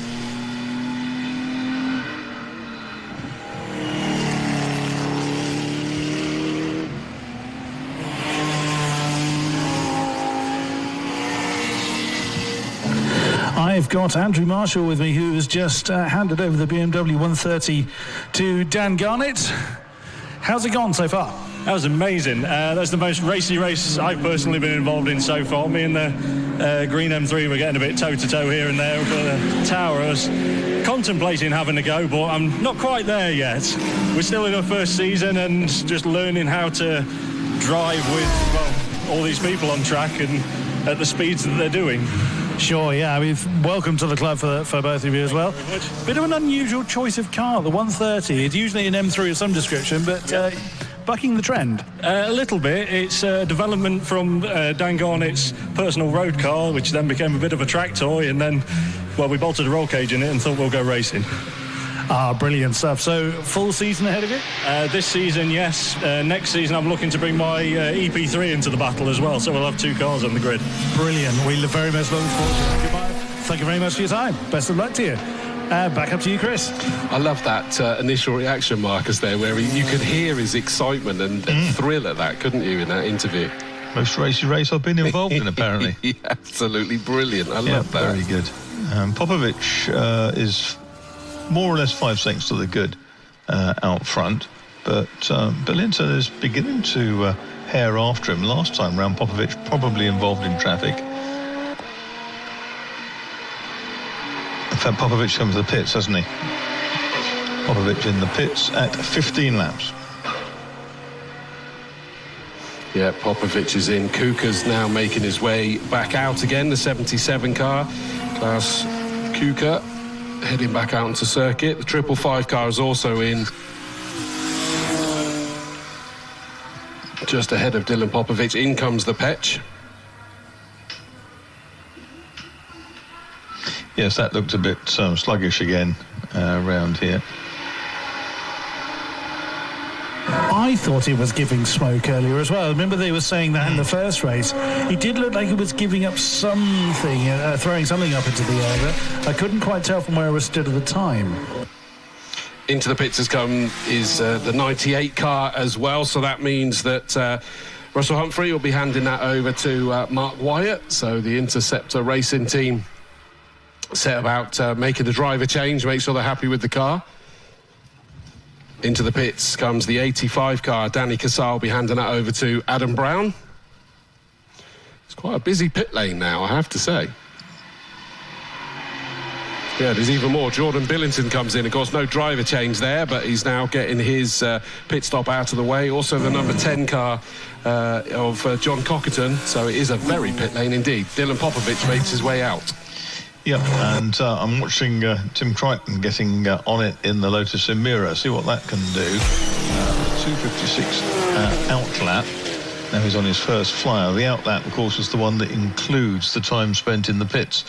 So we'll see. That car's personal best is a 1:13.299. So we need this to just sort of work its way out. We've still, the one car that hasn't stopped is the Estate Jaguar. The shooting brake, because there were Jaguars in there back in the day. Yes, of course, with the Dalmatian in the boot. And its indicators are on, so it's going to be coming in now. And I hope that Chris will be able to have a look at the back of that Jaguar when it comes in. It's not in yet, it's just coming down the pit lane, and you've got to look at the Dalmatian in the back. And looks like you've got Russ Humphrey. You are well spotted, sir. Well spotted. I do indeed have Russell Humphrey, who's just handed the Interceptor Racing BMW over. How's it running, Russell? Yeah, so it's hot and it's hard work. You're trying to pace yourself against the slicks, and it's difficult. It just, the first few laps I could hang in there, but as soon as they warmed up, I was too hot, and then it was a handful. So you and Mark have been running this car for a number of years now. As we don't see you as much as we would like, but it's wonderful to see the car. And it's so, the livery's amazing. The pace looks incredible. What's the sort of longer-term plan for this car? Oh, we've got a love-hate relationship with it. Yeah, we'd like to say we love it and it hates us, but we've had lots of gremlins. Mark's lost the love, so who knows what the... but when it works, it's so much fun. Well, enjoy your company for as long as you stay with us. For Russell Humphrey, thank you very much for your time. We'll let you get some rest. And yes, I did look in the back of the Jaguar, and I can confirm there is indeed the Dalmatian teddy in the back of it. Yes, I saw it as it went past as well. So we had that time. Dylan Popovich had a bit of a fright. I think it was Tommy Grout who didn't see him as they went through the kink on Hammerdown. And Dylan had to kind of breathe in, hoping it would draw the sides of the car in with him, but got through. Nobody's got any penalties in these races. None of the drivers that have been given success penalties are here. Sounds ominous.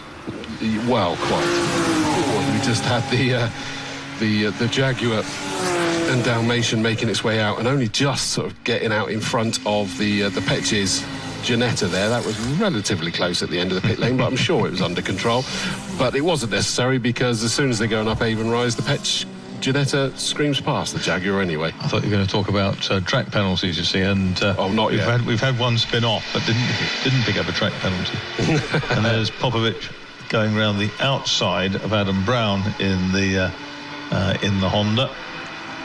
That car, the Casson Brown car, running in 5th place and leading its New Millennium class, the Wasp Performance New Millennium class.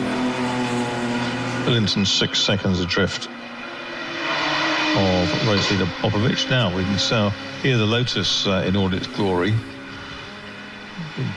It's just done its best lap of the race with Tim Crichton up 1:11.766, which is probably around 5th quickest in the race.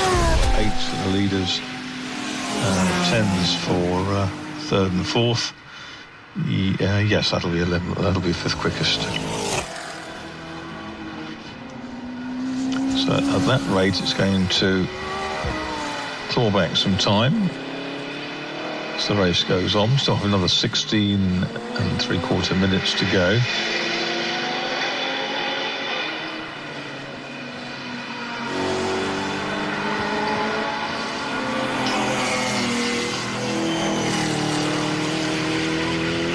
I've got nobody over here at the moment other than 87 just coming through at the minute.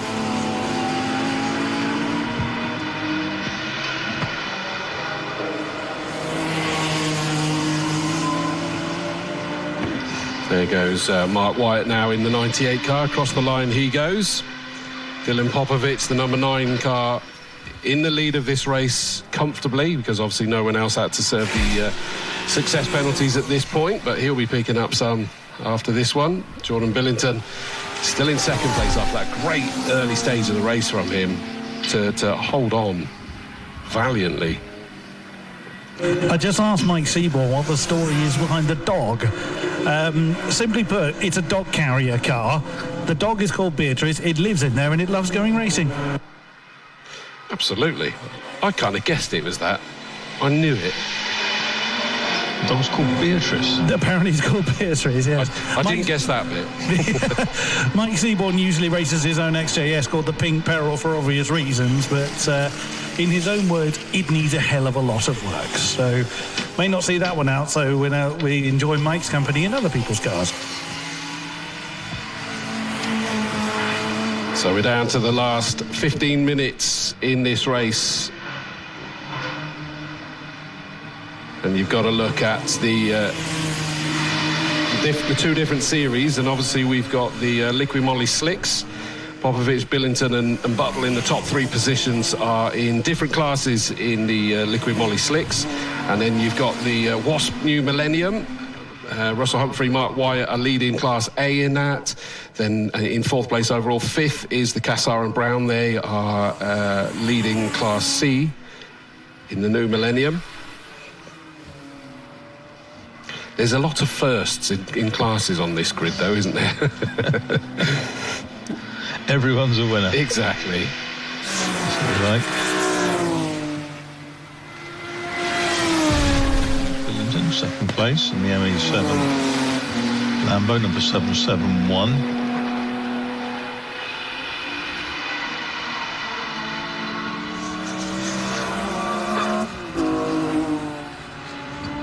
Adam Brown's having a good battle with one of the Longdons in the green BMW. That'll be Rory Longdon in it now. And a lot of BMs in this race, and the Lotus getting stuck into the Ginettas. It's left the petrol one behind and now having a tussle with Buttle, who's gone past the lap on it. Popovich and Billington now 21 laps in. They're 8.2 seconds apart. In 3rd place is Buttle. In the number 22, Ginetta. That Almira is flying now, isn't it? Going well, isn't it? Oh, and we've got coming into camp the 555 BMW. Michael Gray just had to step out of the way as the 22 car running in 3rd place, Buttle, and that Ginetta flew up the inside. We've got a car going over Rise with smoke coming off the back. You should see it coming out of Quarry now. In fact, I think yes, it's pulling off. That looks like Kuika. It is the BMW of Kuika in a cloud of smoke, expires on the outside. Oh, and there's 2 cars off. Where am I seeing that? Is that... There's another one off. There's another one off at Quarry. There's I can see a silver BMW, or the back of it, which is obscured by the marshal's post. Yeah, that's gone into the rector cell. I hope that's not on fluids, because otherwise we could see a few more up there. He's getting out and everything's A-OK. That could possibly be John Cockerton, number 10. I'm guessing it's the first silver BMW that comes to mind. That's the likelihood. And here comes Popovich. He's picked his way through the slippery stuff. Now says Jordan Billington. But with, 12 or so minutes to go, you've got 2 cars off at a difficult position. Leaders are on lap 23.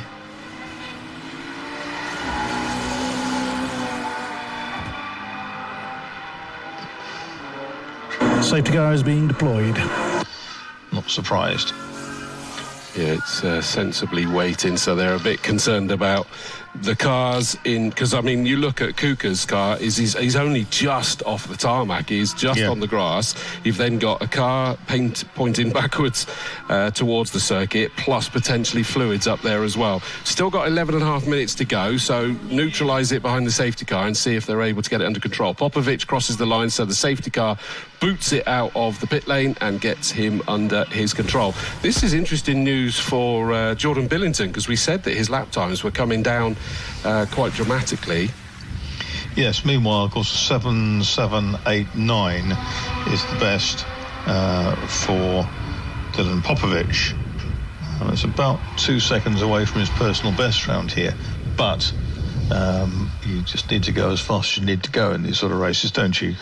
It's not a sort of a championship point situation that he's worried about. Leading the Castle Combe GT Championship this year.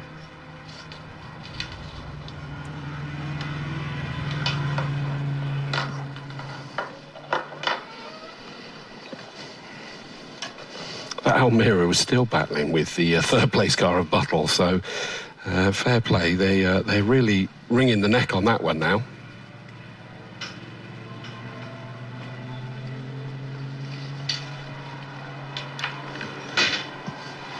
So they'll be making a decision. How quickly can they get the two stricken cars out of harm's way? Are they okay with the fluids? I mean, it looks as though they're okay on the fluids front because enough cars have gone through. Yeah, but there's not a flatbed with a tow truck as yet.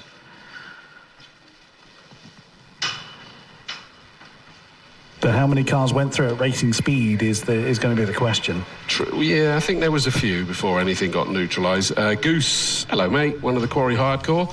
He says that car 10 did hit the bales. Absolutely, it was buried, didn't it, from the stream that I could see, which isn't surprising. He's been locking up coming into Quarry quite a few times by the sounds of it, but unfortunately this time the car in front blew up. So that was why it wasn't possible.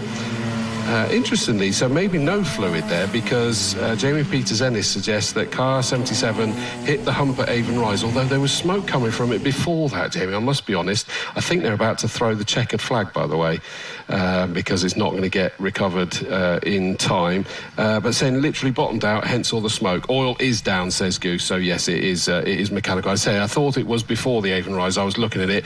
Checkered flag is waved, so unfortunately there's not going to be enough time to get the recovery done and then get the rest of the race run with us going right towards curfew as it is anyway. So that's a shame. Yeah, thanks to Lewis Bird as well. He says there's fluid from the rise. So that's just going to be too risky for them as well. So it means that Dylan Popovic gets that victory. And I don't think he's inherited that. He was in firm control. We knew he was going to look strong in this one. Jordan Billington, 771, brilliant race in those early stages in particular, constantly impressing me with how he progresses with that Lamborghini. 22 Buttle, brilliant job to get that car repaired after the incident in qualifying this morning, and was looking very, very strong. He comes home in third place. In fourth, number 98, Russell Humphrey, Mark Wyatt. Fifth, 85, Danny Cassar and Adam Brown. They've all won their own respective classes. In sixth, number 5 is the Lotus Amira of Garrett and Crichton. Seventh, 129 Grout. Eighth, 555, which is Michael Gray. And then it is Maynard and Robinson in the number 25 car in ninth. And rounding out the top 10 is Seaborn and Bennett. So great job there for the Liqui Moly Slicks and Wasp New Millennium. That's their one and only race for those guys. Well, certainly in terms of the series themselves. We now return to something we have already seen. Race number 7 sees us return to the Gold Arts Magnificent Sevens and the Verum Builders Open. That was what we saw race first time round. I'm making assumptions here that we are going to have the opposite driver that is doing this one. It's a 20-minute sprint. So front row, 68 Andrew Grant, 42 Richard Carter. Row 2 is 16 Martin Ledbetter, 55 Mark Lanyon should be racing that one, 34 Pascal Green and 79 Nathan Bell. Row 4, number 5 Stephen Grove, 132 Adrian Matthews. Just checking to make sure. To forget that I need to just make sure that there's been no I can confirm your assumption is correct. So whichever of the shared drivers had it first time round, it's the opposite one for this one. Fabulous. I'm just making sure there's no revised grid.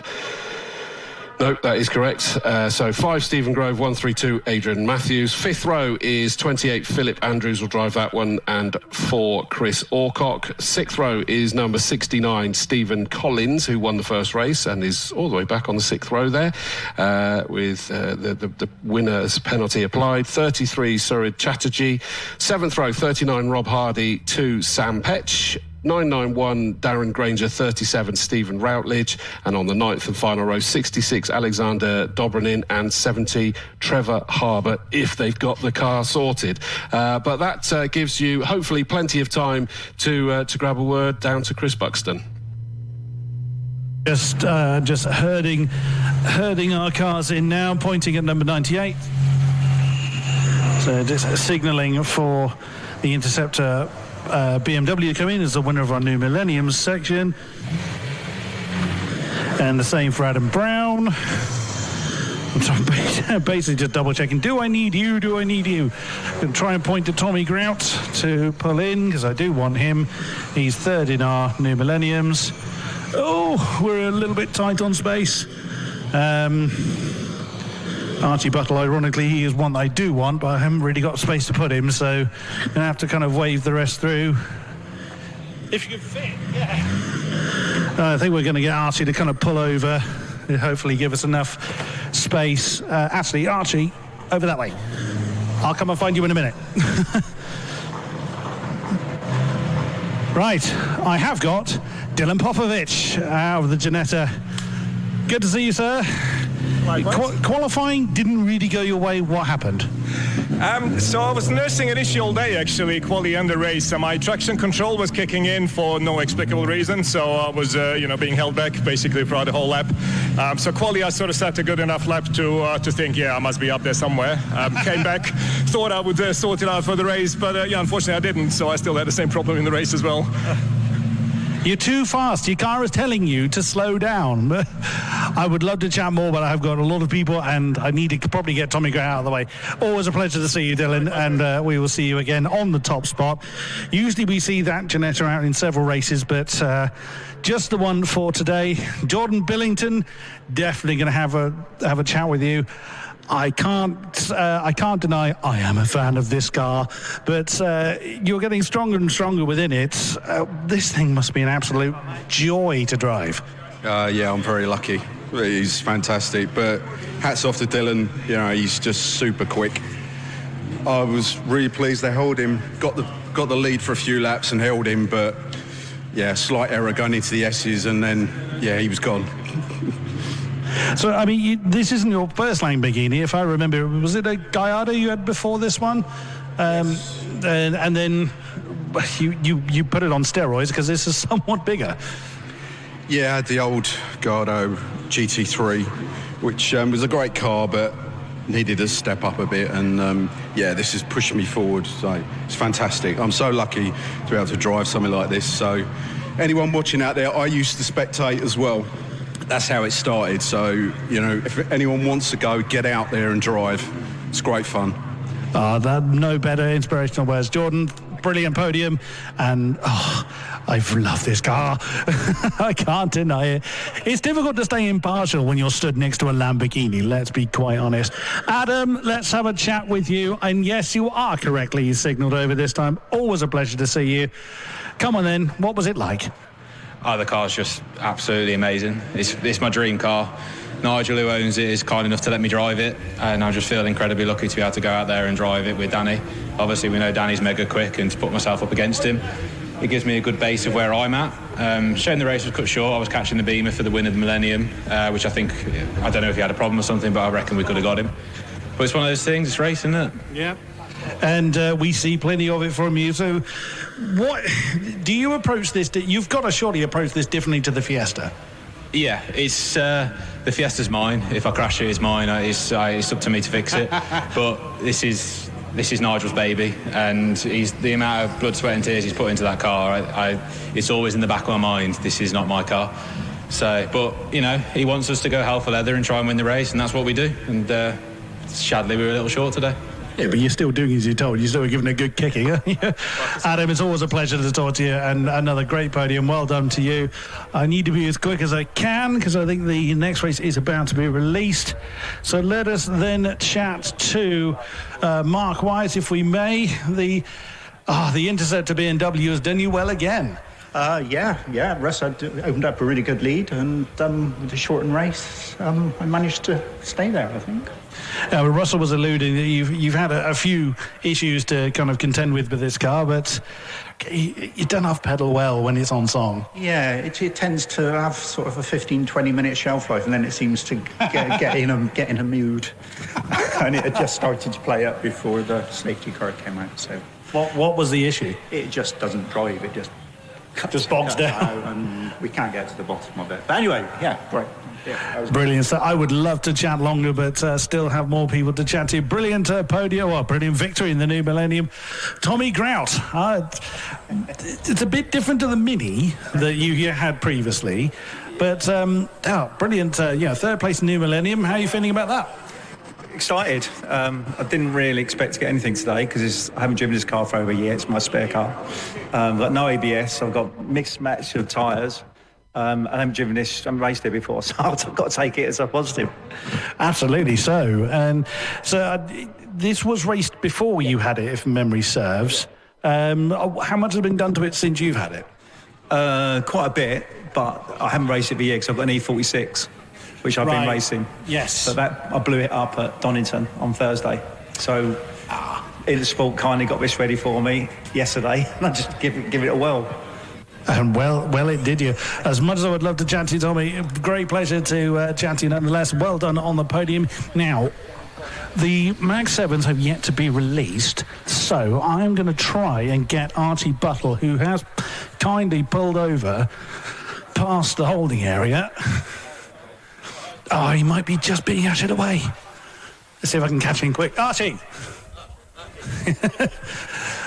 I wanted to try and get you in, but there just wasn't enough room. But I guess got to be pretty quick because I guess you're being ushered away. Again, you're in the podium for the slicks. You're going stronger and stronger in this car.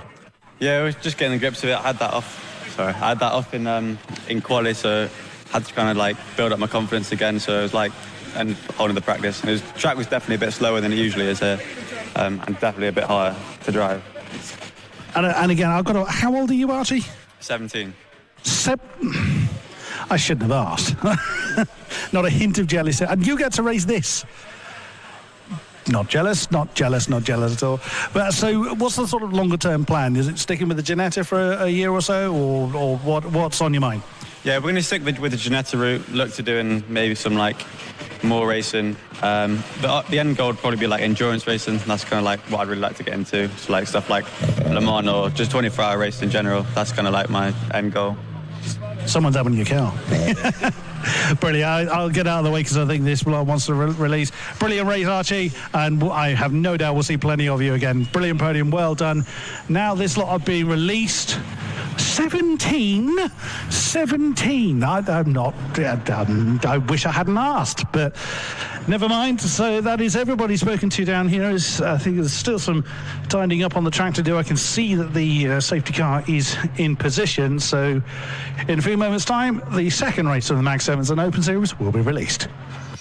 Thank you very much for that, Chris. And it was great to take that opportunity with plenty of time for the interviews there. They're just, the cars are back. It looks like the team have done, not just obviously the Orange Army do an incredible job, but the maintenance team have been working very, very hard, as always, today. And we thank them for all of their fabulous work. Slightly different team this year, and they've taken to it like ducks to water. So thank you for all of their amazing work. They're just finishing off up there, but the biggest job they've had is dressing the oil. And it goes from all the way just before Avon Rise, over it, out the other side, round Quarry Corner. I think they're going to run out of this dressing by the end of today. It's enough that they have put a digital display on the board that says dressed oil turn 2, so that they know that there's just going to suddenly be dust kicking up in the air. It's not smoke or someone locking up in front of you. It is just the dust going up into the air. But brilliant job to get it all sorted. And the circuit vehicles have left the scene now, so there's 3 of them progressing past me, and then we're going to be in a situation where the track is cleared for action. Safety car lights or course car lights behind the 3 vans, and we're just about ready to go. Brilliant job.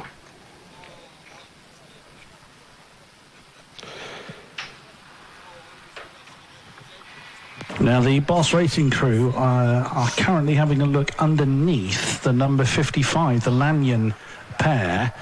Apparently, the car is reporting low oil pressure, but there's certainly nothing underneath it. They're jacking the car up now with, you've got one in the bonnet, one on the jack and one underneath. There's certainly no sign of oil on the floor. They think it's a wiring or a dicky sensor or something like that, but they do have quite a few people from the Boss Racing stable having a look at the number 55.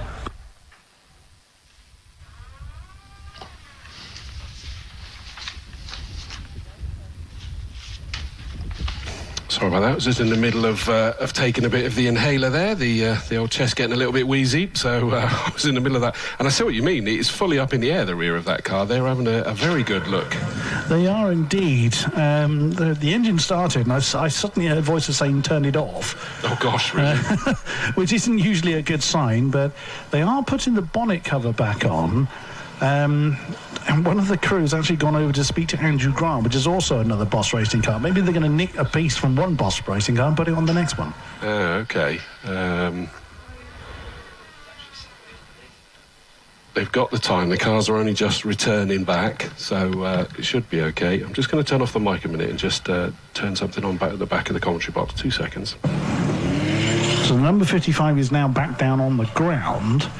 And it doesn't look like they've taken anything off with number 68, the winning car from last time. Sorry, beg pardon, the second place car from last time.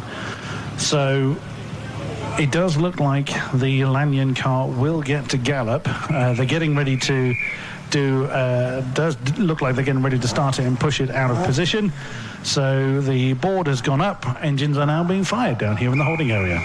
Fantastic. Thanks for the live updates there for that one. I think we've got a couple of gaps that I can spot. Matthews' Volvo, I imagine. Yeah, that one, as we suspected, that one's not going to be there. So the Volvo is out. And that possibly is it. Even the Petch's car is back here, even though they were just out in that last session. The Jeanette is all ready to go yet again. This, of course, is a rolling start, so they'll carry straight on to this this outlap. And 20-minute sprint race, no pit stops, nothing like that to worry about here. It will be straight on it. So the interesting one here, Marcus, is that, of course, because there's no pit stop to be able to serve the success penalty, Stephen Collins, number 69, that had that brilliant victory earlier, actually is immediately starting up or back in 11th place, so we get the joy of watching that one work its way through. Yes, watch for that 69 car, because it was very impressive, well driven, the opening one. Rob Hardy, I see, is directly behind him, series of the Vera Builders Open Series sponsor. He's in the Golf, number 39. He sits next row with the Petches. Is that now Petch Senior driving that one? I think it probably is. Yeah, that's that. I mean, I'm making an assumption, and Chris confirmed that yes, that is the way they do it. They'll switch it around. So yes, it will be Dad Sam Petch that will be racing that one this time. So 20 minutes rolling start. So the red lights are already on, ready to greet them. I think they've just gone past you, haven't they? There's no Trevor Harbour in 70, unsurprisingly. Yeah, we thought that would be the case, didn't we? I have an update for the Petch Ginetta, because we saw it having difficulties in its previous race. Chris Petch proudly told me they have fixed the door. They bolted it shut. It was what they've done to it. But what was actually causing that little puff of smoke was a tiny seal that was weeping on the gearbox. Because that was falling on the exhaust, it was exasperating it to look a much bigger issue. The car is fine. They just sorted out those particular issues, and as Chris Petch proudly announced, it's fixed. Have you then climbed into it? Or didn't it's Petch Junior that's in it this time. Okay. Is it again? So it's not a changeover then? Well, Chris Petch has just walked away, so if it's not Max Petch in the car, then someone needs to ask the question. It's Sam Petch that's in the car. So that was the note that I had anyway. Okay. But yeah, Chris Petch, sorry, you're right, is that so Chris has walked away, so it's not a change, or they've got it wrong, the lead one. Off we go for this race, and we'll pick that up a little bit later. And it is into the lead for the 68 car Andrew Grant. He's managed to hold on to that pole position, and the almost sort of lemonade livery 42 Richard Carter tucks into second place. Up over Avon Rise they go, no puffs of smoke, so we're all okay. And it's almost like they're missing the oil dressing there, Marcus, because nothing's in the air. Well, that's good. And it is Grant who leads the way from Carter. Ledbetter is in third place. Pascal Green is in fourth. And then it's that vivid kind of acid green car coming through, which is the 79 And that is the Bell car, different Bell in it this time round. It'll be Nathan Bell in this race. So they're all safely through anyway. Yeah, we'll just keep big lock-up. Somebody's just scythed in front of the black and luminous green 79 of Nathan Bell. I'm going to assume that's possibly Stephen Collins, the 69. It looked like it was only the back of the car, but he really launched it late into Bobby's and thankfully just about missed him and got away with it. There is the 69 car. Might be wrong then, because unless that really unsettled the black and green car. But I've got to say is that Stephen Collins is not hanging about. He's just made up yet another place. So he made up 5 places in the early stages. He's up past Pascal Green up into 4th place already. So he does not want to let them go. And I guess, Marcus, when it's a 20-minute, you haven't got the time to waste. No, it's just a sprint. It's just flat out from the start. And yes, indeed, Collins is up into 4th place ahead of Green. Petch is leading the non-Caterhams. He goes through now in the number 2 car ahead of Mark Lanyon. Behind Mark Lanyon is the 79 car, which has dropped right back, which is that of Nathan Bell. And behind Bell is the Lotus Elise, which is Stephen Grove. And having a better race this time is our friend at the back, which is Alexander Dobrymin in the 66 car, who's actually involved in a tussle. The 69 car for the race 1 winner, Stephen Collins, he's up into 3rd now, so he's also managed to get past Martin Ledbetter. The number 16 car drops down to 4th place in that dark red livery vehicle, and he's already setting about chasing down Richard Carter. All the while, this is meaning that Andrew Grant, is trying desperately to pull away as much as he can, as quick as he can. Yep. Leaders through. Here comes Andrew Grant in that white and blue Boss car ahead of Carter, who is staving off Collins at the moment. Ledbetter is in 4th place. Green is 5th. Petch is 6th. 7th is Lanyon. 8th is 79, which is the car of Bell. Then it's Grove in the Lotus. Then it's the Dayglow orange and black 28, or dark blue 28, goes through, which is Andrews. I thought we were going to get another lunge at Bobby's from the 69 car, but he's still behind Carter at the moment. He just filtered his way through. The Lanyons must have made a mistake on the opening lap, because they just made up 8 places to 7th on the grid last time round, and yet they started... when did they start? I wonder if they had a dicky transponder, because I spotted that, and I seem to recall they had a bad transponder in the first race. OK. I mean, they did start in 4th place, so they've not gone well, even in 7th place, so I'm not sure if something went awry on the opening. We've got the move round Quarry Corner, not quite managed to do it. Carter powers round the outside to keep the 69 car of Collins behind him. Yep, the leader is going away, but because at the moment Carter is managing to suppress Collins, which is a good effort. But Collins coming back at him, looking one side, there's no gap. Looking the other side, there is no gap. He may be able to squeeze down the inside into Tower. They're out of my sight for a moment. He's done it. He's done it. Yeah. Through at Tower. Nice and early, to be honest, as well, Marcus. For those who don't know, the box at Old Paddock that you're in, you just lose them momentarily, don't you, as they sort of fade left before the right-hander. Exactly. Yeah, and it was nice and early. They got himself up the inside. So up into 2nd place now. Across the line, there goes the race leader, 68, Andrew Grant. What's the gap between him and the now chasing race 1 winner, Stephen Collins, in number 69? The answer is 6 3/4 of a second. But there's 15 minutes still left in this race. So although it felt like it took a while to get up there in the latter stages, he's still got plenty of time to make that up. Look at the Hardy, Granger and Dobrymin tussle at the back. It's Darren Granger in the middle of that in the 991 numbered Caterham, but Rob Hardy's still leading them in his Golf. Yeah, as you say that, actually, that's just on the stream, and that's quite a sight, isn't it? That Golf with the 2 chasing Caterhams. Gordon the Golfer, that is the nickname of that particular car. He's got three cars in his stable. If you watch as it comes past us, Mr. Dawes, you'll notice a certain puppet glued to the back. So, yeah, Gordon the Golfer, they've got Bruce the Boxster, and they have Porsche the 944 S2, which we will see tomorrow. And it is holding those Caterhams off brilliantly. Here comes our race lead across the line for the 5th time, number 68, Andrew Grant.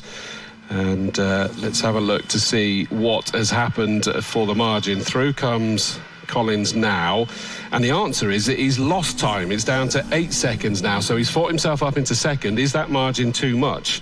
We'll have to wait and see what he's able to do lap time was, but Andrew Grant will be determined to hold on to this. Yep, I'm still intrigued by this little tussle at the back with Rob Hardy in the Viren Builders Golf just about holding off the two Caterhams. And here comes the leader herring after them, and he is going away from Stephen Collins, Andrew Grant. So Andrew Grant in 68, closing on that trio who are battling at the back.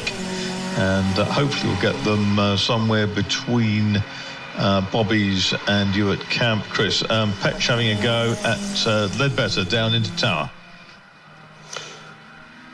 Okay, we'll wait and see that one come through. Our race leaders just picking through this battle that you in particular have been enjoying, Marcus. The Golf keeping the Caterhams behind. It's sort of splitting it out a little bit because through goes our race leader. Here comes second and third place. At the moment, though, Ledbetter's still got it. The Petch Janetta is still tucked up behind, but does look menacing, ready to pounce. They're clearly a bit happier with this car this time round. Up the inside at Folly. Job done. He's up ahead. Yeah, I'm always intrigued by a battle anywhere in the field, particularly if it's sort of right at the very back, because it just shows that when there's a battle for everyone, you learn a lot. You learn a lot about racecraft. And leader has carved his way through them and actually split them up, which is a bit of a shame, but that's just how it is. And Dobrymin in his first race in 66, the Russian originally based here, and just been overtaken by the leader. Dobrymin's best lap is a 25 flat in this race. I'm just intrigued to see what he did in the first race, because personal bests are really important. He did a best lap of 1:27.1 earlier on, so he's lapped 2 seconds quicker, and that's really encouraging.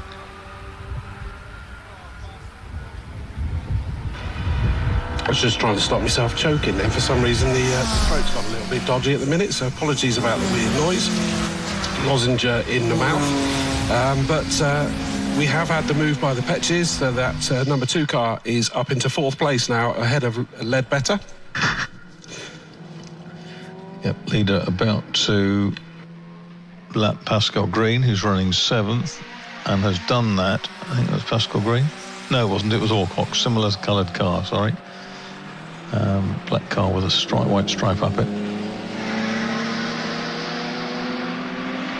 And you can see as they come through here just how much our race leader Andrew Grant is on it, because the engine note just does not change, just sits there and piles through. How's Mark Lanyon going? He's up to 6th. 1:13 last time, first personal best, and that is possibly about as far as they're going to get. They're only halfway through. Yeah, as you say, halfway through the race, and the margin, as we watch Collins go through in 2nd place, they're kind of matching each other on the lap times as it stands, around the high 112s, which means the margin at 9.8 is kind of a status quo as it stands, maintaining that at the moment. 12.8 and 12.9, and Lanyon are 13... that time 13.8 last time through. So the car, when it works well, is quick for the Lanyons. They're not young guys, but they've been around in Caterham racing since the 90s. Ledbetter in the number 16 car had a great lap time last time, and I think that's because the Petch car is possibly bringing it along. Yeah. Well, it's often easier to have someone to chase, isn't it? Particularly if they're a pathfinder through some traffic.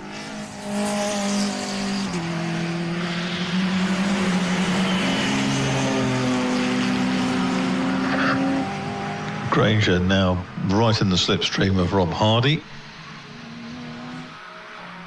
Doberman at the back has dropped away from them, but he's in the 24s now. He's almost 3 seconds quicker than he went in the first race. 24.417. Personal best last time round. Wow, we've just had the Petch Ginetta number 2 just dived up the inside of Carter, the number 42 car, heading into to Camp Corner, and I wonder whether Carter wasn't sure who was who, because there was Lappery going on by Carter as well.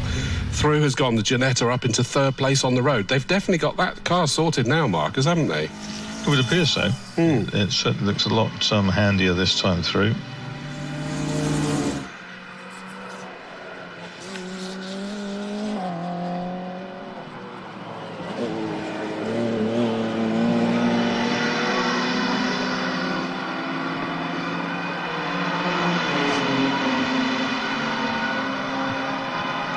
.10.8 is the best lap in the race to the race leader. 10.827. He did that right at the start, didn't he? They often do. It's often laps, lap 2 or 3. Oh, okay. Well, through he goes, the 68 car, 10 laps in the book, just under 8 minutes left to go. And he's dropped that back down into the 12 zeros this time round. Through comes 69 Collins. Worked really hard to get up into that 2nd place, and it kind of almost has a feel, Marcus, like he's kind of goes, that's too big a gap, I'm not putting the pressure on the car or on myself. Exactly that. And the fastest lap in this race at 10.827 is 4 tenths quicker than Collins went in the earlier race. So at the end of the day, it's effectively job done. And of course, remember that Collins came from 5th on the grid to get that victory earlier, didn't he? So he pulled out an absolute barnstormer in that first race. Yeah, he did brilliantly. But this time, it's just a bridge too far. Petch and Carter are having a lot of fun. And they are not that far behind Collins, in actual fact. Collins last time through 13.6, 13.3 for Petch, 13.6 for Carter. Very well matched.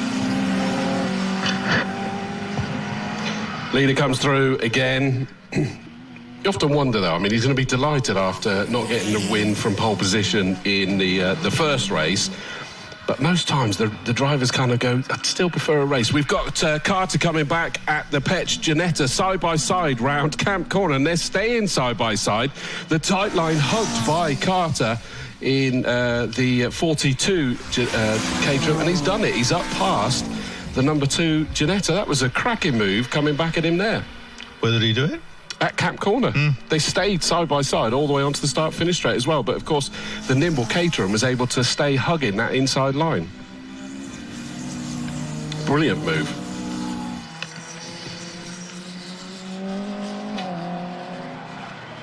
Yep, Carter hops over the curb in the S's, and that's exposed Petch to Ledbetter, who is now a lot closer to the Ginetta. In fact, it's closer to the Ginetta. The Ginetta is to the Carter yellow 7 ahead of him.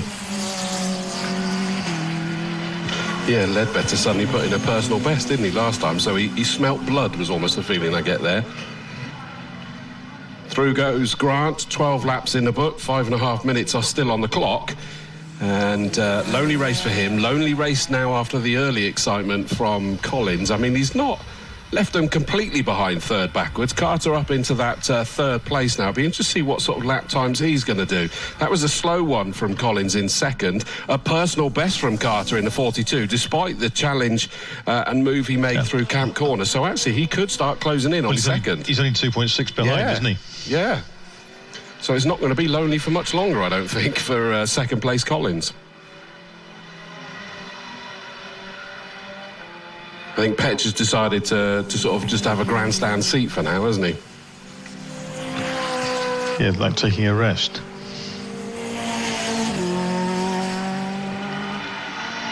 I think he's looked in his mirrors and he's seen that there is the better car, the number 16, the maroon one, coming up. And so now his kind of focus is split.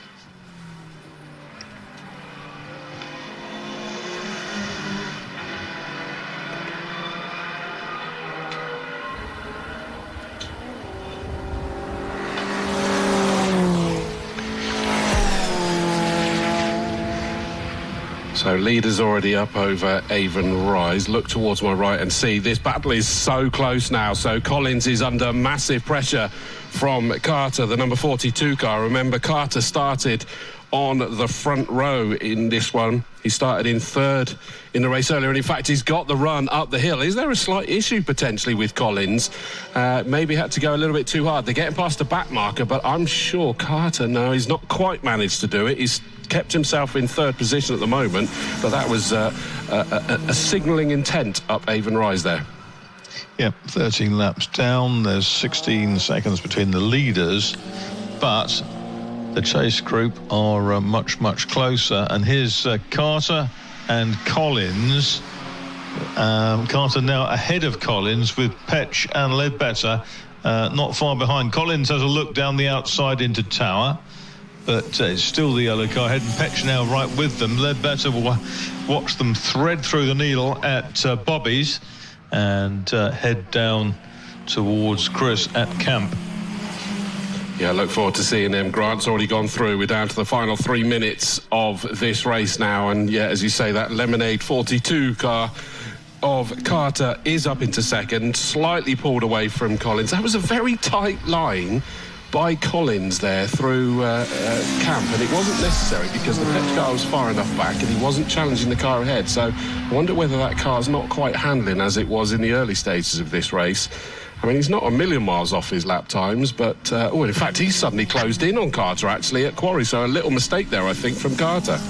Yeah, this is going to be quite busy because there's 4 of them going into the S's. It's Carter from Collins with the yellow roll cage on his cage. There's a slower car ahead of them, that's Granger. And Collins gets a much better exit from Old Paddock, but Carter moves across. Oh, and it's big spin, a huge spin from Collins. He's gone one side of the track and off to the other. I can't see they're in the blind spot. He's tapped the left rear against the metal barrier, but thankfully he scrubbed off most of the pace, and it just kind of caught that rear corner, and he's got away with it. He's pulled off onto the grass on the infield, but he's out of the race. That was very weird, the way it snapped out on him. Yeah, I think what happened, they were catching the slower car, and Carter moved across to the right, as was his right, and he moved diagonally into a gap. And whether Collins was spooked by that, I don't know, but he probably put a wheel in the grass, which flicked him, and he then shot across the road out of my sight. Yeah, it was only because I've got the stream running next to me that I was able to see exactly what happened there, and I say exactly what happened, it was just still weird. He was coming towards us on the stream, and he just suddenly, the rear end stepped out on him. But thankfully did a good job to get that speed scrubbed off before he got towards the barrier.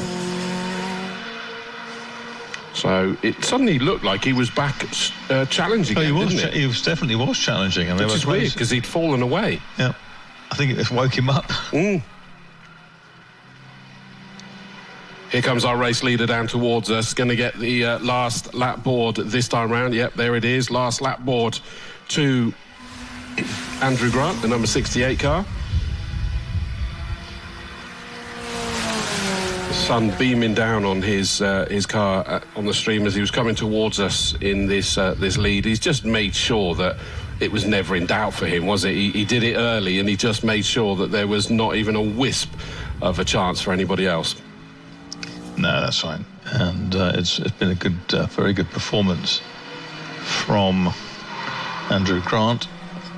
So he's frustrated this morning, and he's made up for it. Clock's ticked down to virtually nothing. By the time he gets to Tower, it will be on 0. And he's way clear.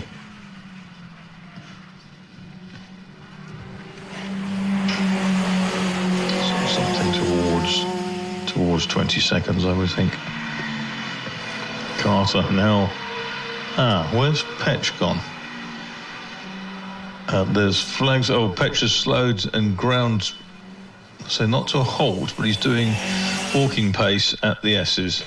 Well, here comes the race leader. He's just getting past a couple of back markers, and he's going to take this checkered flag. A great victory there from Andrew Grant. A very comfortable victory, and as I say, it was really all done in those early stages, just pedal away as quick as he could, so it didn't matter what everybody else was going to do.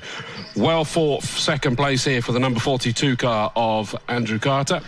The Petch car has indeed stopped completely now, so it's no longer just trying to get back, it's given up the ghost completely.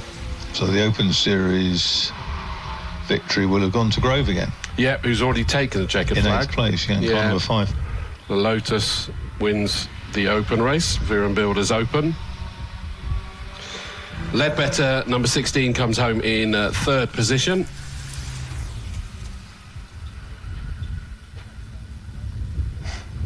It's a shame that I missed that we lost the Golf as well, didn't we? We did, I just noticed that, yeah. Exactly. It was only when I saw the Caterhams come through without the Golf that because they got split up when the leaders came through as well. In reality, here comes 34 Pascal Green, challenged quite hard at the end there by the 79 car of Nathan Bell. Nathan Bell settles for 6th position, and officially it's showing the Petch car number 2 in 7th place. But I don't think it will necessarily be there, but it's quite important because in 8th is the number 5 Grove, so they'll need to work that out. We'll leave that not for running them to do. Not running at time of checkered flag. So. Exactly. Andrews and Andrews in 9th, and rounding out your top 10 is the number 4 car of Orcock. So that is their 2 races done and done for the Gold Arts Magnificent Sevens and the Viren Builders Opens. They are done and dusted. We now move on to our penultimate race of day 1 of the Castle Modern and Retro race meeting here. There's some changes that I need to be mindful of, actually. I don't think we've got a revised grid, but I'll just refresh a second because we've got cars withdrawn, second drivers added, all sorts of things. Although I don't see how that's possible in this. Where did I put it? That's tomorrow's race. Okay, that's fine. Adrian Bradley has withdrawn. Jason West has withdrawn, I'm afraid to say. I saw that earlier. I guess his missing cylinder wasn't returned to the paddock then. No, exactly, and he's even withdrawn from the celebratory BMW race tomorrow as well, which is a shame. Also, we lost Russell Dack, number 22, is out as well. So the grid will be as follows. Row 1, 47 Niall Bradley and 32 James Card, 15 Graham Crowhurst and 18 Oliver Faller on row 2. Row 3 is 44 Ollie Neves, so he starts a lot further up after an incredible fight from the back last time round. 555 Callum Gray, 97 Dave Avis and 78 Ronan Bradley, 82 Giuseppe Calari, 77 if he's able to be there, Klaas Kuka. And I can't see just yet whether he is. No, he's not. There's a gap there. 66 Paul Wood, 33 Jacques Whitehead, 10 John Cockerton, 48 Kenny Coleman, 129 Tommy Grout. Then we've got the cars that are missing, few rows empty, and then we get to the minis, and that's 12 Charlie Newton Darby and 42 Matthew Hibbard and 144 Charles Heatley. So that is the grid for that one, and I think you've got some people to speak to down there, Chris. I did, yes. I was again a bit worried that I wasn't going to get Andrew Grant. He took forever to get back here, but he's a boss 1, 2, 3 for the Caterhams, and I have got Stephen Grove here. He's our only surviving Open competitor. We having lost the Ginetta and the Golf earlier on. So let's see. I just see Andrew Grant being absolutely plastered with water by the boss tape. Let's have a chat with the drivers that are able to come and speak to me. Richard Carter. I mean, we know your car is difficult to miss because of its colour, but once again, it's performing well for you. It sure is. Yeah, I got one better than the first race, so I'm very pleased with that. And shows that you don't need slicks to go quickly. Well, they may well help, but again, you pedal this car so well. Any thoughts on something maybe a bit bigger, a bit better, or just make this one quicker? No, I'm happy with this one. Yeah, I really like it. So I'll stick with this one for a while. It's always a pleasure to see you up here. Well done again, Richard. And I'm sure we will see you again as time goes on. Martin Ledbetter. Didn't get a chance to speak to you in the first race. Well done. Thank you, sir. And you're, comparatively speaking, a more recent addition to CSCC. And so, how far back does your kind of Mag 7s or Caterham racing go? This is my third year in Mag 7s. So you're feeling more confident because your pace is certainly showing, getting better and better. Again, I think the only thing that's changed on this is the paint job. So is there a kind of future plan? Just make this one better or go for something bigger? I think we'll make this one better first. All right, so always a pleasure to see you up here, Martin. And so before I get told off for talking too long. Thank you very much. Once again, Martin Ledbetter at the top of the tree. Well, oh, goodness me. Who shall we chat to next? Well, Stephen Grove is still by his car, so... have you caught your breath yet, Stephen? Yeah, just about, yeah. Well, twice in one day. I mean, it was... Did you think you were going to come out as top of the Open Series? Without sounding arrogant, yes. I normally seem to have the legs in this class, but deja vu, exactly the same race as before. Yeah. Glad I won it, but I think I was the only one left in my class, so the car held up anyway. That he did. I mean, sometimes survival is the survival and consistency. I must admit, I'm stood, 3 feet from the cabin, the heat coming out of that, I can feel it from here, so... The car on my forehead. Pick one and it's probably true. My goodness me, but... I need air conditioning. Yeah, I can imagine so. So, again, what's the sort of longer-term plan? Sticking with this, making it bigger and better, or was there an idea on what to go for next? I mean, finance-wise, we're where we are, really. We can't spend too much more on the car. I don't want to go any quicker.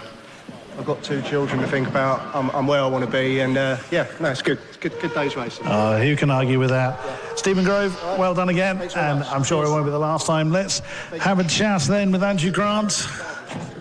That's a happy man. That's a big old smile. That's a better result, isn't it? Yeah, but you were gone. Yeah, absolutely. League of One. Well, I know that Steve Collins might be coming again, and Richard's fast, so I thought I'd just keep the foot in and just keep lap after lap as strong as I can. I think before I thought I'd already had a good enough lead, and I was just slowed down a little bit, so they was catching me. But yeah, I thought I'm not having that again.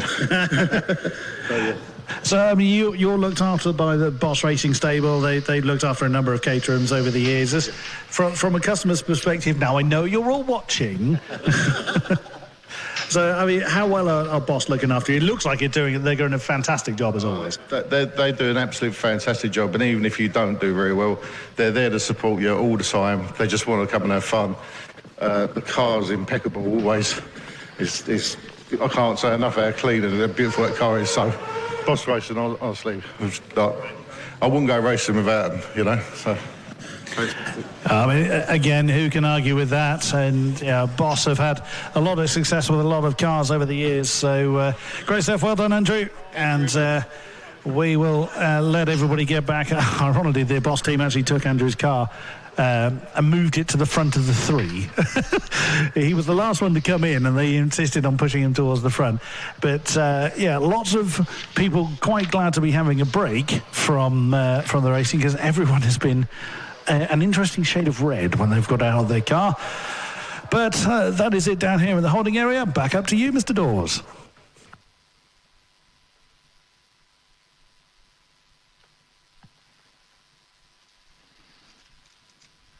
Thank you very much, sir. Much appreciated. We're just getting the final cars returned from their stricken areas around the circuit. And hopefully my dodgy throat is sorted out this time round. Sadly, when I came back from holiday, my sinus had gone again. I'm having an operation on the tail end of this year, but occasionally it can just suddenly throw the throat out somewhat, and it was a tickle I just could not get rid of. Right, so we move to the Ram Air BMW Championship, as I say, and I did get a note through from a very good friend of mine called Nick Holmes from the, amongst other things, Club Racing UK, and he said, said, I'm watching the live stream whilst at work. Any chance you can shout out Matt Hibbard racing in the Ram Air BMW series? He's the number 42 Mini, and it's his 40th birthday today. So happy birthday, Matt Hibbard. Much love from the Poultons Park team and Club Racing UK. He's our boss, so he's their boss at Poultons Park and Peppa Pig World and all of that bit down there. So happy 40th birthday to Matt Hibbard. We've had a few markers celebrating significant things here on a race day. Yeah, we have. Martin Reynolds had a 65th last weekend and celebrated by going off at the first corner with a broken suspension on his Escort. But no, always good. We had your Mini Man, didn't we? Nathan Nichols, just off to celebrate prior to his upcoming nuptials. And we've got Hibbard here, 40th birthday. That Poultons Park, been there. And as once I said, on the way to Brands Hatch, someone rang me up and said, where are you? I said, I'm just passing Peppa Pig World. I'm going to stop for a bacon sandwich. Oh, dude. that's just so wrong. Apologies to vegetarians and vegans among you. I mean, I was only joking. Hey, if you've seen the programme, you'll agree with Marcus there, to be honest with you. It was not one of the most enjoyable programmes for my daughter to be watching, but thankfully she's 13 now, so she's way beyond that one, but there we go. Right, the cars are released. One car that did have an issue in pulling away there, and it has got going now, and that was the 78 car of Ronan Bradley, the green and white car. It is now working its way through to take up its place. Now, I know on a normal grid, if it's at the back being overtaken by everyone, it's supposed to stay at the back. So I don't know whether he's going to pick up an out-of-place starting penalty or whether they're going to go, it's straight from the part fermé, so we let it go. It's above our pay grade, Marcus, that one, isn't it? I think so. Yeah. There'll be a posse of important people to review that.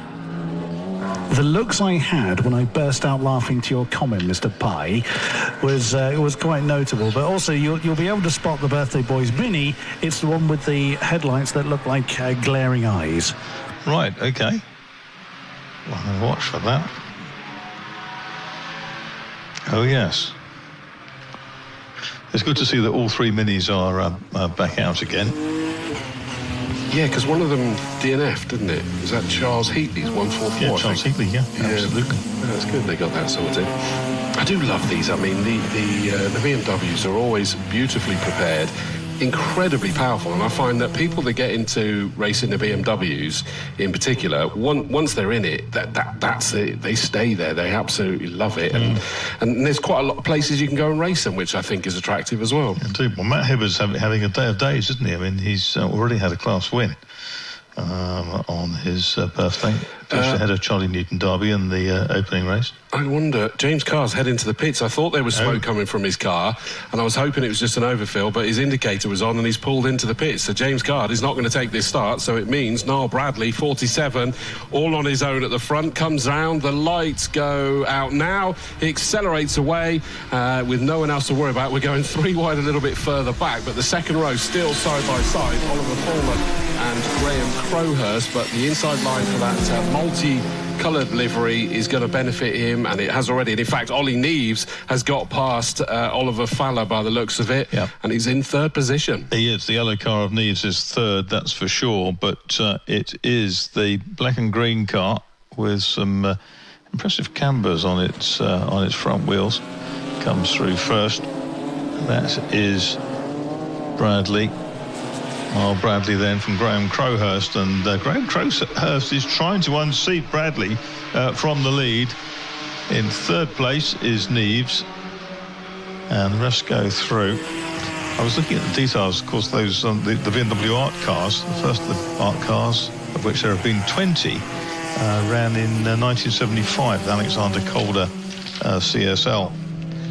And there were others along the way, including Andy Warhol, who did a BMW M1 top three absolutely together. I thought we were going to get a challenge on a challenge coming into Camp Corner, but Niall Bradley just sort of ignored it and stuck to his racing line, which meant that Crowhurst in a multicoloured livery car could not make a challenge at that part, so he stays there in second place. Ollie Neves was right with them, but as they go off Avonrise, he just drops ever so slightly away, not fully, and he'll close back in again as he comes towards you, but it's definitely 3 for the lead, and they're already getting a warning of respect track limits. Yep, that's Ronan Bradley in 4th place. Then it's Oliver Fuller, and behind Fuller is Gray in the 555. And they come through, they howl through the first 3. Equidistant, 1, 2 and 3. Next, the Bradleys is through, and then it's Fuller. Then it's 555. Gray ahead of Avis. Behind Avis, it looks like Kalari. And the minis, it's 12 from 144 and 42. So it is Newton, Derby from Heatley and Hibbard, but they're all absolutely together. As close as the BMs are at the front, the minis are at the back. Which is what we like to see. The front 2 have pulled away slightly from Neves this time round, and round they go. Ollie Neves, did he used to race in the MGB GTs? Yeah, that's right. I thought so. So it's a big old change compared to the size of those. Not necessarily in power, but certainly in terms of size and weight. But he's just fallen away from the lead 2 at the moment. Niall Bradley and Graham Crowhurst have pulled away. Massive gaggle of cars just going through Folly at the moment. Now, who was that? That was 555 Grey backwards, Kalari, Coleman and Wood, all together, tussling brilliantly through the flat-out Folly. Second in the class, led by the overall leader, Niall Bradley, is Kalari down in 8th place in the 82 car from Kenny Coleman in the 48, Kantishman.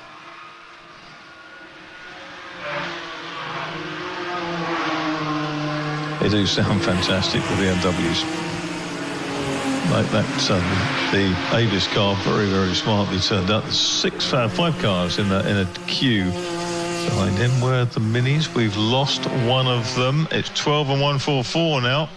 We've lost 42. We've lost the birthday boy. And there's yellow flags waving. Oh, he's pulled off out of the S's by the looks of things. Yes. He's just got out of the car and he's looking at the back of it, so sadly Hibbard is out of this race. That is a huge shame. Lots of concerned faces around this number 32 BMW. It is something in the engine, but yeah, anytime he goes near the gas pedal there's a plume of smoke at the back. Very weird.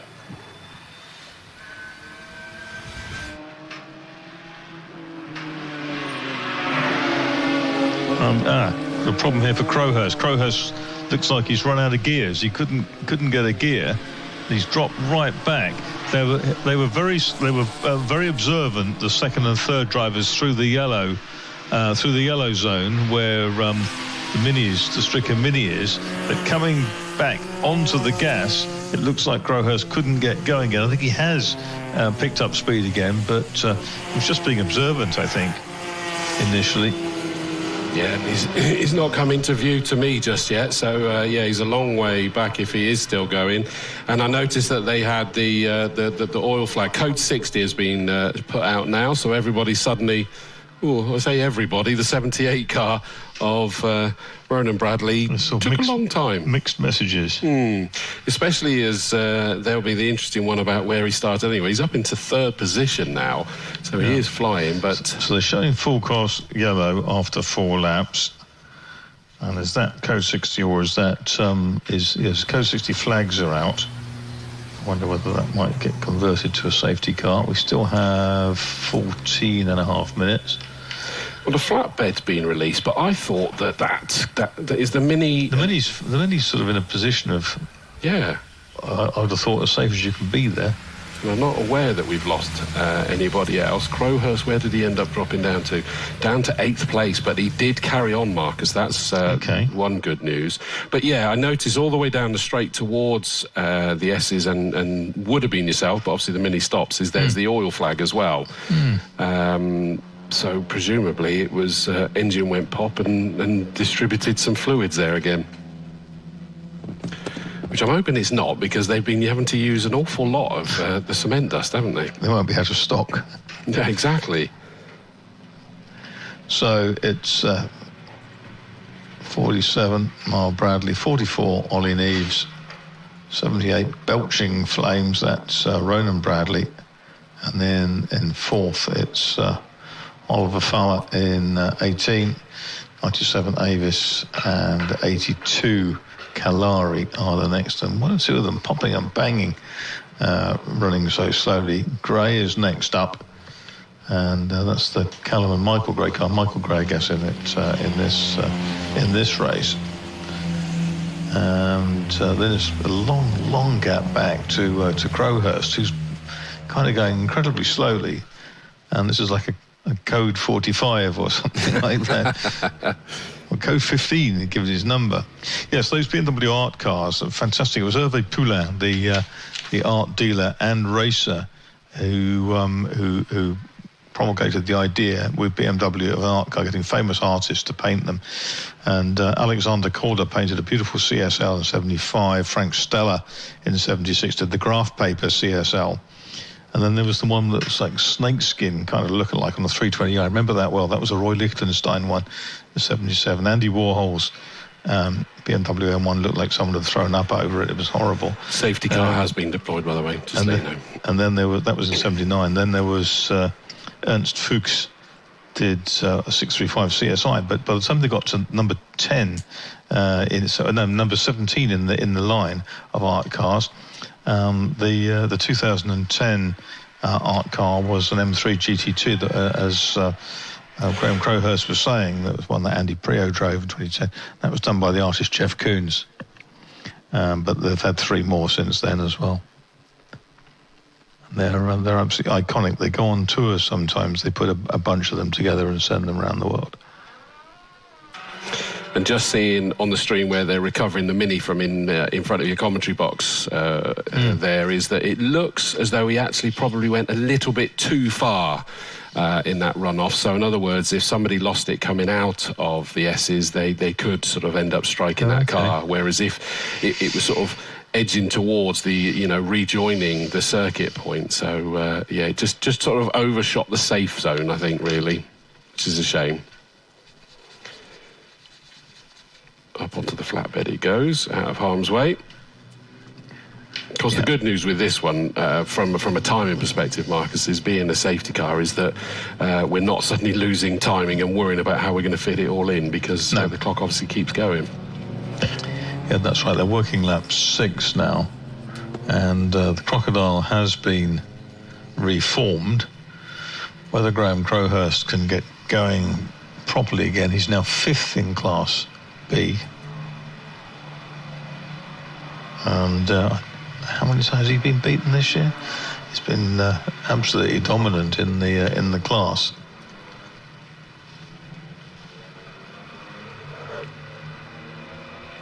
The team have done an incredible job. I just realised that they are back ahead of schedule, with where they've sort of like just snipped bits here and there when they knew that it wasn't going to work. So they've really worked brilliantly together, the teams.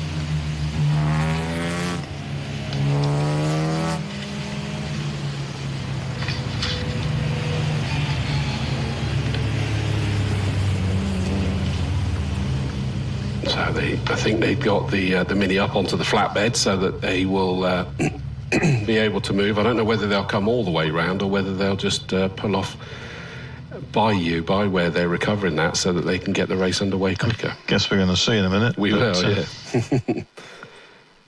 Just got one race to go after this: the Fox Transport Turbo Tin Tops and Coalsport Tin Tops versus Puma Cup Challenge. It's kind of a Brucey bonus race, that one, for them, isn't it? Because of course they did 40-minute earlier. A Brucey bonus. dear. When was the last time I heard that? And it looks like the answer is no. It's coming all the way round because it's going right in front of your commentary box there on the stream. That's right. Bad boy tuning, and fortunately it's not behaving. So the safety car is clearly backed up now, because they know that it's within the realms where they are hoping that they can get this back underway. The flatbed will make its way round towards us as safely. That's at Tower now. It is, yeah. Yeah, we should be absolutely fine. That the safety car's just timing this to perfection, I think. Where is the safety car? Because of course I can't see it from here. It is just going over Avonrise now. Oh, okay. So you will see it in a matter of seconds. So probably we're going to be looking at about a 7-minute run to the checker, because it's 8.5 now. That was a fraction under 7 minutes, but I guess there's probably there could be a call from the clerk's office to say, right, you can speed up a little bit now, because we're going to be clear very shortly. Yeah, the flatbed just come into my view now, so he's going to turn left. I see the almighty streak of the cement dust down the straight towards you. Yeah, so I think it's largely off the racing line for them. But it doesn't bode well for the stricken car, does it, if it's dumped that much? No, it's only off before that line's only before the S's. There's correct, yeah. Because it didn't bring anything through, fortunately. Yeah. Right, flatbed is out of harm's way, so we will be able to get that underway this time round. And sure enough, it does say on the TSL screen, safety car in this lap. So we'll get this back underway. The interesting one for me is going to be the 78 car of Ronan Bradley, because that car was flying, but it maybe has got to about its limit now. Yeah, Niall Bradley has the fastest lap. Only a couple of tenths quicker than Ollie Neves, though. Yep. Right, safety car lights are out. It's accelerated away from the pack, or more to the point, Niall Bradley has slowed the pack up. Disappearing down the pit lane goes the safety car. So we are down to 6 minutes 50 left, and Niall Bradley's just taking it steady. He's weaving, he's zigging, he's zagging, getting towards camp. At which point is he going to drop the hammer? There it goes. So it's just before the apex, he decides to drop the hammer, catches Ollie Neves out as he was still zigging and zagging, and he's got a little bit of a gap, but not much. Ollie Neves recovered rather well there. It's probably only about 5 car lengths between them. I'm sure he's still a little bit frustrated that he got caught napping. A little bit further back, who's that? We've got another couple that were going side by side pretty quickly, but I didn't catch which cars they were. I think it was Avis and Kalari, or possibly. Okay, well they're trying to steer inside that line of dust, and it's Bradley from Neves. That's Niall Bradley, Ollie Neves. Ronan Bradley is third, Faller's fourth, Avis is next. Crowhurst is up behind him, and Crowhurst trying to go round Avis on Hammerdown. He's back up to speed. He's made it into the braking area, so Crowhurst up another place. And bear in mind that he was 8th at the restart, effectively, and he was 5th in class at that point. He's determined to get back onto the class podium, if not better than just one of the lower steps. Lead 2, and Ollie Neves has caught back up with Niall Bradley, so it is a lead 2 with less than 5.5 minutes left to go now. He needs to make it work. Crowhurst is trying desperately to get onto the back of Fowler number 18 as quickly as he can. They're both closing in, interestingly, on Ronan Bradley. So Ronan isn't looking as strong as I thought he was going to do in these closing stages of the races. In fact, they're swamping round him. They're both past Ronan Bradley, so through they go. But I think that it was still just about Fowler ahead of Crowhurst. As they come through, Crowhurst looks up the inside into the chicane. He outbrakes Fowler, goes through. Has he keep it on the island on the exit? He does. And he's up back to 2nd in class, therefore. Is he not behind Neves? Yep. And the second of the Bradleys has been sort of shaken back into 4th place. That's Ronan Bradley. Minis 12 from 144. Still Newton Darby from Heatley, but there's nothing between those two. Lead 2 come towards us for the 9th time, and in fact, it's for some reason on the screen it's showing checkered flag, but it's not a checkered flag, so I don't know why it's saying on the screen why it's showing as a checkered flag, because they're still racing.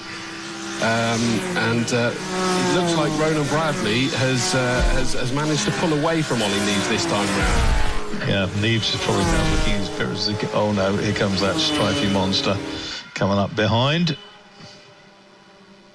They were race control desperately phoning down to TSL to going, guys, it's not checkered flag. It definitely isn't. We've got 4 minutes to go. There's no checkered flag wave. That's the most important thing, isn't it? Exactly. Race till you see it. Exactly. And Neves still herring after them. Crowhurst is third. He's actually showing no intention of getting with the two leaders.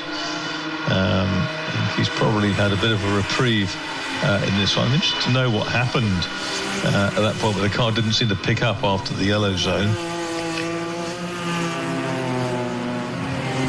Yeah, because he certainly looks rather rapid now, doesn't he? Back very racy again. Yeah. Crowhurst last lap was a 10-1. Yeah, and he's pulled away from the rest now. Fowler's not able to stick with him anymore. Fowler had a personal best last time round. New fastest lap of the race to Bradley, a 1:09. That's been eliminated. Crowhurst now has it on a 9:261. And a 9.5 is a personal best for Neves. So the top three, Bradley PB, Neves PB, and Crowhurst fastest lap. And the gap between the three of them is about 3.7 seconds over the trio. With 2.5 minutes to go. I was going to say, that's the only unfortunate thing, isn't it? We're down to 2.5 left now with a lot of potential fight in this that we're not necessarily going to be treated to. Exactly. Every time I see that Neves BMW, I keep thinking of the Mondeo from the British Touring Cars from a distance. Not until you see it up close, obviously, but in the distance, it just sort of catches my eye briefly. And we've got stopping, I think that's in front of you, isn't it? The 66 car of Paul Wood. That's pulling off into the sort of shadow of where the Mini was. It is. It's exactly where it was, isn't it? Yeah. Too far forward again, sadly, they've gone. He's gone through it and then stopped. It's gone into the wheel tracks, I think of it. Yeah. So through they go. Not the last lap board just yet, so we're going to go 2 more times, hopefully, as long as they're but not... it's going to have wave yellows into the S's, though, Chris. Yeah, and that's assuming that they're not feeling it's vulnerable, because sometimes you can find that they suddenly do have to throw the checkered a lap early, but at the moment, we're going to go 2 more. Yes, and Crowhurst is gaining relentlessly on Neves. I think he's going to run out of time, just because we're into the last 1.25 minutes. There'll be 1 more lap. Or at least the time will allow 1 more lap. There's a 1:09.075 that time for Crowhurst. And the good news is we are going to go again. The last lap board is going up. Yeah, I agree. Good news. So here they come. At the moment, it is Niall Bradley that has managed to pull away at the front, dropping Ollie Neves a little bit. Crowhurst, though, is definitely closing in. And as they go past the last lap board, I'd imagine that Crowhurst's heart has just sunk a little bit because it just looks like too big a gap. He's gone quicker than he went this morning, that's for sure. And fastest lap was in the 8s this morning, but Crowhurst is absolutely flying. And there's the leader. Crowhurst, could unseat Neves yet. He's closer to Ollie Neves. It was 1.1 seconds between them as they crossed the line. But he's within certainly about 10 lengths now. And Neves hasn't stinted at all in the 44, having started the first race on the back of the grid following that practice indiscretion. The car was 4 kilos underweight. Neves breaking down into Tower. And I think he's just about going to get there.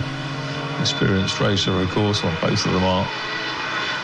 Yeah, they've come out of Bobby's, heading towards me now. Niall Bradley comfortably in the lead, and it does look like Ollie Neves has done enough in second place. Crowhurst is nearly in touching distance from making a challenge, but not able to. Checkered flag goes out. Niall Bradley makes it 2 out of 2. Second place for Ollie Neves, number 44, Graham Crowhurst. Crowhurst got another fastest lap on the last lap of 1:08.911. He's going to be absolutely made up with that.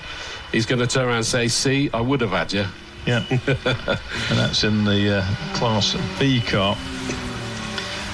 Side by side behind, because we suddenly had Fowler and Bradley, 18 and 78, crossing the line in 4th and 5th. That just kept Bradley off of the podium of Class B. and they did go side by side for a moment. And then 97 Avis in 6th place. 7th is Kalari, the runner-up in Class N, just ahead of Coleman in 48, who finishes 3rd in that class. 555 Grey wins Class A, 33 Whitehead. And then of the minis, they're coming down towards us now. It was 144 Heatley ahead of Newton Derby in 12. Let's have a look and see if this is still the case. It is indeed. So there they go across the line, and it is Heatley 144. That was fabulous. 1:08.767 was the best lap this morning by Niall Bradley, but just over a tenth shy of that this afternoon. 1:08.911, and a trio of fastest laps over the last, I think, 4 for Graham Crowhurst. Got 3 fastest laps in 4, and just was nibbling away at them. Fantastic finish, and they didn't win the class, but he failed by 0.692 to do so, having been nowhere at one point in the race. Well, let's get through. Well, he was 8th through the yellow cars, yellow flag zone. Yeah, quite. Right, final grid of day 1 of the modern and retro race meeting will be as follows. Front row now, because it's a sprint race, we've just got the single drivers. So front row, 86 Nigel Ainge, 59 Andrew Marson. Second row, 62 Steve Simpson, 20 Julian Fisher.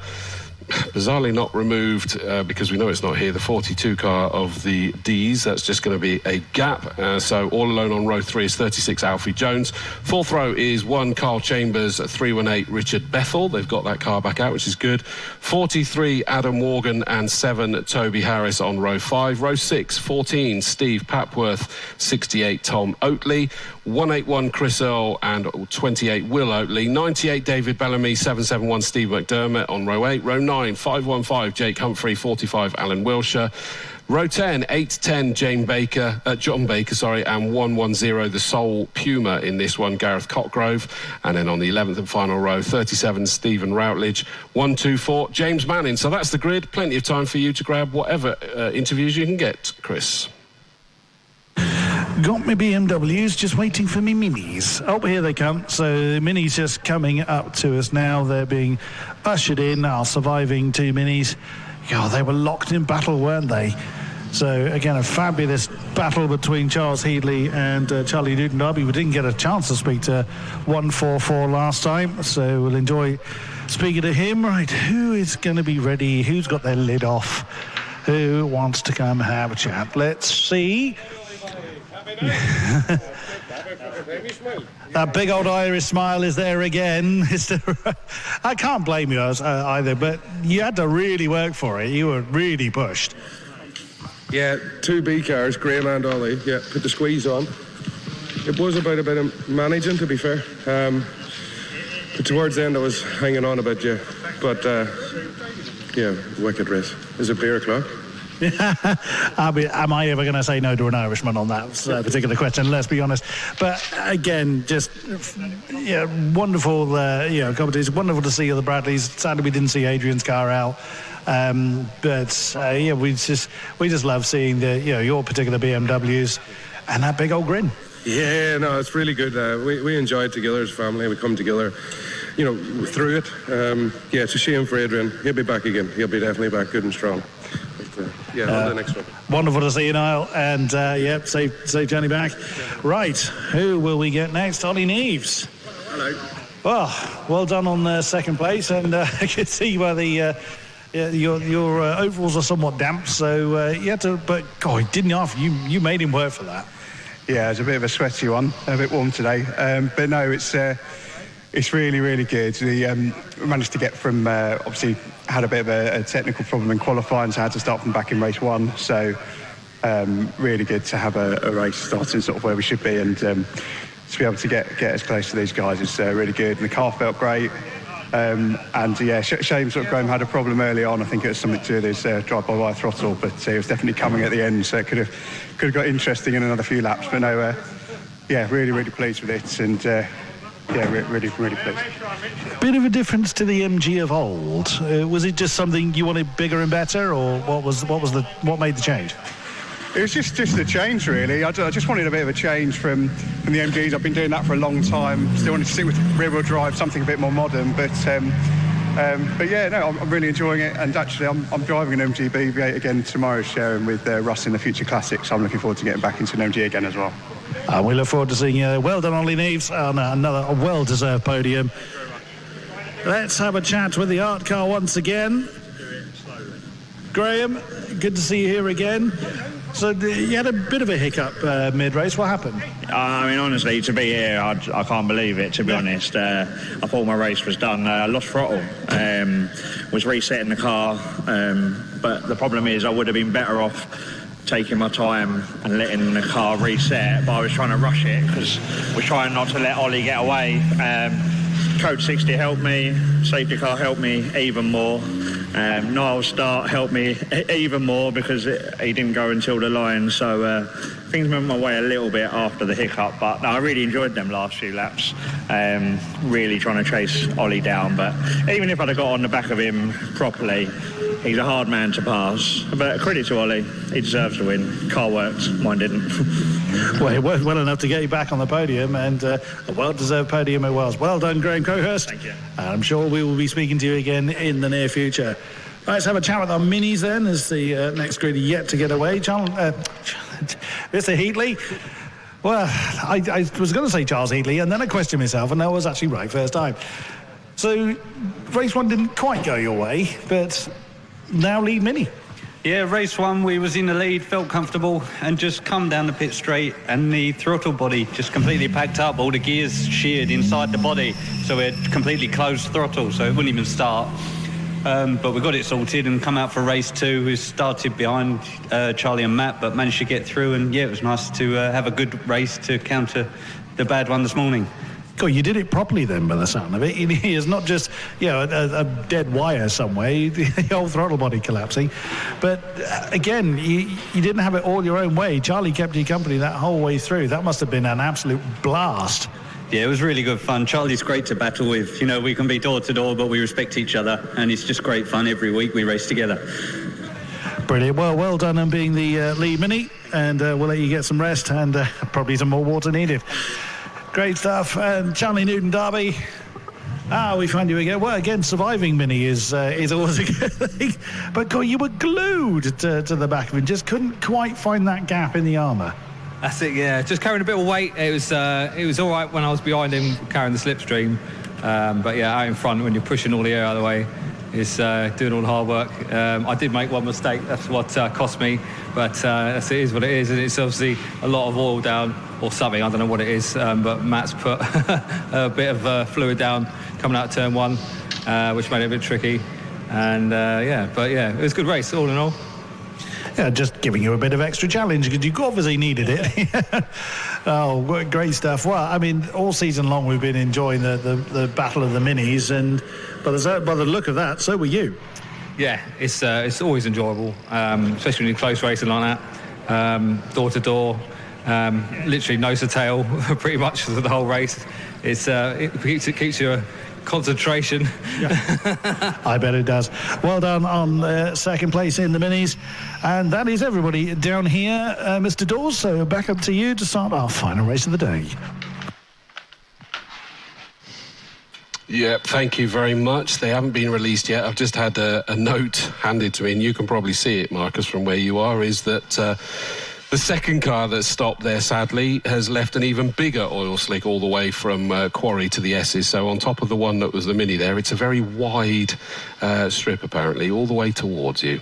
It's like, what do they call it? Yellow brick road towards you or something. Highway to heaven.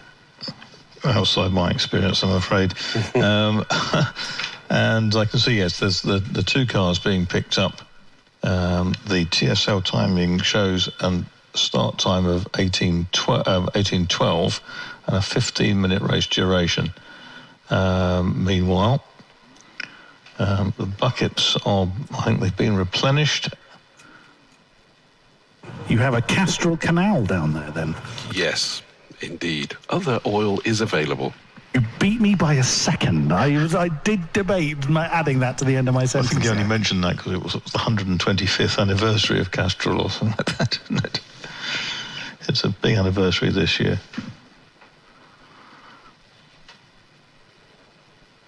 I think it's an Indian brand now, isn't it? Owned by overseas investors.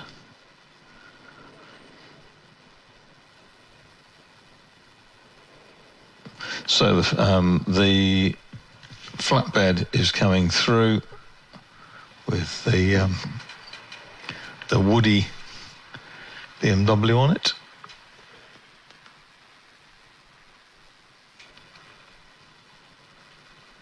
Two course vans are on their way. Time is now, 17:55. And the course car is coming with them. So, as the marshals have done a fantastic job all afternoon, they've been kept very, very busy down here. Have climbed back over the barriers. The circuit visually appears to be clear. And I think it'll be too long now before the cars are released for this final... Oh, I hear a whistle. You did indeed. That was exactly what that means. They're being released. I've just noticed that Stephen Routledge in 37 isn't there on the back row by the looks. He broke in the early race, didn't he? Of course he did, yeah. So there's a couple of gaps there, but not many. No. And of course it's a mix of two series that raced separately earlier, coming together. The Turbo Tin Tops and the Tin Tops, or the Fox Transport Turbo Tin Tops and the Coord Sport Tin Tops to be precise, as well as the Puma Cup, but there's only one of those. That is the Gareth Copgrove, which, that blue one, was the one that won the Puma Cup race earlier, wasn't it? Yes, he said a first win, didn't he? He said. He's going to make it two this time because he's the only one there, even if it doesn't go to plan. So it's octogenarian Nigel Ainge on pole then, in his Honda Integra. I had a chat with Lisa Selby, as the number 4 Fiesta expired in the previous race. They believe it was fuel pump related, but they don't know whether it was wiring or mechanical.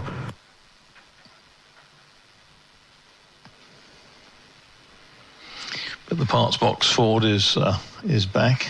Maybe they've raided the parts box, and it's on the grid according to Chris Dawes. So hopefully, which one was that? Sorry, the Toby Harris in the number 7 Fiesta. Yeah, number 7. Big, but I said number 4. Now, big part. That's okay. We knew what you meant, and that's a good point. I'd forgotten that one had stopped on the grass, and it is good that they are back out there indeed. Stopped down here in the fabled slot, which has been visited by several vehicles this afternoon, inadvertently. Well, they're trying to get closer to you, Marcus. I think that's probably not what's motivating them. But so this is a 15-minute.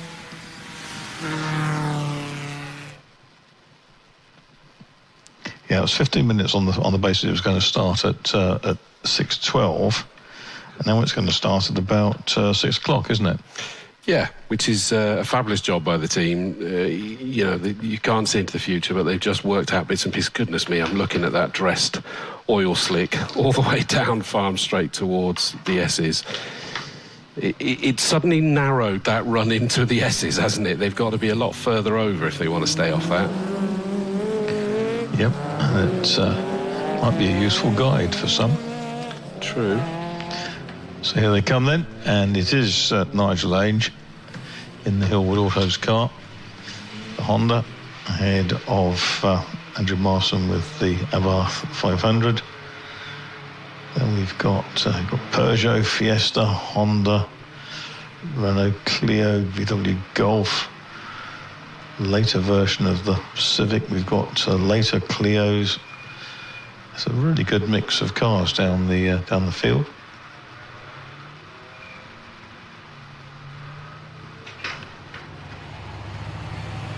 Nice to get an extra little race in at the end of the day.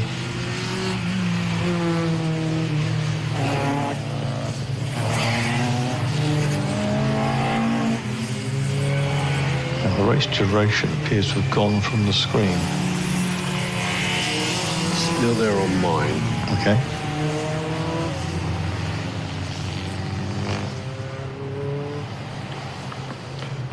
So they just start making their way towards me. The safety car really steady to get them bunched right back up again. Notice that they'd spread out. Just making sure they behave perfectly for this one. Being a short, sharp sprint race, they haven't got time to make it back up again. Now, Nigel was gutted, wasn't he, with his start and his performance in his half of the race earlier. So he'll be looking to make amends by what he felt he had done earlier. Still not the most tidiest of cars. Richard Bethel's dropped behind Carl Chambers, but he should be alongside him, and he's dropping in line with Morgan instead. So off we go, and it's a good start from the 36 Alfie Jones. He had a great race earlier, but it is Ains that is in the lead. Behind him for a second was the yellow Peugeot 206, number 62 of Steve Simpson. Who's that that's gone flying round? Is that Julian Fisher that has possibly gone screaming into the lead? It certainly is one of the white cars. Is it the orange flashes? Oh no, it's Marson. It's the Abarth, yes. Marson, Simpson, Jones, Ainge, Fisher and Bethel are side by side behind Nigel Ainge. Nigel Ainge lets Bethel through on the inside into the S's. And as they come through for the first time then, it's Andrew Marston in the 59 Abarth who leads. Simpson second, Jones is third, attacking, going down the outside towards Hammer Down. Through they go, and Jones has got the inside line going down into Tower. And he puts it orange ahead of lemon down there, and that's job done. So Alfie Jones now going after our leader, which is Andrew Marston. Turbo, tin top against tin top. Yeah, it'd be interesting to see. The Abarth has romped away as it stands, but Alfie will be looking to reel that back in. Third place is the bright yellow Steve Simpson, the Peugeot 206. That looks like Richard Bethel directly behind him. Julian Fisher got past Ainge on the stream a second ago, so he's up there closing in on this pair to try and get involved with his Fiesta. And it looks like Chambers is now going to challenge Nigel Ainge towards Folly. Yep, he slipped up the inside. Nicely done there. But heading up Avon Rise, it's this trio of cars at the moment. Simpson, Bethel and Fisher that is the closest battle. That's third, fourth and fifth. Yep. Coming back towards me through the S's. The Abarth barely slows going through there. Hops the curb again, and accelerates through Old Paddock. That sort of splutter of turbo boost. Bethel going well, and those got this Simpson's Peugeot third, Bethel's Renault is fourth, and it's Fisher in fifth. So already a winner here this year at Castle Combe in the local championships. But out front, Marston led by 2.7 seconds at the end of the rolling start opening lap. How has that changed over the course of a second? 2.7 becomes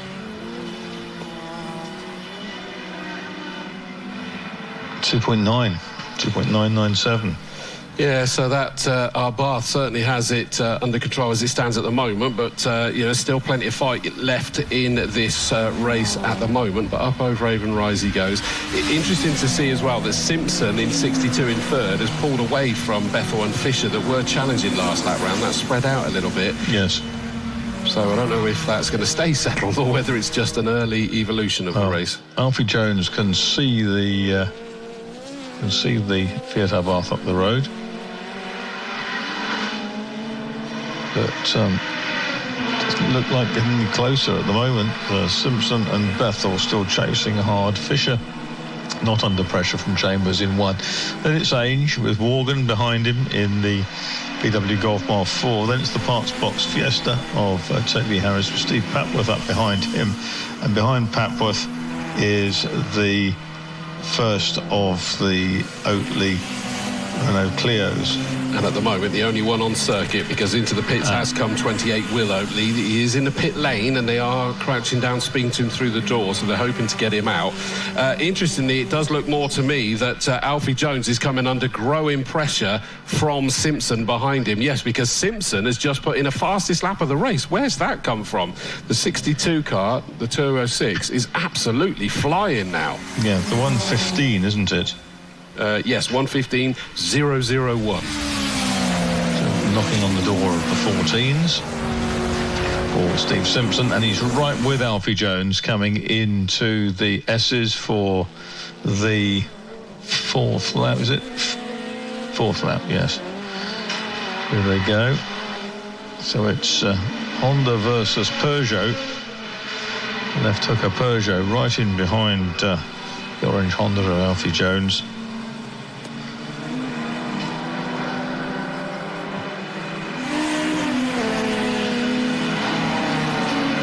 Ainge still battling with Morgan. Morgan goes to the left of Ainge, down through. Oh, and Morgan squeezed onto the grass as they go through Hammerdown. He backs off, gets control back, and he's still in there behind Nigel Ainge, but he's got 3-4 now ganging up behind him.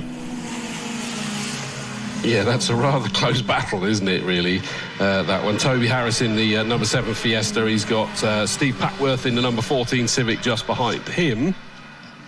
Leaders have gone through. Simpson is closing a little bit more on Alfie Jones. Up over Avon Rise, I'm looking at that battle for second place, and it looks like Simpson's going for the wide sweep, coming back, and he hasn't done it yet, but it's whether he's able to get the move down towards you.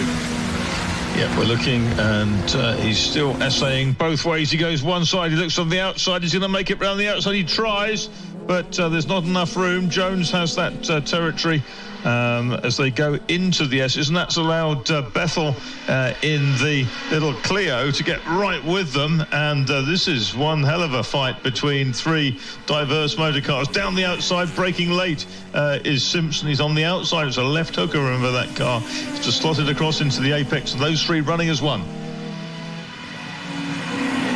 Oh, big lock up there from Simpson on the stream I just suddenly saw there, as he tried desperately to make a move into Bobby's. Wasn't possible, and that has brought Bethel in, so it's now 3 for second place.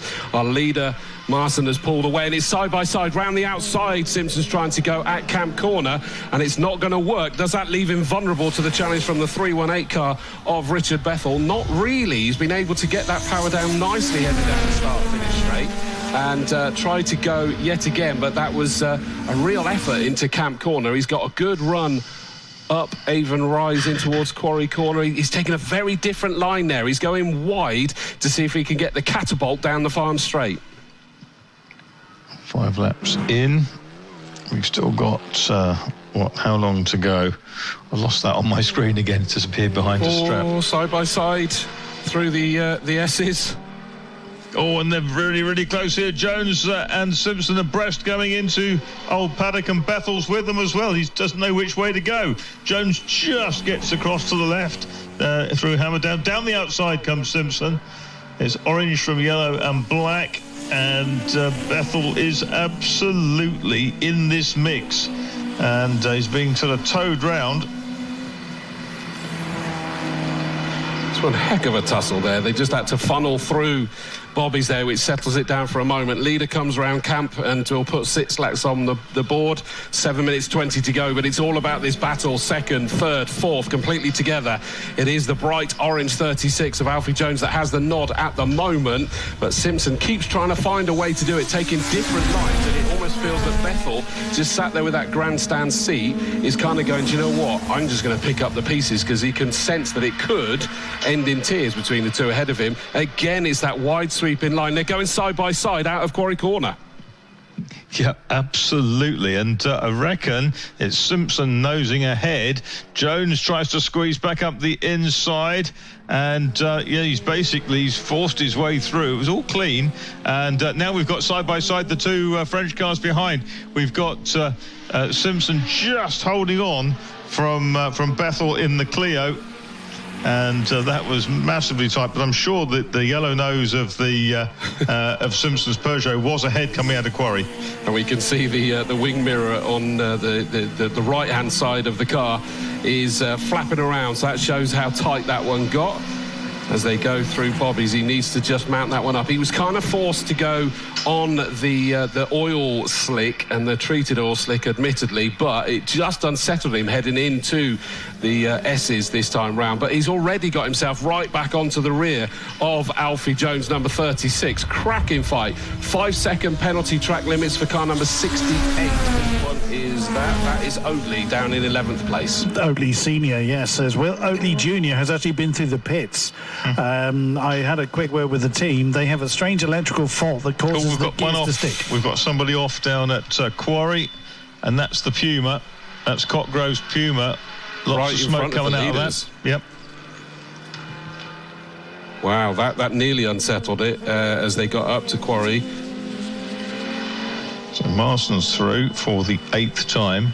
Then it's Jones and Simpson and Bethel. Get back to Fisher in the Fiesta ST150, car number 20. And it's 1, which is Carl Chambers. Then it's Morgan now in the Golf, number 43, ahead of Papworth.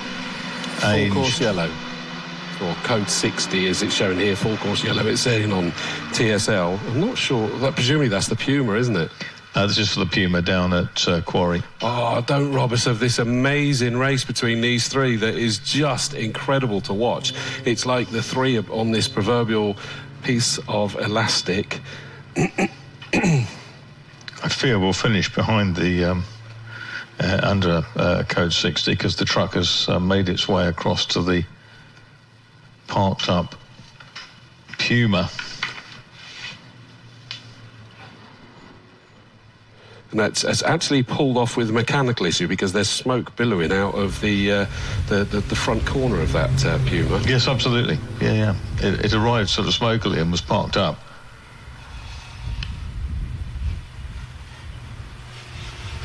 So it's about whether they can get any potential fire sorted. The flatbed's there already, so they're trying their best, but we're down to less than 4 minutes left on this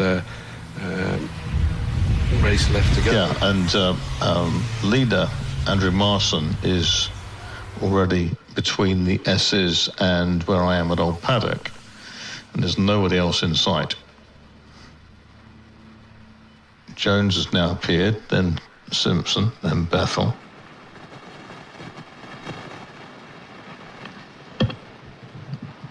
They're towing the line, just driving slowly round.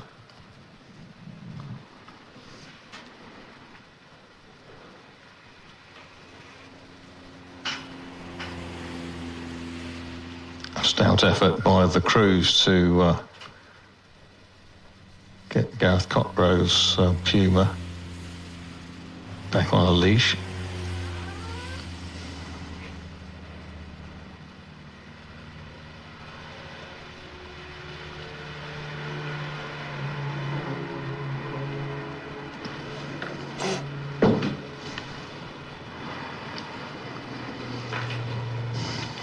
So the clock's still ticking down.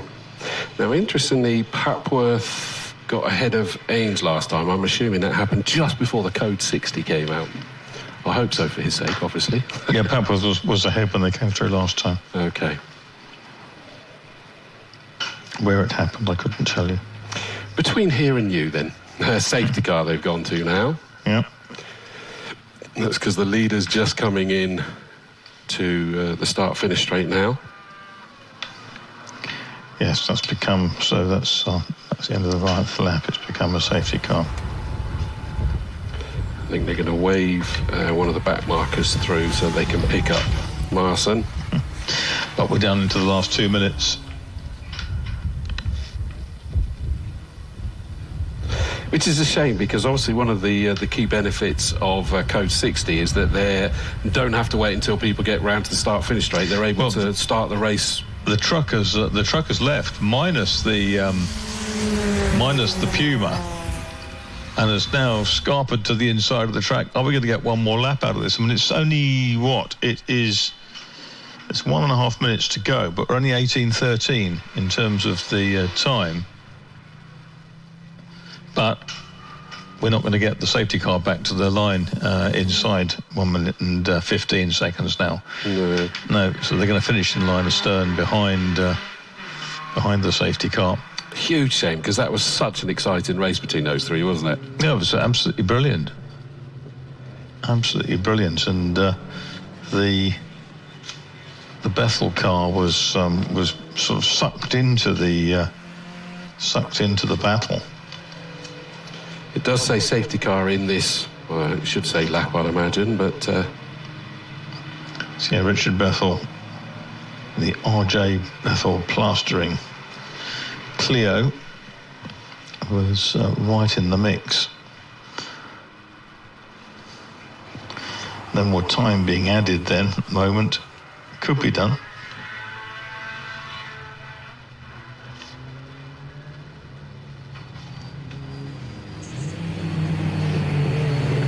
About 16 minutes in the allocation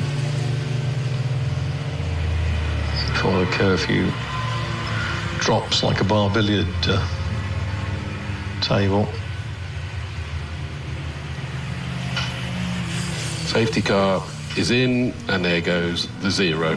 So they probably tried to get the safety car to perform that, but it's all down to when they go. They're going to give it the last lap board. Are they? Yes.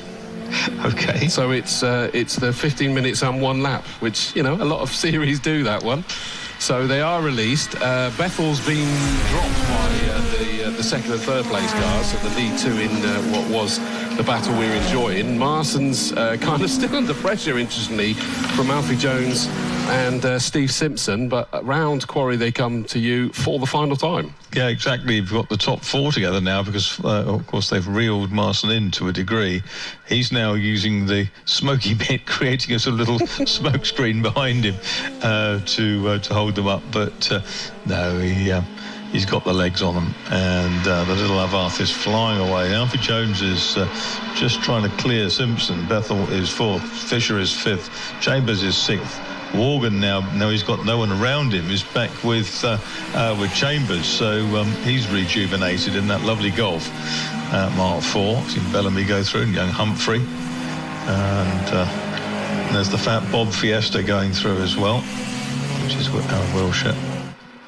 The leaders are on their way back to you. Yeah, they're coming down to Camp Corner now. It's not enough time for them to do it. The checkered flag is now readied, and Marston takes the win, number 59. 36 then comes through in second place, Alfie Jones. 62, Steve Simpson in third position. 4th is 318, which is Richard Bethel. 5th, number 20, Julian Fisher. Number 1, Chambers in 6th place. 7th, number 43, Morgan. Papworth, 14 in 8th. 9th is number 86, Ainge. And to round out your top 10, it's the number 76 car of Toby Harris. Wow, such a shame. We lost a good chunk of that race, but it was incredible fun, to say the least, with as we were enjoying it. But that does bring us to the end. You will still hear Chris grab a word with a couple. Bear in mind, Chris, you've probably got about 10 minutes max before we need to do it. But Marcus Pye, today over in Old Paddock, you'll be over in this box tomorrow. Yeah, I'm looking forward to it. I've loved it out here. It's I've done this box a few times over the years, and it's a great viewpoint. You get to see a good half of the circuit, and of course you get to see quite a chunk that you don't see from the main box over there in the control tower. Yeah, and some of the best parts, if we're honest. Yeah, you certainly see some very high-speed cornering here at Old Paddock, and the best of the drivers in the best set-up cars are superbly quick through here. Absolutely. So thank you very much, Marcus, for your work over there today. Join you for the breakfast bonanza in the morning. Yeah, absolutely. At 8:30 sharp for that first race. We'll get ourselves ready for that one. Thank you, Marcus Pye, from over in Old Paddock. Good night from me. Thanks, mate. So that wraps up that side of it. Thank you, before you disappear, to the Mighty Orange Army, the maintenance crews that have been very busy during the course of today. And hopefully they won't be so busy tomorrow, which would be quite nice. But thank you for your incredible efforts. The medical teams, obviously, fire crews, all of those for your incredible work tomorrow. Today, we will see them all back tomorrow. Hopefully we'll see plenty of you spectators back here, whether that's here at the circuit or on the stream. The last of the cars are making their way in. The first of the cars are making their way in, and we've still got about 10 minutes.